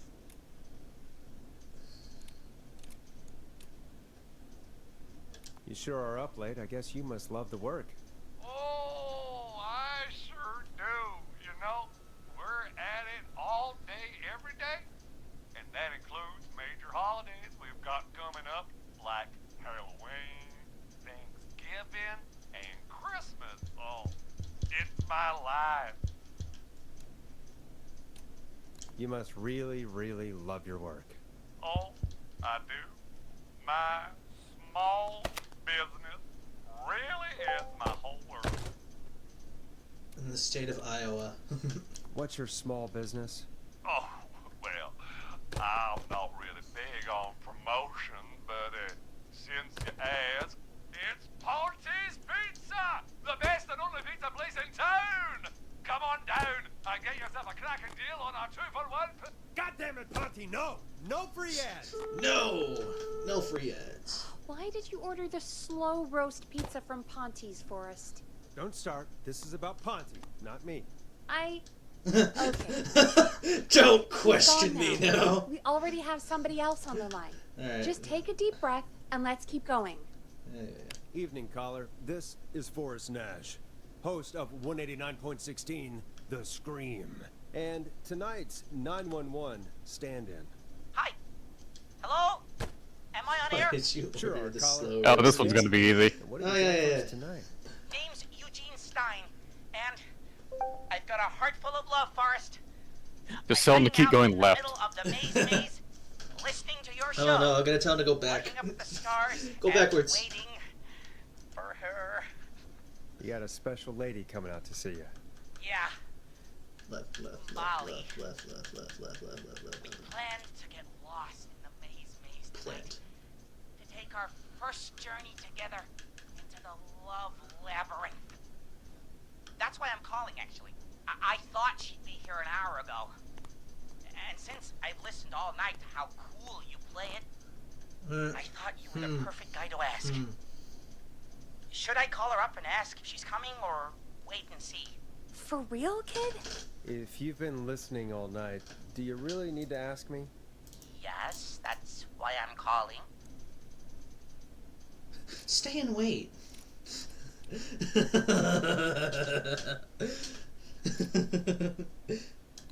What the hell? Stay and wait. Forrest, that's a terrible idea. Eugene, please go home. Your parents must be worried sick. My parents are dead, actually. But, Oh, jeez. yeah, I guess it's not the night. Hang on. I hear some rustling. Yeah. I guess she came after all. Molly! I'm in the middle! It'll take a little while to get here, but, thanks again, Forrest. Good talking. Wait a second. Molly can't whistle. Molly can't whistle. No, this is supposed to be the best night of my life! Not the worst. Just run through the walls. Can't you just run through the walls? It's only corn. It wouldn't be the maze if you could just walk through walls, Forrest. She's right! Listen, Eugene, breathe, hide, and call back in a minute. We'll get you out. I'll do it for Molly. But please, hurry. Well, listeners, while Peggy and I deliberate, here's a track for all you lovers out there.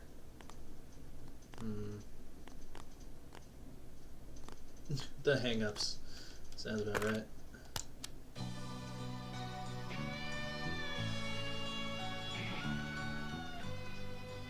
How the hell am I supposed to get him through the maze?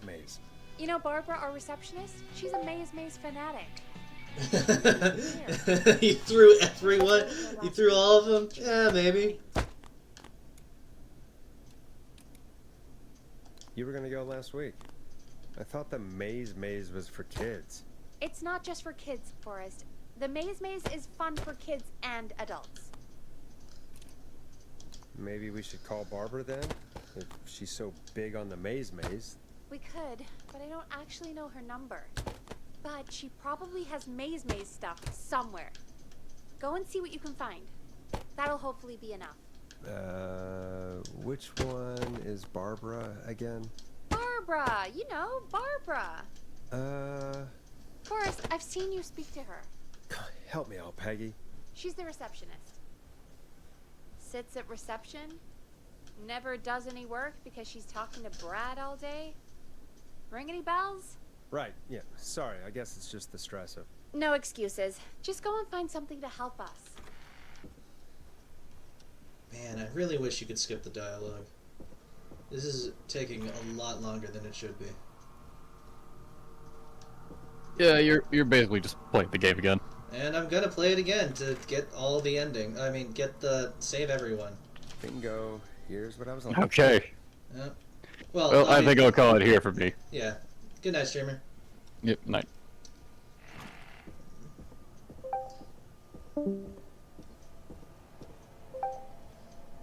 Yeah, save everyone. Listen, I'm going to save everyone. Honest. Any luck? Yeah, I found a map for the maze in the trash. Why was it in the trash? Never mind. It doesn't matter right now. That's a question for Barbara later. Eugene called while you were away.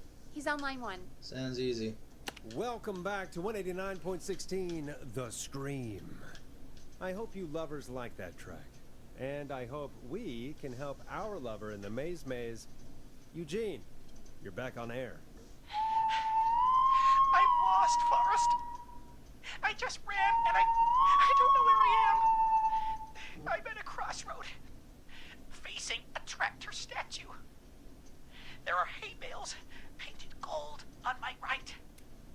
Go backwards. Go backwards. Okay, here I go. This, doesn't look right. No, I'm going back to where I was. Jesus! Oh, shit! He's cutting through the walls! Where do I go? Forward. Go forward. Okay, I'm going! Please, no! You don't have to do this! Ah! I think I'm gonna be sick. I guess that's what love does. It makes us fall to pieces. I just... Don't, Forrest, okay? Don't. By the way, why do you think Molly missed their date? Do you think she's okay? Unfortunately for Eugene, I think she probably never left home. His jokes are so stupid, yeah. And thank you for calling in, Mr. Walton. We'll make sure to add the town librarian to our list of suspicious Clives. Remember, report a Clive to stay alive. Next caller is up for us, so take it away. Oh my god. Next caller, alright.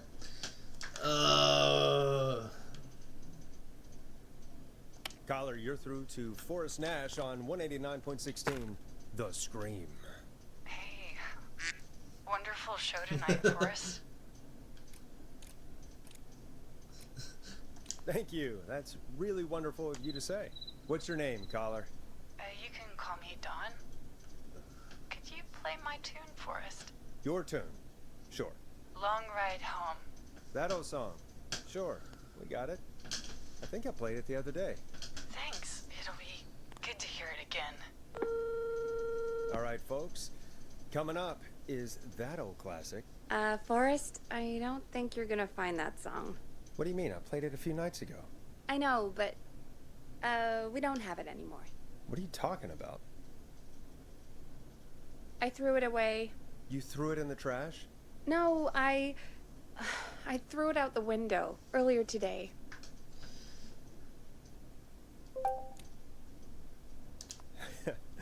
Fair enough. Can't say I blame you.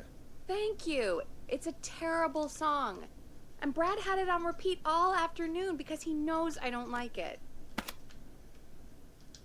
So I grabbed it and threw it right out of one of the office windows. Not my finest hour, but I can only take so much. For shame, Peggy. For shame. I know. Let's just play a different song. We've got more important things to think about anyway. Gotcha. Okay, folks. Here comes some unrequested music. Sorry about that, Dawn. Maybe try again tomorrow night. Sorry.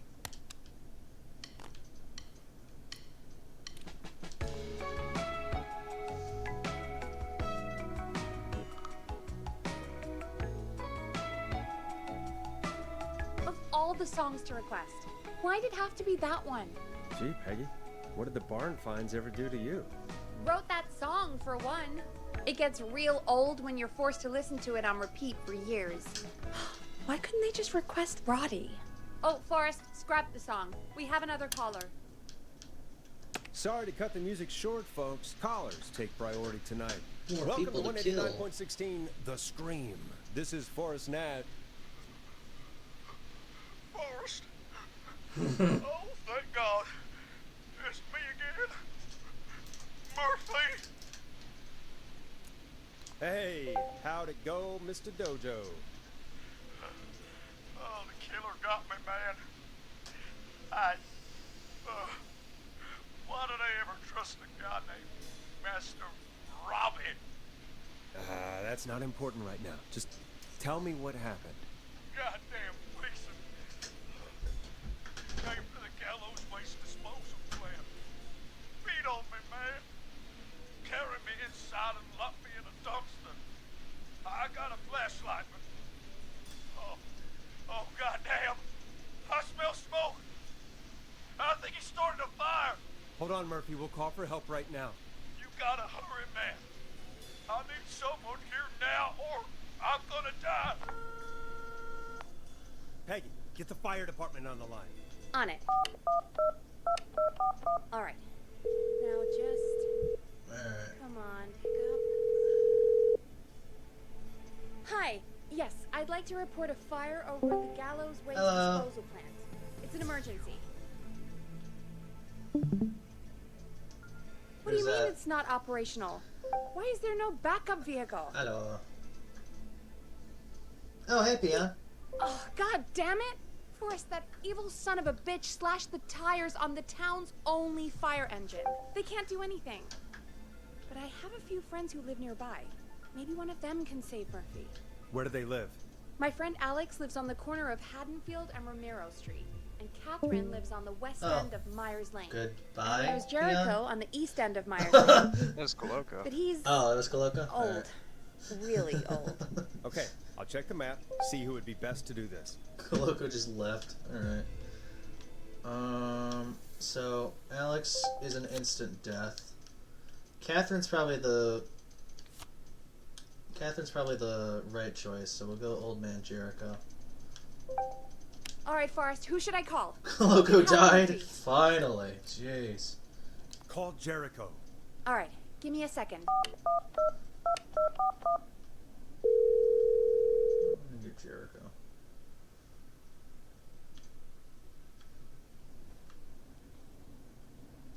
They're on the way. They'll call from the plant. You can direct them from there. Well, let's hope they get there in time.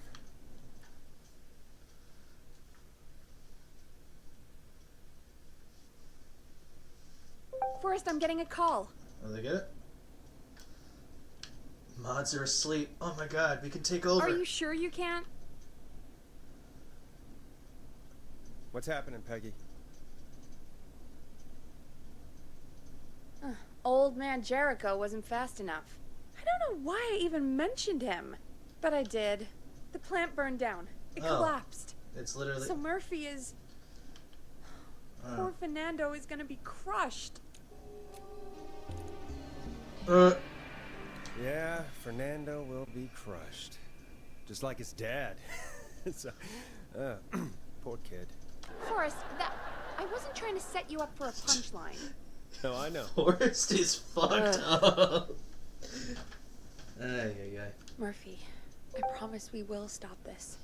For you and for Fernando. Peggy, It's going to be our... Forrest, we have another caller. Let's not waste time. Alright, let me get Roller Ricky.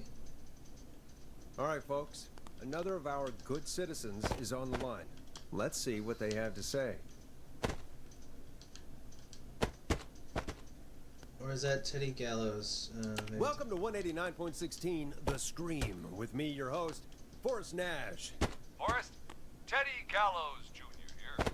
I just want to say that my thoughts and prayers are with my Gallows Creek neighbors during this awful time. Oh, it's mayoral candidate and scion of the town founders, Mr. Gallows. Are you in danger? We need to be a town of law and order. We need cops who have the tools and funding they need to keep us safe. Okay, Teddy. I know you're an outsider to our little town here, Forrest. But you're really stepping up to bat for us all tonight. Everyone's I dead, just want to Teddy. say thank you for taking a swing for Gallows Creek. Dear God. Jackass. I want to make sure I get this out on air to all of Gallows Creek. You're a real prick, Teddy. I just want to make sure our town is safe and prosperous. That's why the Gallows Family Factory, founded by my father, Theodore C. Gallows, God rest his soul, which employs over 200... Teddy, unless you've got an emergency, I'm cutting you off. You know what? I do have a problem. A problem that's ruining our town. You know what it is? Your family waste plant just burned down, so now we have nowhere to dump our garbage? The problem is that woman, our current mayor, Linda Cartwright. Oh, here we go. She just isn't one of us. Linda Cartwright is un-American, unstable, and... You're not better than anyone, Teddy. Just because you inherited half the town. Your producer sounds a little unstable, too. Don't you dare speak to me that way. Cut him off, Peggy. I can guarantee this kind of thing will not happen when I take office. The moral decay of... And that's enough of Teddy Gallows Jr. for one lifetime. I always feel disgusting after hearing him talk. Just play an ad, Forrest. I need a minute. We'll be right back after these messages. Yeah, sure. Play you an ad. Teddy Gallows Jr. is a family man, a devout Christian, and a proud patriot. Teddy Gallows Jr. is Gallows Creek. Like his father and all his fathers before him, Teddy Gallows Jr. has worked hard to create jobs, improve infrastructure, and make Gallows Creek a good place to raise a family. Unlike current mayor Linda Cartwright, Teddy Gallows Jr. lives in Gallows Creek. He's our neighbor, and he stands with our neighbors. Like Sheriff Matthews, who, after years of keeping the peace, Mayor Cartwright is trying to force into early retirement. Teddy Gallows Jr. doesn't believe in keeping a good man out of a job. Teddy Gallows Jr. believes in the American dream. Does Linda Cartwright? Help Teddy Gallows Jr. keep Gallows Creek a good American town.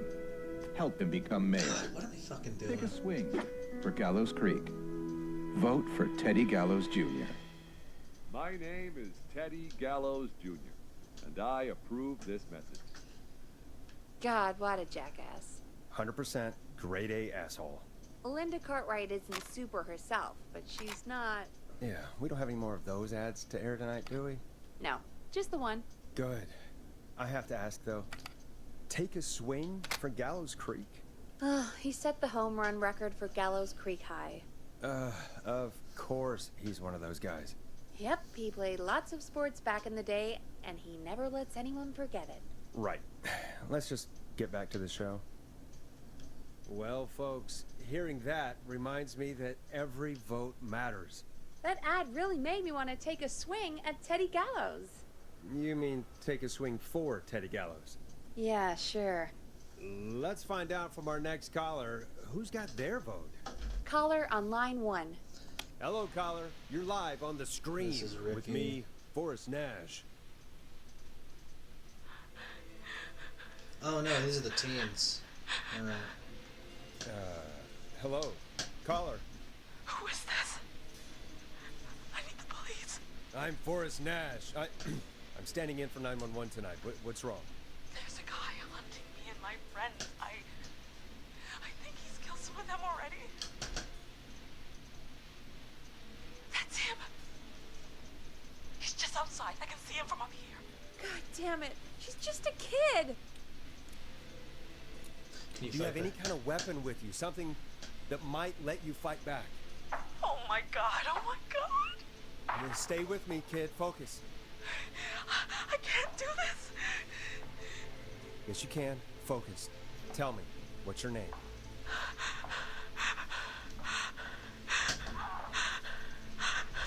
Sweetie, you can do it.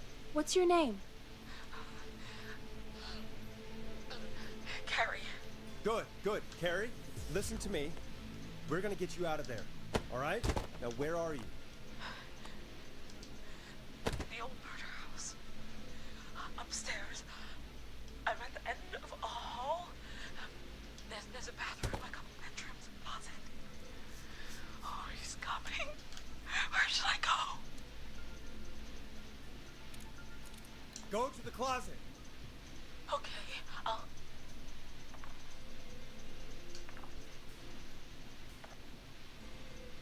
He's here. He's here. He's gonna kill me. Forrest, I don't think we can... Run!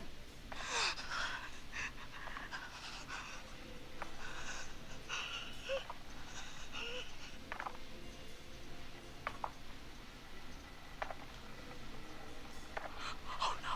Oh no! Ah! Oh no!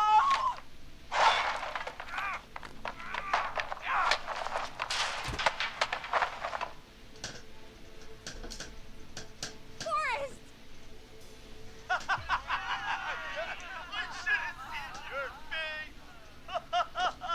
What? What? What? Are you kidding me? Okay, what the hell is going on here? Oh, who's on the phone, Carrie? The cops? It's just a joke, jeez. Wait, isn't that... Jimmy, that wasn't funny, you sicko! Of course I called the cops, but some guy just answered instead. What guy? Forrest Nash. What the hell are you all doing? It's prank night, old man. We're just having fun. That's the kid. The kid who called in earlier pretending to be the whistling man. That's it. I'm out of here. You know he's really out there tonight, Jimmy, right? Yeah, right. It's just whistling night, man. That little idiot. Whistling night? It's a stupid tradition. Especially stupid since that one kid died back in... would you take off that stupid mask if it's hard to breathe? Who's under there anyway? Is that you, Seth? Idiot. Seth is right next to you. That's, wait. Oh no. Who are you? Oh no, Dad!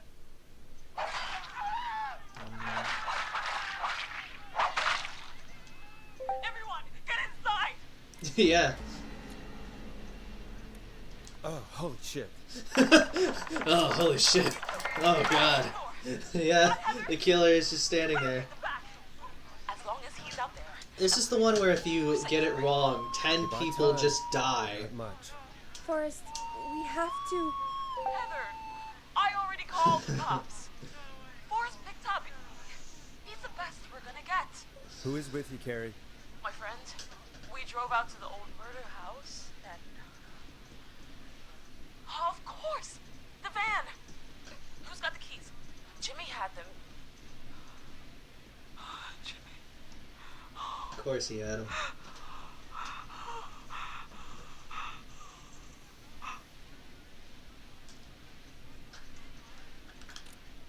Focus. Stay focused, Carrie. Focus. Yes. Sorry. I'm here. We'll figure something out. Between all of you, there's got to be a way to beat this. Just sit tight, okay? Heather, shut up. If we do that, we're gonna get killed. Jeannie? Jeannie McPherson? Our intern, Jeannie? Yes. She's my best friend and the smartest one out of all of us. She stayed in tonight. Forrest, listen. We'll see what we can come up with, and, What? Scott, you're not any good at... And, no, Chad. Out of all of us, you're not the one to... Everything okay? No. We're figuring out a plan, but everyone's volunteering to do things they're just bad at. I think we can figure out what to do, but I don't think we can agree on who should do what. I think you'll have to be the tiebreaker. Right. Or else these idiots are gonna get us killed. But I... Shut up, you... Ugh. Forrest, I'll call you back. But I don't know anything about your friends. Ugh. These damn kids never learn. They're just dumb kids. Ugh. They do this kind of thing every year, Forrest. People get hurt. Yeah. All right. Killer on his Folks, off days. We're gonna work out a way to save Carrie and her friends. This next one goes out to all the trapped kids out there.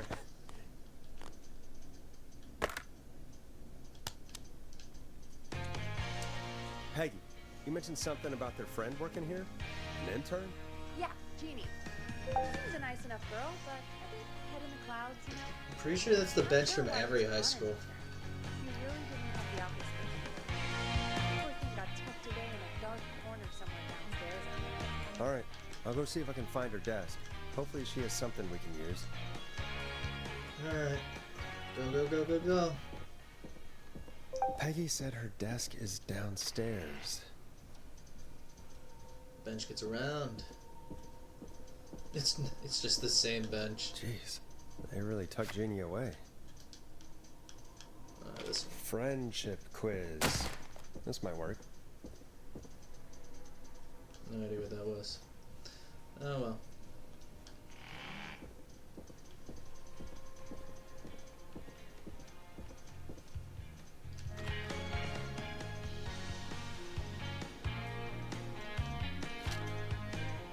Hey, you find anything that'll help us out? Yeah, I found a friendship quiz with all these kids on it. If you think that'll help, then good enough. Carrie's on line 1. Whenever you're ready. This is Forrest Nash, back again with an unlucky caller on this unlucky night. Carrie, are you there? Yes, we've got a plan, but we can't agree on who should do what. You want me to be the tiebreaker? Exactly. I'm ready.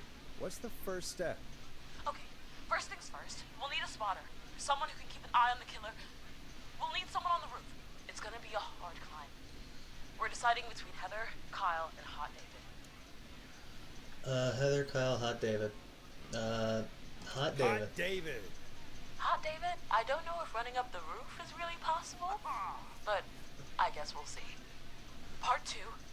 The Whistling Man padlocked the gate back to the road. Before we drive out of here, we need someone to pick the lock.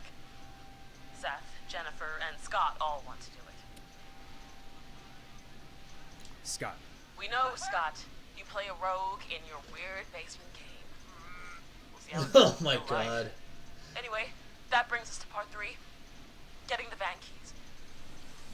I'll volunteer for this. I don't know Jimmy as well as you guys, so it'll probably be easier that way. Then it's part 4. This plan is, well, it's ambitious. Thank you. You're doing great. What's the next part? Part 4, we need someone to lead the Whistling Man away. We need a fast runner. For this one, we're trying to decide between... Who was it again? Kyle, Cynthia, and Seth.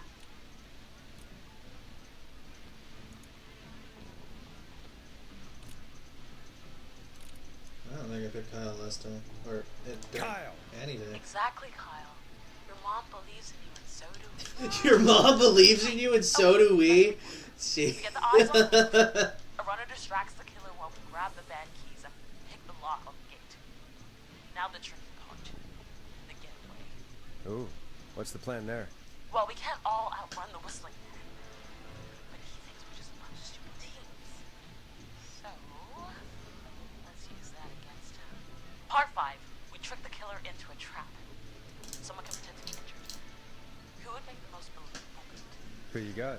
We got Lisa, Tammy, and Cynthia.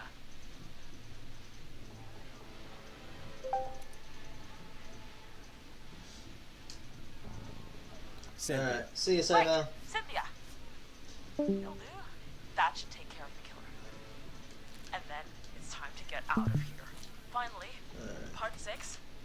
We need someone who can drive us through the woods and back to Gallows Creek alive. Who's our getaway driver? Should it be... Who have we got? Chad, Jennifer, Tammy, whatever. Forrest, you know what to do. Jennifer. I know we all love watching American Skid. Yes, yeah. Just do what they did in the movie. Thanks, Forrest. We'll just take a few seconds for ourselves, and it's go time. Sounds good. Talk to you in a sec. Good luck, Carrie. That actually sounded like a pretty good plan. Eh. Yeah, I think they're screwed. Well, let's hope you're wrong. I'm not. I made sure. Alright.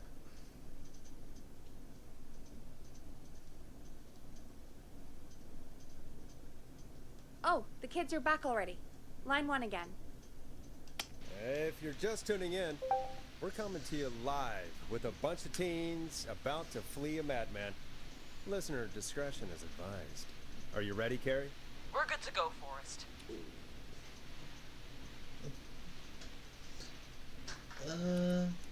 Alrighty then. Hit it. You got this. Here we go, everyone. Spotter, to the roof. Whoa, careful. All right, Renner. Get ready. Wait for the spotter's signal. Spotter says go.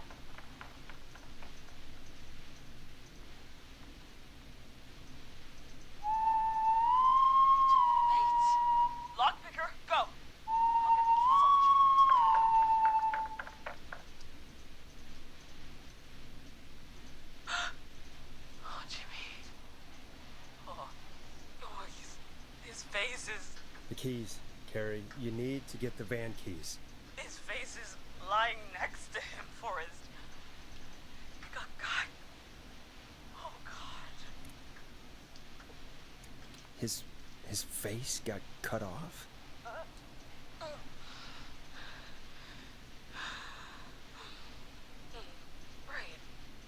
Right. The van keys. Oh, Jesus! The whistling man got the runner! Where's the key? Got him!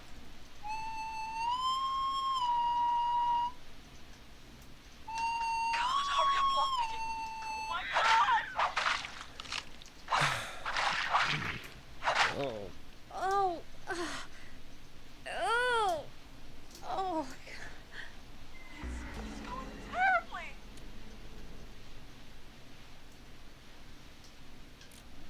You have to keep going. Don't give up, Carrie. Don't give up. Right. We just gotta keep pushing on. Time to trap the killer. All right. Bait. Get into position. Everybody else, hide.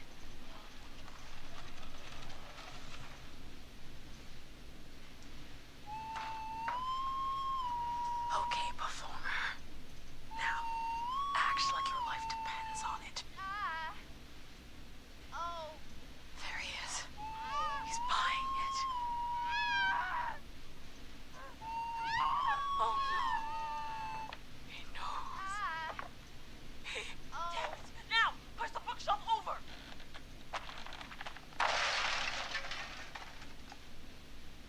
Oh my God, they both went through the floor. Spotter! You need to climb down now. We gotta go.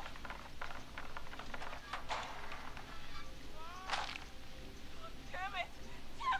Everyone to the bed now! No, he just fell off. He fell off and died.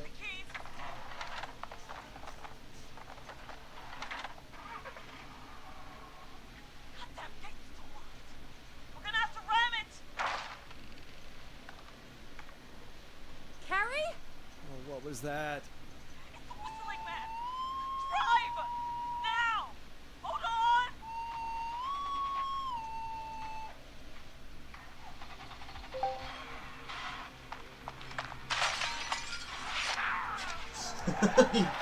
Literally, he fell off. Damn.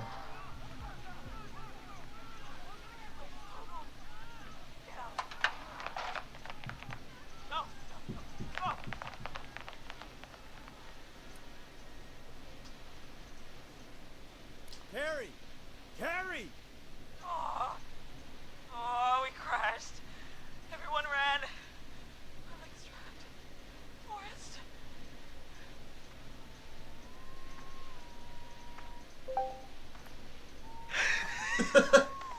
Oh god. What have you sent me, Peon? Walter White. Walter. How you been doing, Peon? Have they put you on online work yet? Or remote work? They're supposed to, and like, it's today's Wednesday, so it's next Monday. Alright.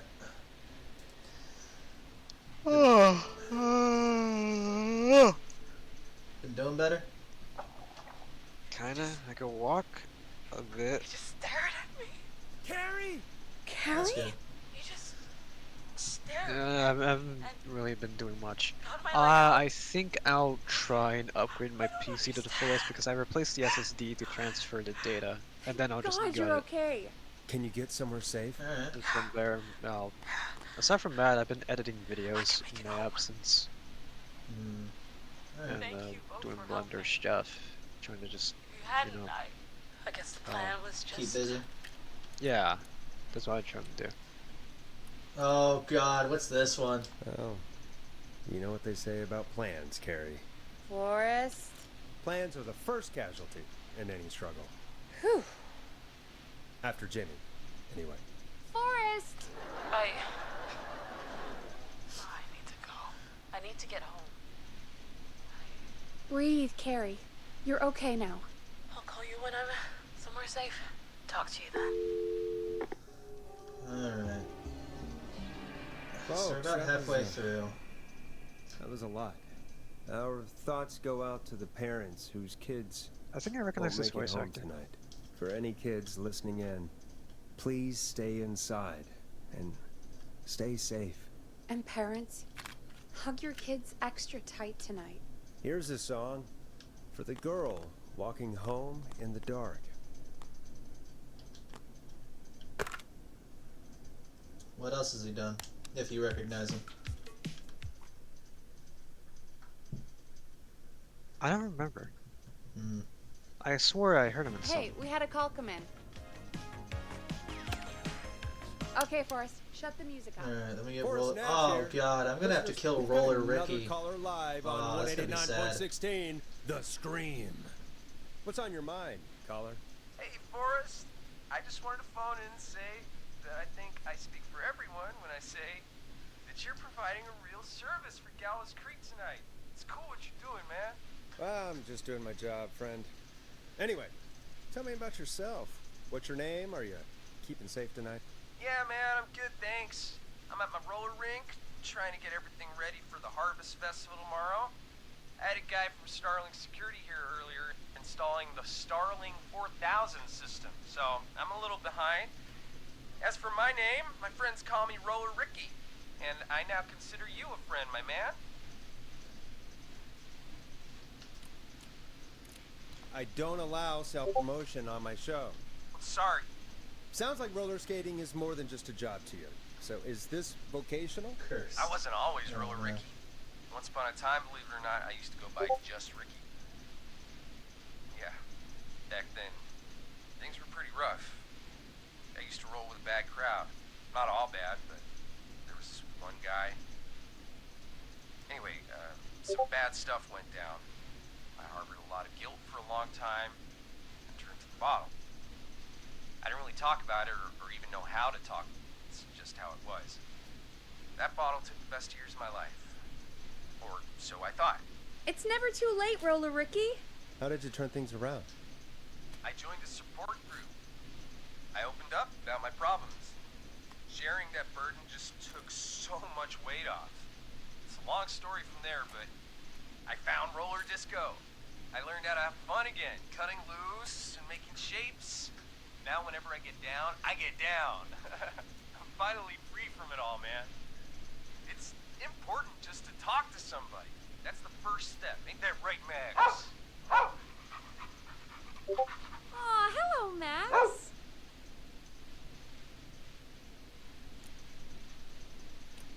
There it is, folks. We've officially gone to the dogs.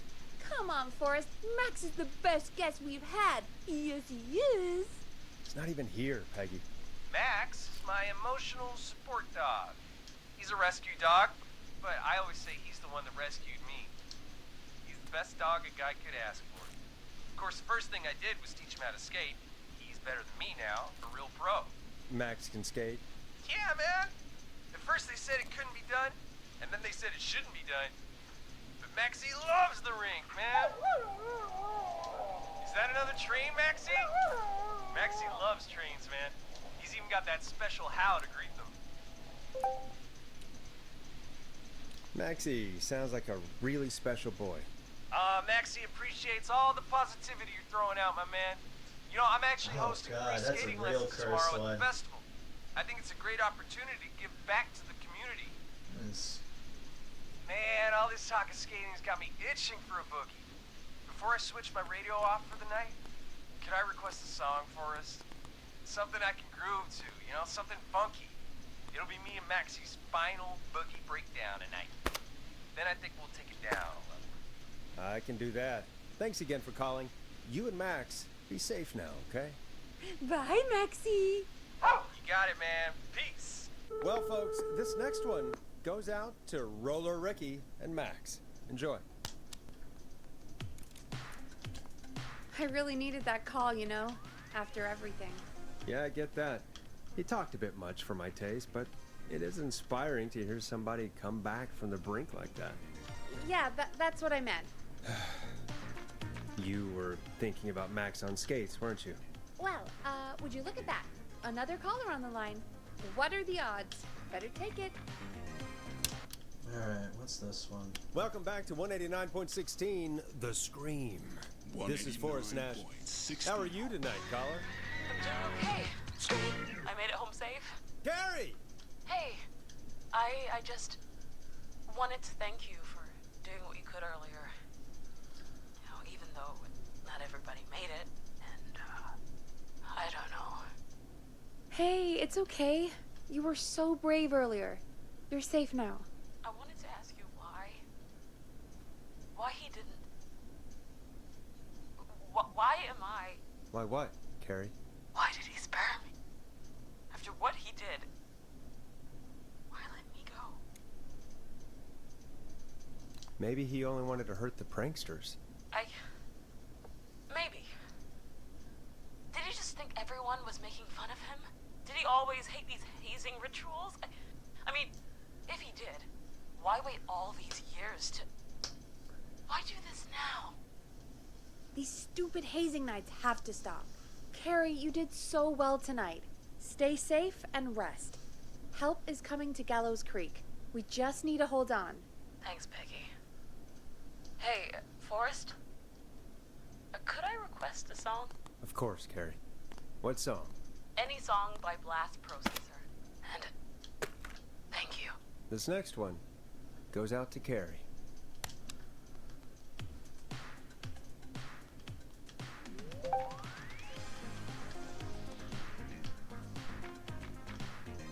You know, what Carrie just said has really got me thinking. About what? The whistling man left her alone. Why? There must be a reason. When it comes to masked whistling killers, I don't think a reason is a key part of their process. Well, it's something to consider. I need to take a break. Yeah. If you want to stretch your legs, now's the time. Just hit the Peggy button Had when it you want not to get been back for on the air. laws of this land, I would have slaughtered you. What the fuck? What? I don't know, that was just... that was just funny. It's a killer quote. Yeah, it is. Yeah, from a fucking African movie. Just goes to show that African cinematography has its leagues. Alright,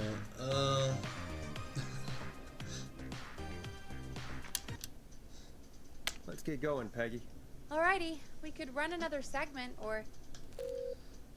Scratch that, Forrest. We have a caller.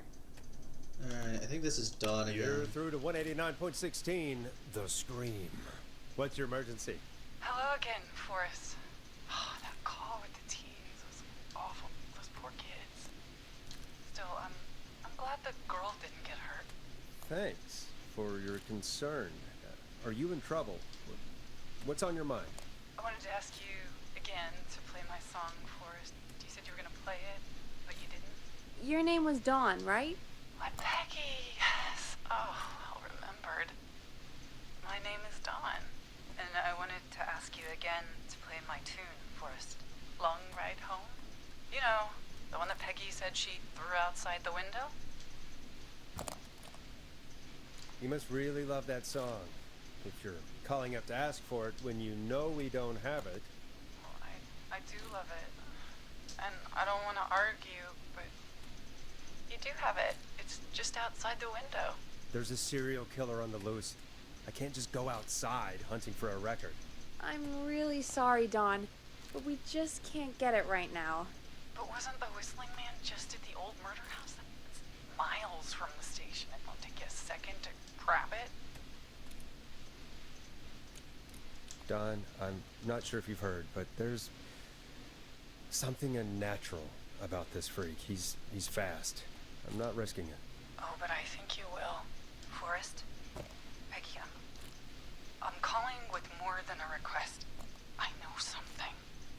I think I know who's gonna be next. What? Are you serious? Play my song, Forrest, and you'll find out. Well, folks, here's some music for you while I think things over. Oh, right, yeah. Final breath. No. Is she serious, Peggy? She's serious about hearing that song, that's for sure. Peggy, I mean, is she serious about... I don't know, Forrest, but we don't really have a choice, do we? Just put that on. If she's telling the truth...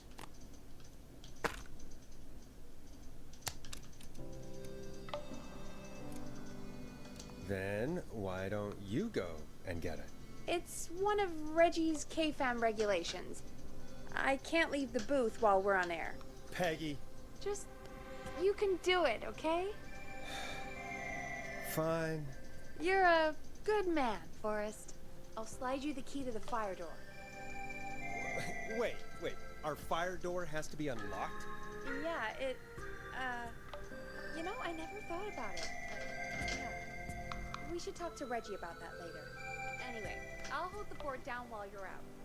Maybe I'll even get a caller. That could be exciting. 189.16, The Screw. With me, Peggy.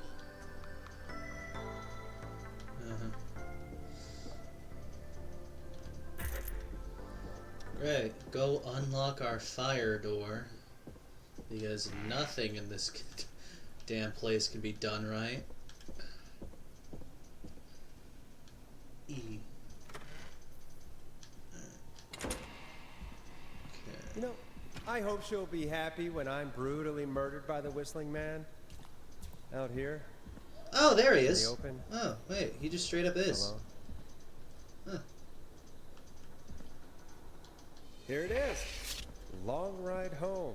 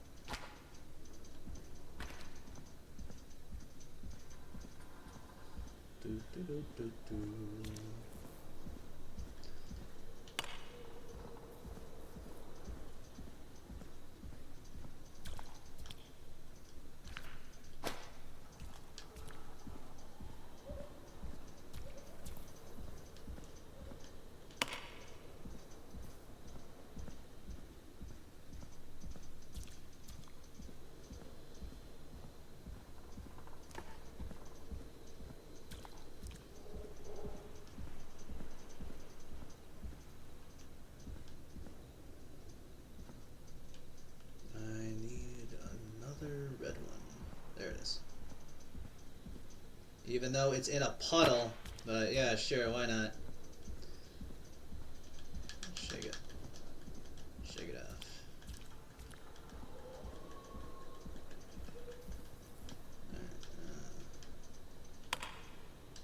Bingo!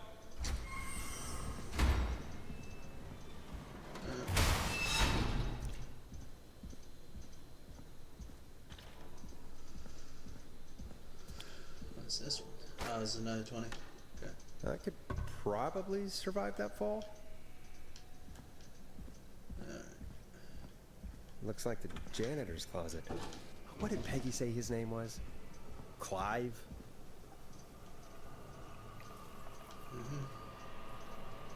Alright, this thing's here.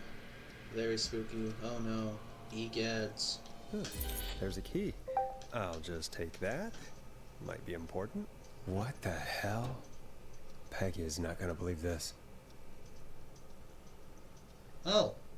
Huh. He actually said something about it. Wide cache. What? Wide cache? What fucking Roy said, typed. Damn. My phone's bugging out. I don't have Roy's message. He just said wide cache. Clyde cache. Oh, Clyde cache. Fuck you. I knew you were gonna talk about that. What? Clyde Cash is this fucking Italian Guido character from Chris Chan. He was one of the trolls for Chris Chan. Oh. Probably because of one of the photos. Oh, okay. Alright, well, I go out here. Then he's just gonna bring it up with him, apparently. I think it's late enough. I could probably put this on Wi-Fi. Oh. Yep, I got all that. Knock that over. I wonder how the show's going. No, you don't. You're gonna take up this board or something.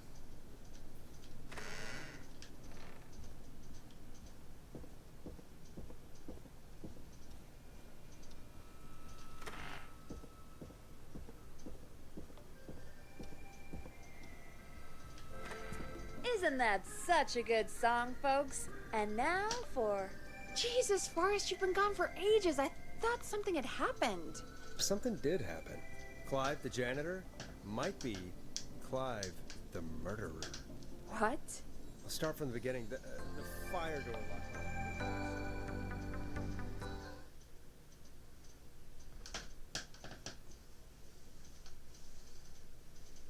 Why did you heave that thing all the way up here? Because the basement's creepy as hell, and I don't like standing around down there. Fair. Alright, let's run through this again. We have a creepy board you found in a creepy basement, made by our creepy janitor, who you think is the creepy whistling man. Yep. And on the creepy board are the names Chuck Brody, Kim Walker, Rebecca Allen, and Aunt Williams. Correct. And you think one of these people will be the whistling man's, Clive's, next target. That's right. And we've got to find them. You said there are 4 locations listed there too? The hospital, the power station, the gas station, and the trailer park. Clive must think the target is at one of those locations. Forrest, you're gonna have to figure out if any of the potential targets are at one of these locations tonight. Hit the button if you need any help. How's it going? I'm ready, Peggy. Are you sure? We've only got one shot at this. I'm sure. Let's do this. Okay, name first. Who do you think the target is? Aunt Williams. And where will I find them? The power station. Okay, I'm dialing. One moment. That's obviously wrong. He'll die.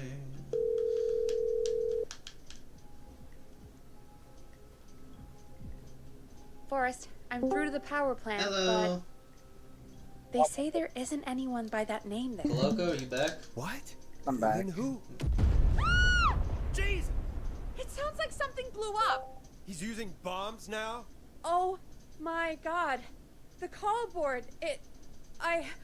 One Hello, moment. King Boy. Forrest, I'm getting so many calls. Just let me... I'm gonna take us off air for a moment. Peggy, what's happening in there? Peggy. I'm back. He blew up the gas station, Forrest. Okay. I spoke to the fire department and the hospital. The fire department is useless now, as you know. And, the hospital's only ambulance was at the gas station. Forrest, you've got to say something on the radio. You have to tell the town. I'm putting us back on air. Oh boy, can't Now. wait to say something stupid about this now. Gallows Creek. I don't know how to tell you this, but, the gas station's been bombed. Please, everyone, stay safe, stay inside, and... Oh, just bring us into some music, Forrest.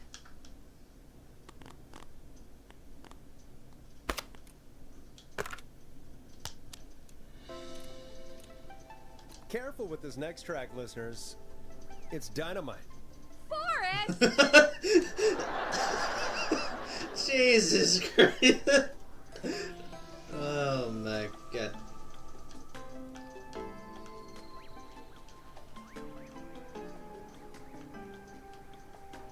There's gotta be more in the basement to show us who Clive is targeting. And if that's the case, we can get ahead of him. Stop the killings before they can happen. Forrest, we need to go back down. By we, you mean me, right? Yep. Like I said, I need to handle all these calls. Maybe start with that creepy mannequin room you mentioned before. I still have a lot of questions about those, by the way. Me too. Alright, come on, let's go. Alright, head down. We've gotta go.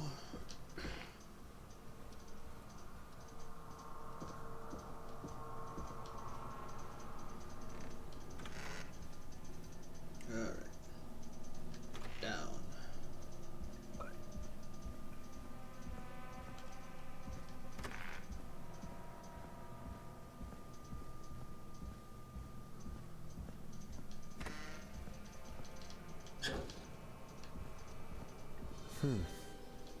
The key? Was this always here? I must have missed it when I brought everything upstairs.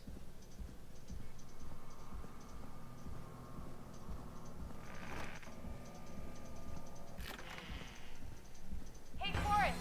Peggy, give me some warning before yelling down the intercom. Sorry. Peggy, I've found a tape and a map down here. A map of what? Looks like it might be to somewhere in this storage area. Weird. Well, maybe the tape will give us more information. Give it a play. Buzz the intercom when you find something and want to discuss it. Find the tapes. I'll be waiting. Wait, George Barrow? We all heard that he drowned after a night out drinking. Was it actually Clive? Has Clive really been the whistling man for that long? He says I need to follow the maps and find the tapes. I guess that's what this map is about. I think we need to see what else is hidden down here. Be careful, Forrest. Keep I looking. think I know where he's from now. Oh yeah? Where's he from? Soma. Soma? Yeah. Was he like an audio tape or something? No, he's the protagonist, I think. Soma has a voice protagonist? Huh. Yeah. Alright. Time of autopsy is 7 a.m. Cause of death is asphyxiation from drowning. The degree of rigor mortis indicates that the subject has Alright. What's the time of death? Alright. Go here. Small lacerations to arms, legs, and This face. looks useful. Typically obtained by running through foliage. Severe blistering to the feet. As though the deceased had been...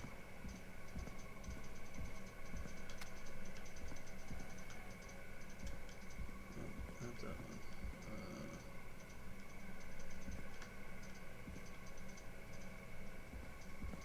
Okay, so goes here. There. Preliminary toxicology results shows no signs of inebriation. However, a high amount of cortisol was found, indicating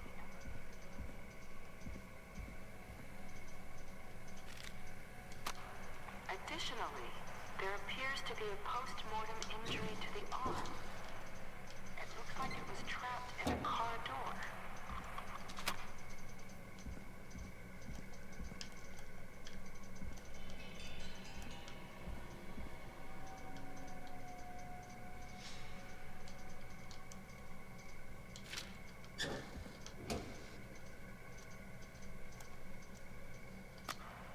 It is the coroner's opinion that the subject This has to be likely important. feared for his life and was chased, resulting in a fall from a height into a bottomless well.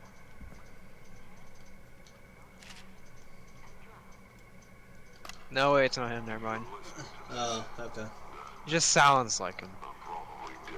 But the guy who voices Forrest, Josh Crowdery, he's a decently known actor. Oh yeah? What's he done? Fantastic Beasts. Oh, Fantastic Beasts? Yeah. Well, is he the main character?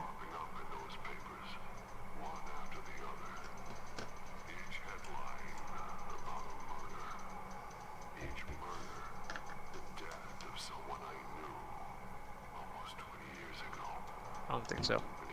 Ooh, a new vinyl for my collection.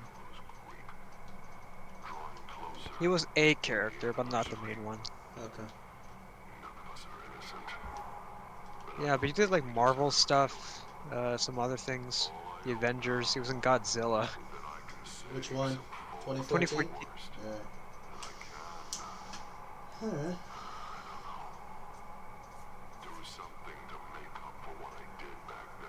He recently started voice acting in 2017.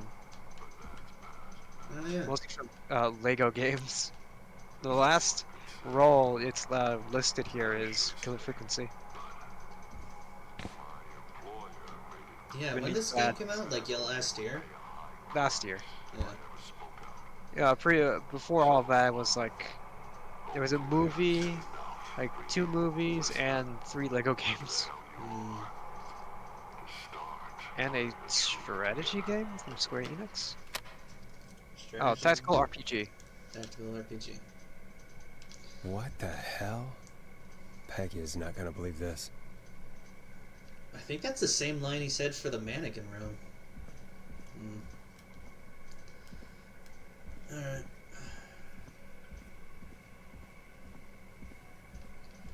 So obviously now that everyone's dead, that's really going to hamper our investigation. What have you found, Forrest? It's an autopsy tape.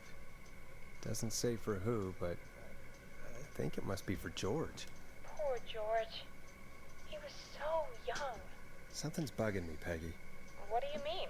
I swear I recognize the voice of the woman talking on the tape. I just can't place it. Seriously? Do you think you've met her before? I don't know. I mean, I just got here recently. I don't know. Found another tape. It talks more about how George died. What did it say? It sounds like he was running for his life.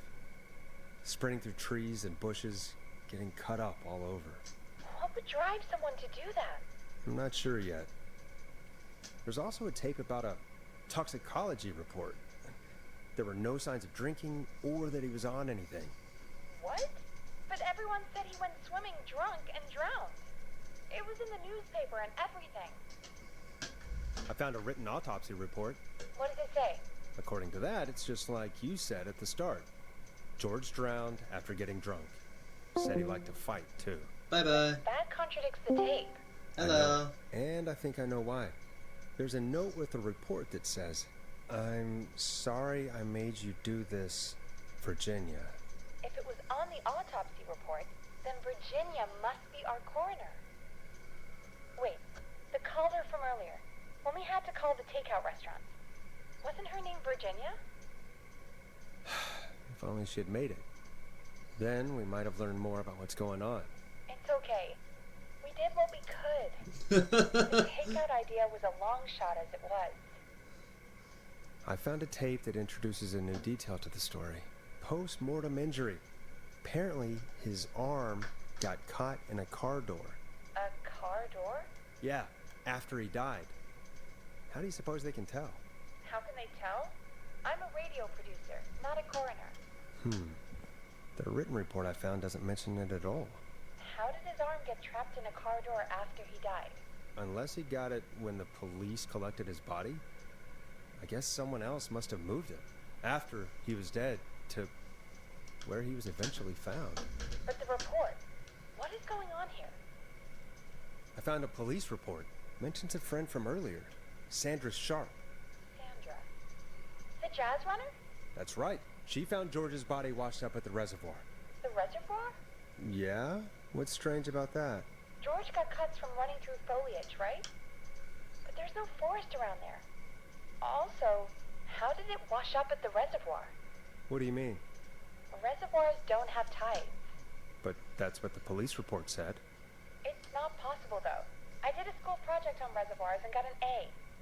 But, yeah, not important right now. The important thing is that it doesn't make sense. What are you suggesting, then?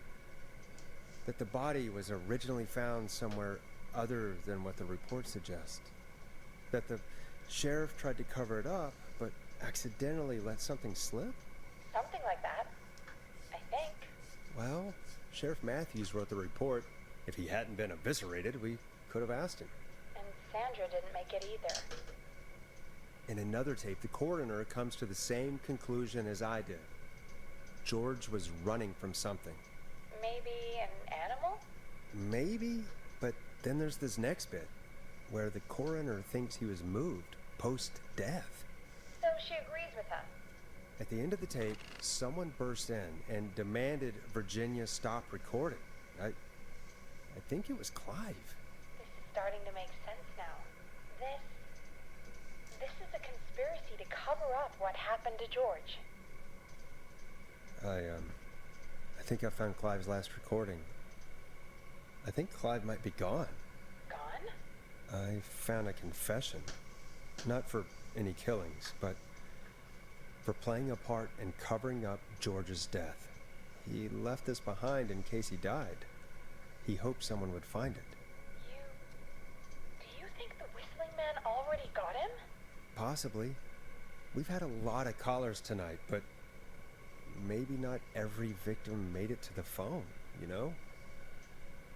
We don't know how many there really are. Christ, Forrest, that's dark. I know, but Clive said he had read about other murders in other towns, and that the murders were all folks who knew about the incident. And the killings were getting closer to Gallows Creek. He said he wanted to do something good for once. The board in his office. He wasn't tracking people down to kill them. He was tracking them down to save them. Ugh, why didn't he just come out with all of this? He said his employer threatened his family if he spoke out about any of it. His employer? The one who orchestrated the cover-up? Oh, Clive. I'm sorry for thinking you'd killed all those people. Do you think you found everything? I think so.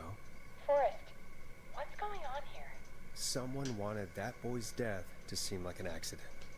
And they hired Clive to make it look that way. Come back upstairs when you're ready. We need to figure out our next step. 3 o'clock. Thank God you're back, Forrest. I've been running out of stuff to pad our airtime with. Peggy, you work in radio. Forrest, I'm stressed. I mean, really. How are we supposed to keep a show going with all this happening? Beats me. But we gotta do it, and we're going to. You're right. So, what's the plan now? If only Sandra had made it. We could have talked to her, too. Dear God. Yeah. It was shocking how she died. Oh. Looks like we've got a call coming in.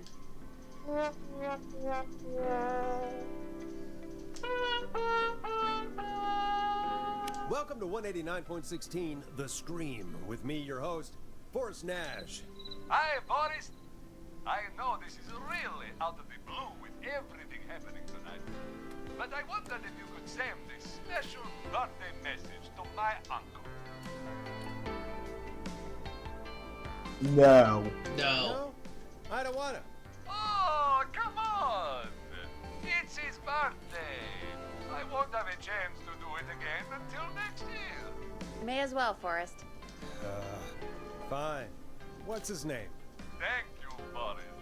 He's my Uncle Ronnie.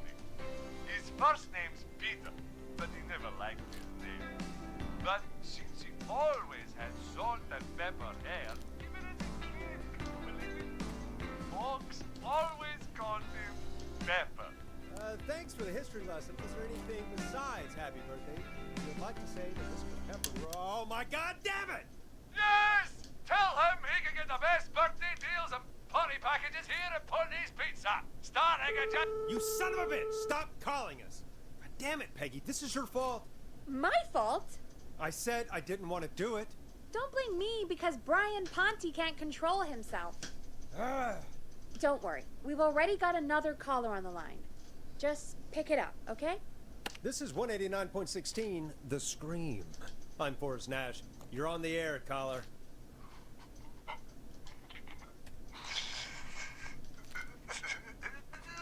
Caller.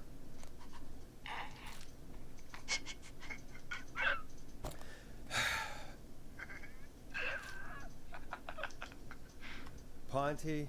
Ponte's Pizza always delivers. Come rain or sleet or whistling man, we'll be there.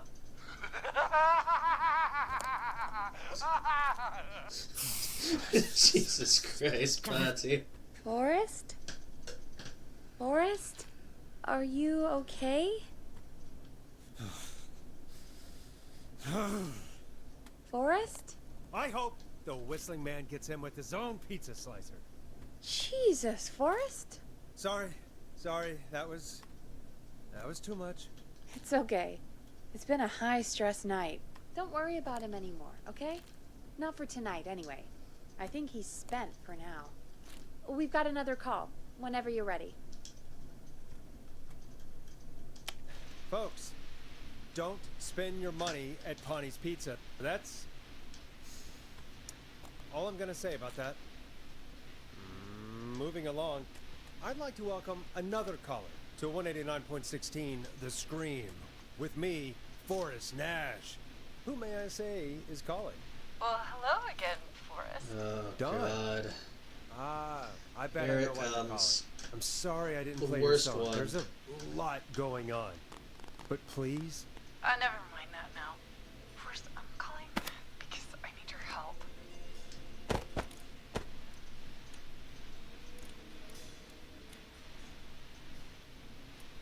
please, Dawn, if you know something, if you know who the next target is, Oh, it's too late for that now. I'll be the judge of that. Oh, fine. Chuck Brody was the next target, but that ship sailed. How did you know it was Chuck? Well, if I tell you, I might just put more people in danger. People are already in danger. This might help. Forrest, I don't have time. I need your help. Do you mean Yes, he's after me now. you? I think so. He must have heard me on the radio helping you. Right. Okay. Tell us everything. I was out following a lead, trying to work out who would be next, after Chuck. And what happened? I started to feel like I was being followed. I came back to my apartment building, but this newfangled security system has me locked out. I need you to help me get inside. Can you go somewhere else? Home is the safest place I can be. Please, the front gate requires an entry code to open. I need that code to get inside. Which apartment block do you live in? Maybe one of our listeners lives there too. It's the new Woodside apartment building between the town hall and the trailer park, but I doubt any of your listeners live there. I don't have many neighbors. Sounds like a prime piece of real estate. The sound really carries at night. Shit. I'm guessing you're not a dog person. No, I'm not.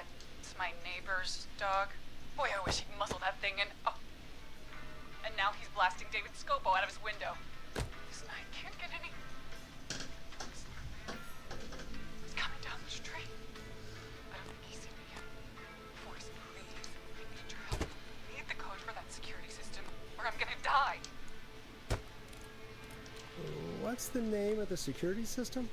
There's a sticker on the box. It says Starling Security 4000. There's a keypad, and it looks like it wants a 6-digit number.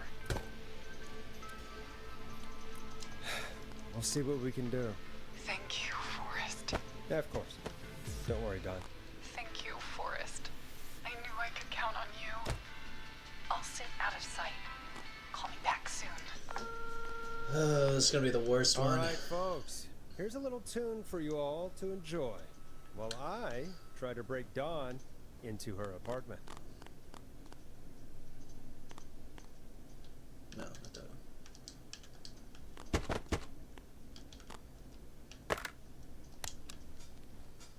one.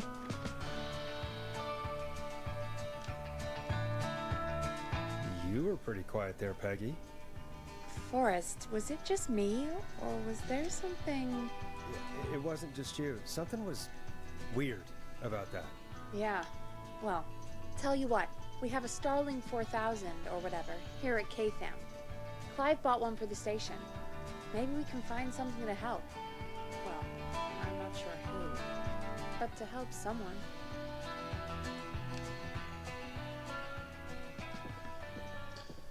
Okay, so she's locked out of the Woodside Apartments, and somewhere, Clive probably has the papers for the Starling 4000.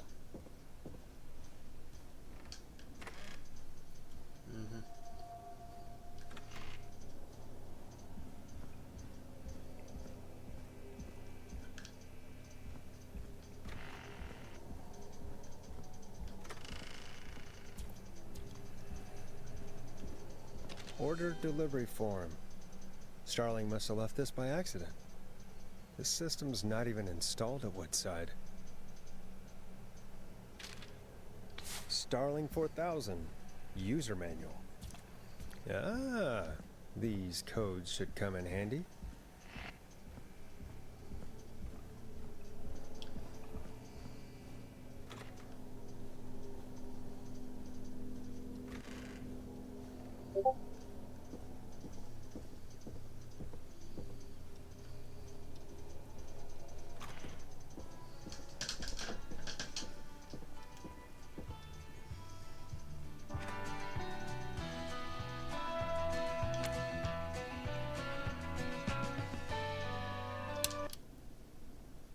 Welcome back, Forrest. Find anything? The Starling 4000 security manual. It's got a bunch of codes. Good. And did you find anything else? I saw a list of everyone else who bought the Starling 4000. Know who was on there? Oh my god. Roller Ricky! Do you think we should give him a call? Is that crazy? I don't know what you'd say, but... Just put me through to Don. I'll take care of this one way or another. Okay, if you say so. Line 1, whenever you're ready. Don, are you there? This is Forrest Nash from 189.16, The Scream. Oh, thank God you're back. I've been so afraid. What's the code to the gate? The code is 715914. Thank you, Forrest.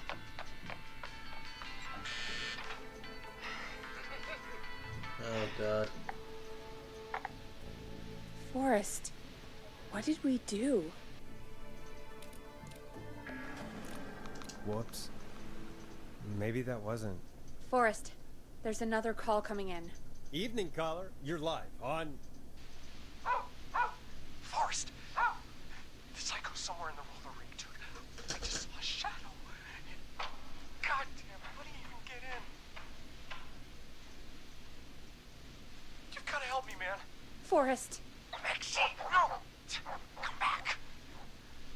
I can't find my rifle, man. It's... I don't want to hurt anybody, but I can't let anything happen to me. Maxie! Maxie! Maxie! You didn't do anything wrong!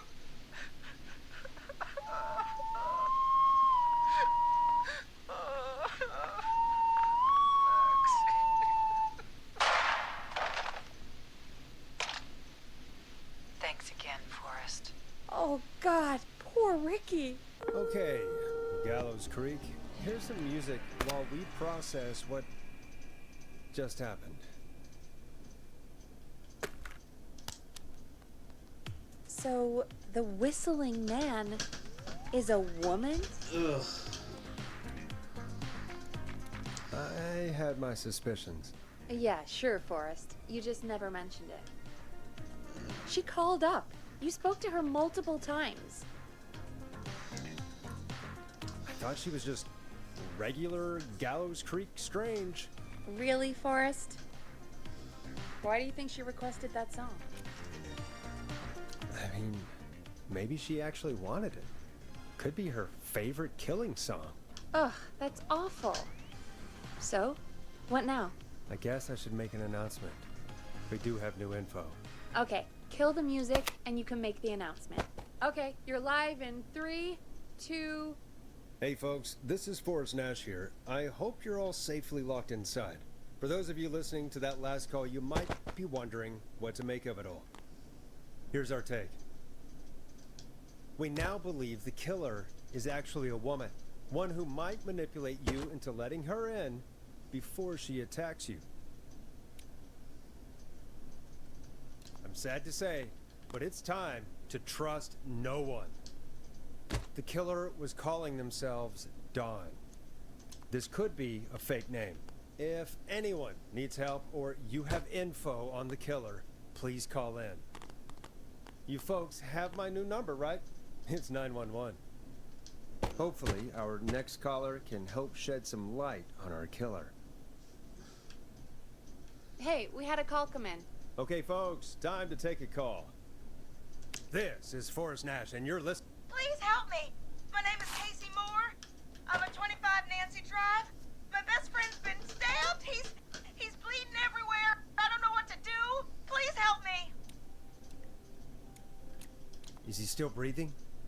Yeah, but he's bleeding out fast. I really need help. Please. Take a breath. We've been out at the reservoir. We were heading back to his place when we heard this whistling all of a sudden. He just started freaking out. He screamed at me, told me to hide. I'd never seen him like that, and I just panicked and ran and hid in a bush. Oh no. Forrest. Then what happened? He went up the road and talked to someone. I couldn't really hear or see anything. It sounded like he might have known the person, and they just stabbed him. Casey, was his attacker the whistling man? The who? They had a mask and wore all black? That's all I know. Please, we need help here. I'll get you help, but I need to know. Where did the masked person go? They left. They left him to bleed out. I waited until they were gone, then dragged him into the garage and called 911. Wait, why didn't she make sure he was dead? I don't know. I think I heard them say something like, "It's not so funny now, is it?" before they left, but please, he needs to get to the hospital. I can't drive, so we need an ambulance. Forrest, the ambulance was destroyed in the explosion at the gas station. You should get all the info you can. Can you tell us where your friend was stabbed? They stabbed him in the stomach, and then stabbed him again in his leg when he was on the ground, What's your friend's name, Casey? It's Jason Parker. We'll be right back. Peggy, patch us through to the hospital. On it. Phoning St. Gabriel's now. Switch to line 2. Hello, St. Gabriel's Hospital. How can I help you? Hi, this is Forrest Nash from 189.16. We have a stab victim at 25 Nancy Drive named Jason Parker. He's been stabbed in the stomach and the leg. He's bleeding heavily. Oh God, I'm sorry. But the ambulance is, well, you know.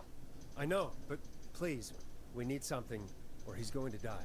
Forrest, listen, you're going to have to get him here. We need to see him and we can't get there ourselves right now. We don't have any way to drive him right now. And even if we did, he's bleeding out fast. All right, listen. We need to buy him time to get here. That means stopping the blood first and then finding someone to stabilize him. To stabilize him, you really need someone with first aid training. Do either of you have any? No. Me neither. Damn it. I'm really sorry about this, but I have other patients who can't wait. All I can do is talk you through the procedure as quick as I can, and then leave the rest to you. You think you can handle that? We don't really have much choice. Hit me. Okay, from the top. If he's bleeding out, then you need to get him comfortable and try to stem the bleeding. Lay him down. Apply continuous pressure directly to the affected areas. When the bleeding slows, get a clean cloth of some kind and hold it over the wounds. Get them comfortable. Apply pressure. Clean cloths when slowed.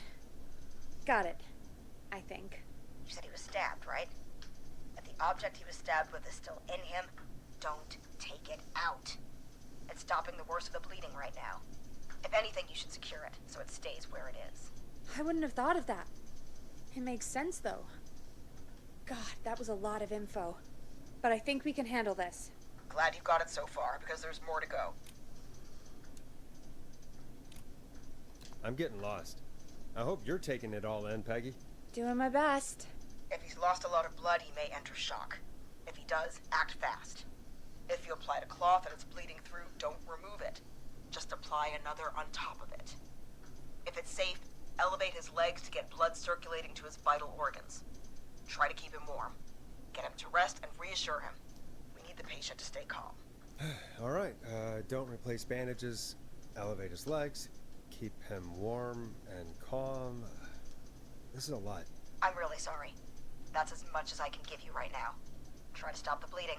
Find someone to get him stabilized and get him here as quick as you can. Good luck. All right, Forrest. Casey's still on line 1. Hello? Hello? Forrest, are you there? Casey, I have bad news. We're on our own for now. Oh, no. No. Jason! Why the hell didn't I do anything? No, Casey, you did the right thing. We got advice from somebody at St. Gabriel's. We're gonna talk you through this. Oh, thank God! I've been putting pressure on his stomach wound since you left. But he's still bleeding. I don't know what to do. That's good, Casey. The nurse said to do that. What about the knife in his leg? It's gotta be hell. Should I pull it out? Yep. Yeah, that has to be incredibly painful. We should definitely get it out of him. All right. Here goes. Jason, just hold on. Wait, I was reading my notes. Did you say pull the knife out? Oh, God, help! I pulled the knife out and the bleeding, it's getting worse. It's... Quick, Casey, we need pressure on the wound. Do you have any sort of cloths nearby you could use? Yeah. There's some laundry piled up on top of the dryer, some cloths on the hood of the car, and what else? I guess I've got my jacket. Look in the laundry for something like a towel or a shirt. Hold that over the wound. Okay. Looks like I'm gonna have to buy you some new whites, Jason. Oh, Here what we the go. fuck? His underwear? Oh, that's messed Sorry, up. Jason. It's secure. I'm putting pressure on his stomach again. We shouldn't have pulled the knife out. Forrest, can I have a word? Now isn't the best time, Peggy. Can it wait? Forrest, it's kind of important. All right, give me a second. Casey, I'm gonna have a quick word with Peggy. Keep putting that pressure on, and let us know when the bleeding is under control. You're doing great. But what if something happens? We'll still be here. Just shout if you need anything, and we'll be there. I promise. Okay. I'll wait. Jason, please be okay. What's up, Peggy? We can't stay on the line with her all night. Dawn is still out there. What if other people need us? You're right. She's probably on her way to her next target right now. Exactly. And you heard the nurse. We need someone there with training who can stabilize him. He's got to get to the hospital somehow.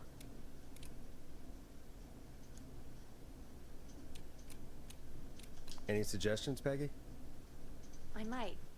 A little before you started working here, KFAM did a mandatory first aid training course. Me and Karen missed it because we were away on a producer getaway. You skipped it, didn't you? Never mind. So, how does KFAM's first aid course help us? Casey said they're at 25 Nancy Drive, right? Yeah? Why? They put up a bunch of cheap houses around there about 10 years ago. So a bunch of people here at the station live around there. Do you think any of them could help Casey and Jason? Probably, but I don't know who lives there. And since I missed the training day, I don't know who knows first aid. Could you call them and ask? I don't know everybody's numbers. I've only ever called Karen.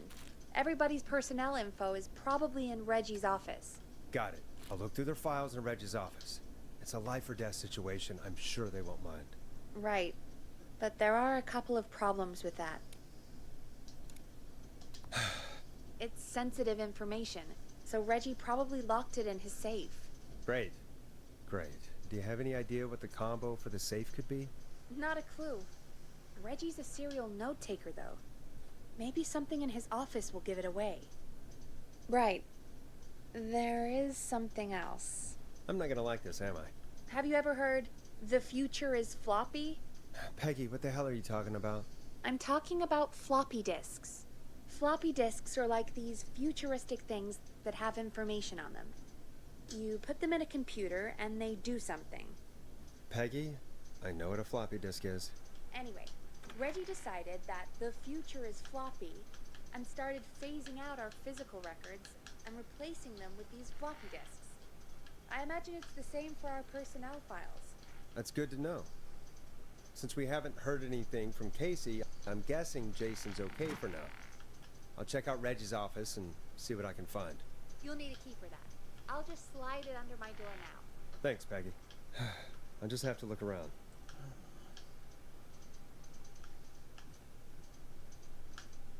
Good. I'll patch my mic down to the office, so you'll hear me over the intercom. Bye-bye. Whoever that was. Coloco again. Alright. Come on, let's go.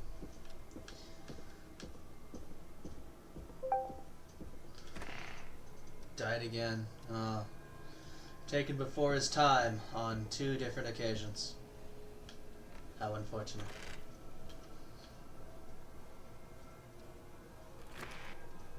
Looks like I need a 4-digit code.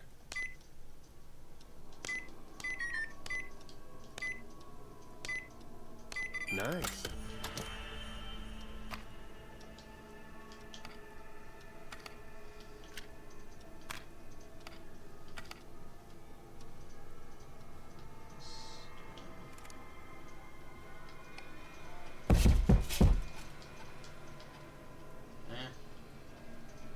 Hey Peggy, you there? Yeah, I'm here. Did you find Hello? Alright, I think I know who our best bet is to help Casey and Jason. Alright, good work. Who should I... Hello? Is anybody there? Please pick up. Casey, I'm here. What's wrong? Jason started going pale.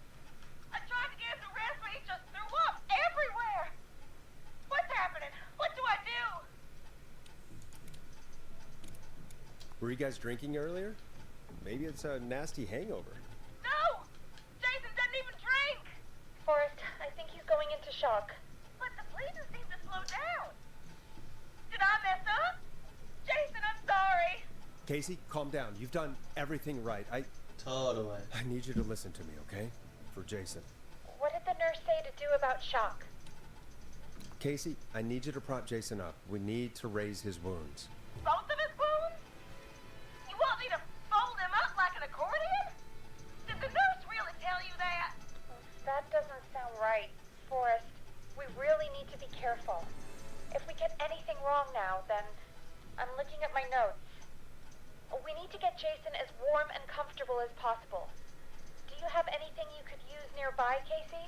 Yeah. I still have some laundry next to me. I'll wrap him in some blankets. Just give me a second. Sorry. Jason's bleeding through his bandages. Should I get him new ones? Or... Oh, God. That's right. You need to carefully remove the bandage and quickly replace it with a fresh one. What do you have nearby? I've used the rest of the laundry to keep him warm, so... I'll use my jacket. I can always get a new one. I'll fix his bandage and get him warm. Hold on, please.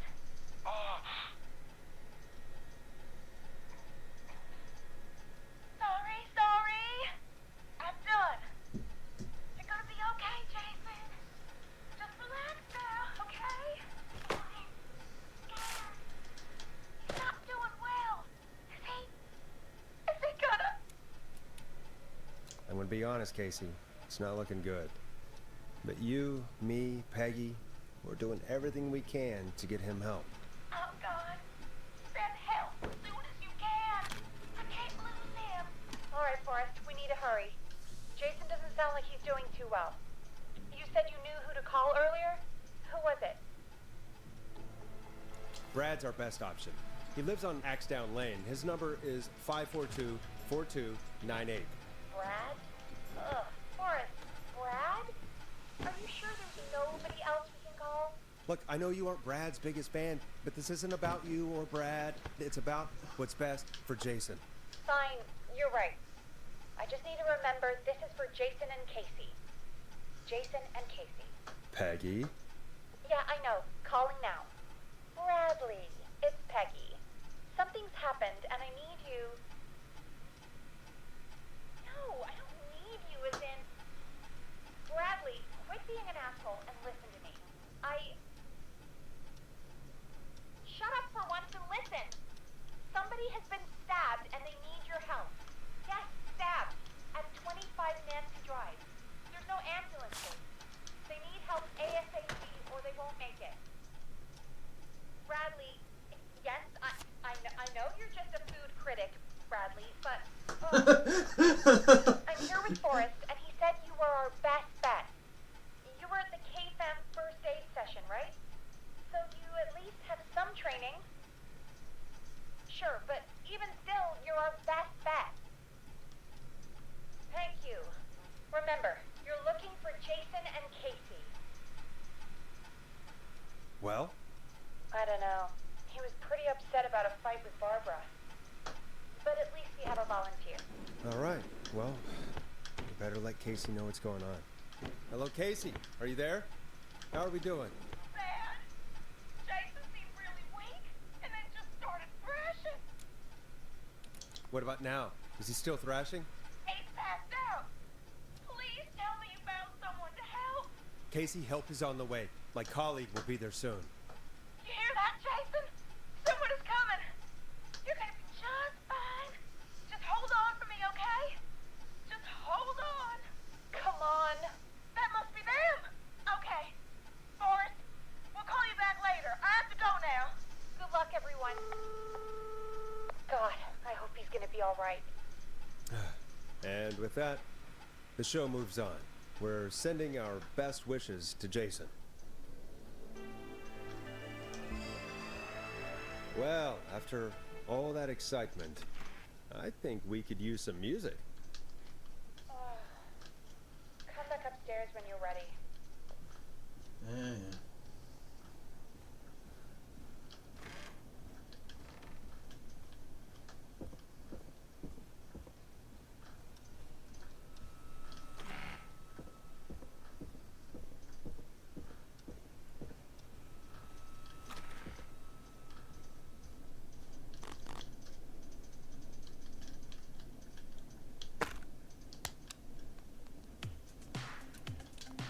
It's getting pretty late. This might be your last break for the night, so try to enjoy it. Give me a buzz when you want to go back on air. Let's roll. You got it.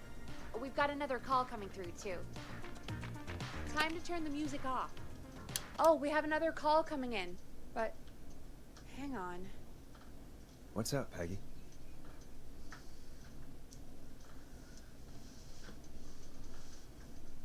Peggy? You're gonna want to take this call off the air. Who is it? Just do it. All right, folks, it's time for another track. Here's one to help you sit back and relax. We'll be right back after this. Tiger.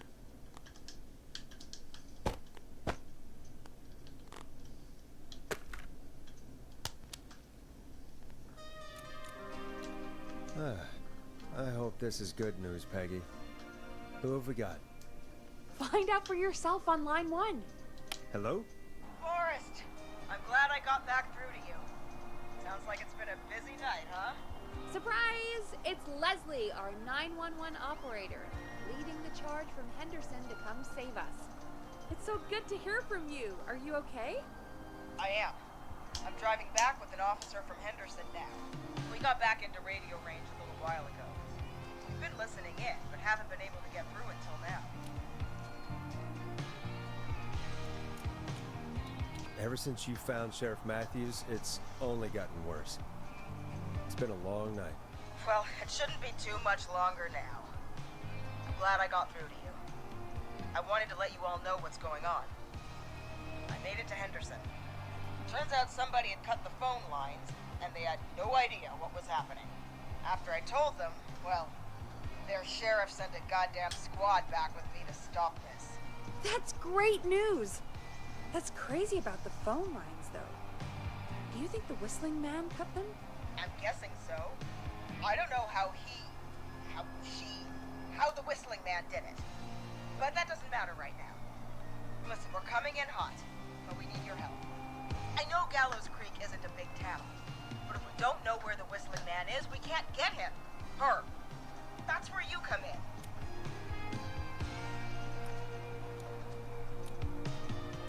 Haven't we helped enough? I mean, now that you're back, can't you just...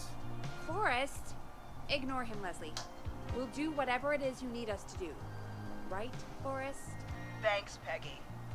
It might be a long shot, but here goes. The Whistling Man already called up a few times. I bet she calls again. We're still a little ways out of town, so if she calls, stall her. Buy as much time as you can for us to get in. And while you're talking to her, try to figure out where she is. We'll be listening in, so once her location is known, we'll head straight there and end this nightmare. I don't know. Is she really just gonna give up her location? I guess we'll find out. Anyway, I'll radio the other cars and tell them the plan is a go. Hopefully the next time I see you, it'll be with our killer behind bars. Take care now. We'll see you soon, Leslie. Oh, thank God. It sounds like this is almost over. We're nearly through this. That's nice to think, Peggy, but I don't reckon Dawn is gonna give up without a fight. She probably won't give up without a fight, no. But neither will we. Now, let's get you back into the arena, champ. Okay, Forrest, shut the music off. Bringing you back live now. Welcome back to The Scream with me, Forrest Nash. The line is lit up, but before I get to our next caller, I just want to say, things are looking up. It's almost over. But for now, let's bring in our next caller. Evening, caller. This is Forrest Nash. Forrest? Casey, is that you? Are you all right? Forrest, it's Jason. Don't tell me. Is he... He's gone. Oh, Jason. Your friend. They tried everything they could. They said he just lost too much blood. Casey, I'm so sorry. I can't believe he's gone. Could I have done more? He did everything you could have done. You both did. I'm sure Jason knows that. Thank you, Forrest. I really hope so. Hey, guys, I'm really sorry, but there's a call on the other line. I just need to make sure we don't have another situation brewing. It's all right, Peggy. I understand. Do what you need to do. Thank you, Casey. I'll be right back. Forrest? Yes, Casey? Before Jason passed out, I asked him who did this, and I think he knew who attacked him. Are you serious? Yeah. He said it had to do with a boy named George Barrow. He mentioned him, the boy who drowned. I guess that's what Jason said. He said that George died during, God, what was it? Whistling night? Some kind of prank night. And that the person who stabbed him wanted revenge for George. Casey, are you absolutely sure this is what Jason said? Yeah, I think so. Jason still seemed with it when he was telling me. So I don't doubt what he said. Did you say Jason told you who the Whistling Man is? He did. He said it was a woman. They went to school together. Somebody called What? What happened? Are we still on air? Yeah. How do we get it back on? I don't, oh, we can use the emergency generator down in the basement. Reggie picked it up a while ago in case we ever needed to do an emergency broadcast. An emergency broadcast?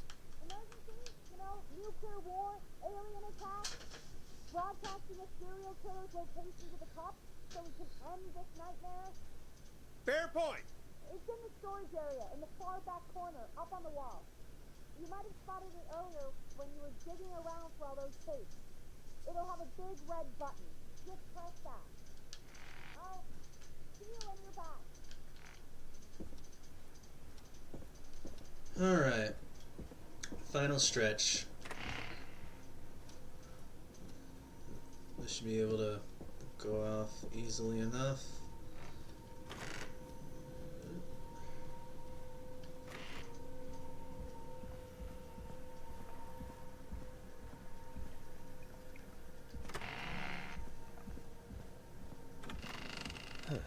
Far back corner.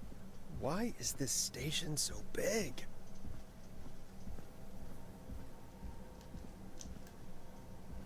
That must be it. Boom! We've got power.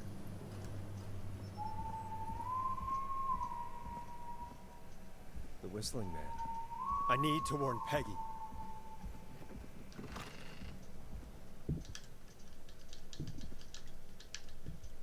Peggy, are you there? Are you... Peggy! I need to get back upstairs.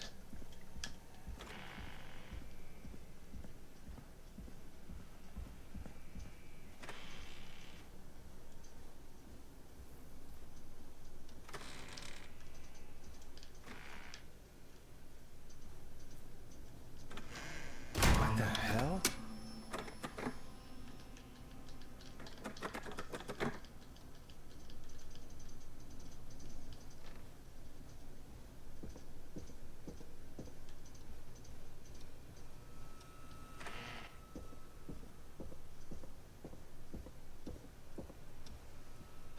Oh no.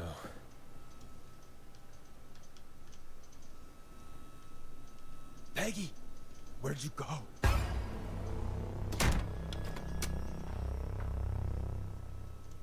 No way. This can't be happening.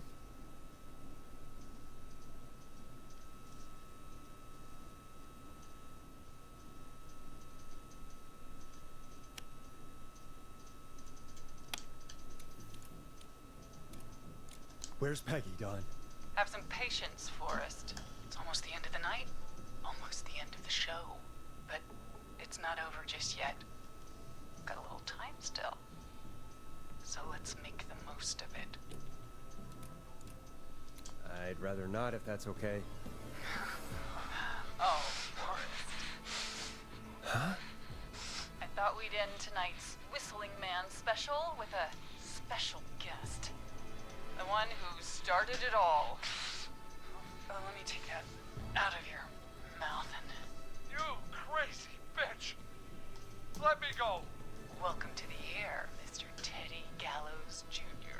Wait. It's all gonna come out tonight, Teddy. Your daddy and his money saved you 20 years ago. But even if he crawled out of his coffin with all the money in the world. Wait. Where the hell is Teddy? How are you talking to him if you're here with me? Because I'm not there with you, Forrest. I'm here with Teddy. And if he says where that is, well, he knows he'll get it. Wait, then who am I looking at? Forrest Nash, let me introduce you and all of Gallows Creek to my boy, Henry Barrow. Hi, Henry. Nice to meet you. Don't mind him. He's just shy. So there were 2 whistling men tonight. Of course. That explains how you were always able to get around town so quickly. Hang on. Did you say Barrow? Then are you? Let me just get this mask on. Damn uncomfortable thing. No wonder Mooney went crazy wearing this. There we go. Marie Campbell? George's old girl. Oh. Well, it sure has been years since I last saw it. Oh, God damn it. Where are you going with all of this? Everyone's gonna know now what Teddy did. He killed George that night. This night. 20 years ago. Listen to me. You... You're gonna talk when I talk to you. And not a moment before. And you're never gonna talk again, Forrest. I considered having you help me blow this whole thing wide open, but you didn't really sell yourself too well tonight. Alright. I'll just get going then? Henry, honey? He's all yours. Hey, wait a minute. Back off! Don't come any closer! Don't worry. I'll let Peggy know you asked about her before I send her your way. No! Please!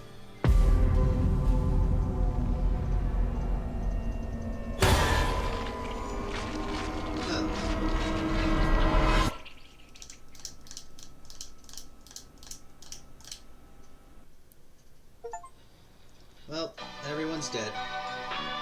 Woman. Alright, that's that ending.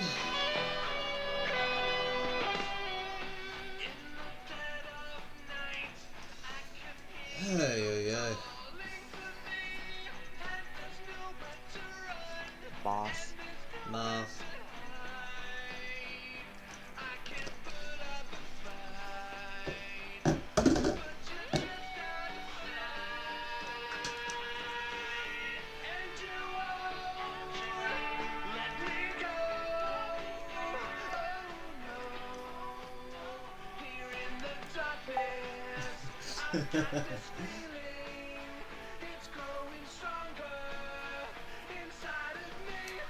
It's a killer frequency.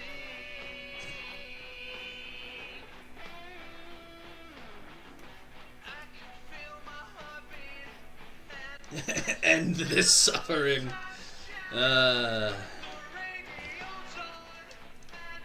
Do they have an actual... Is there still an epilogue with this?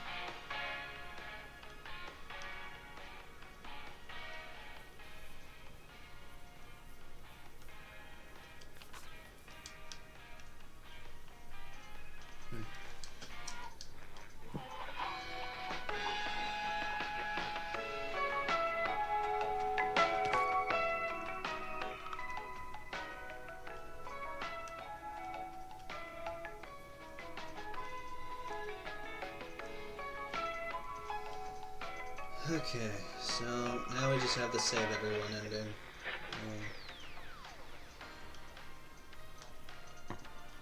Is there just nothing now? Is it just music? Seems like it.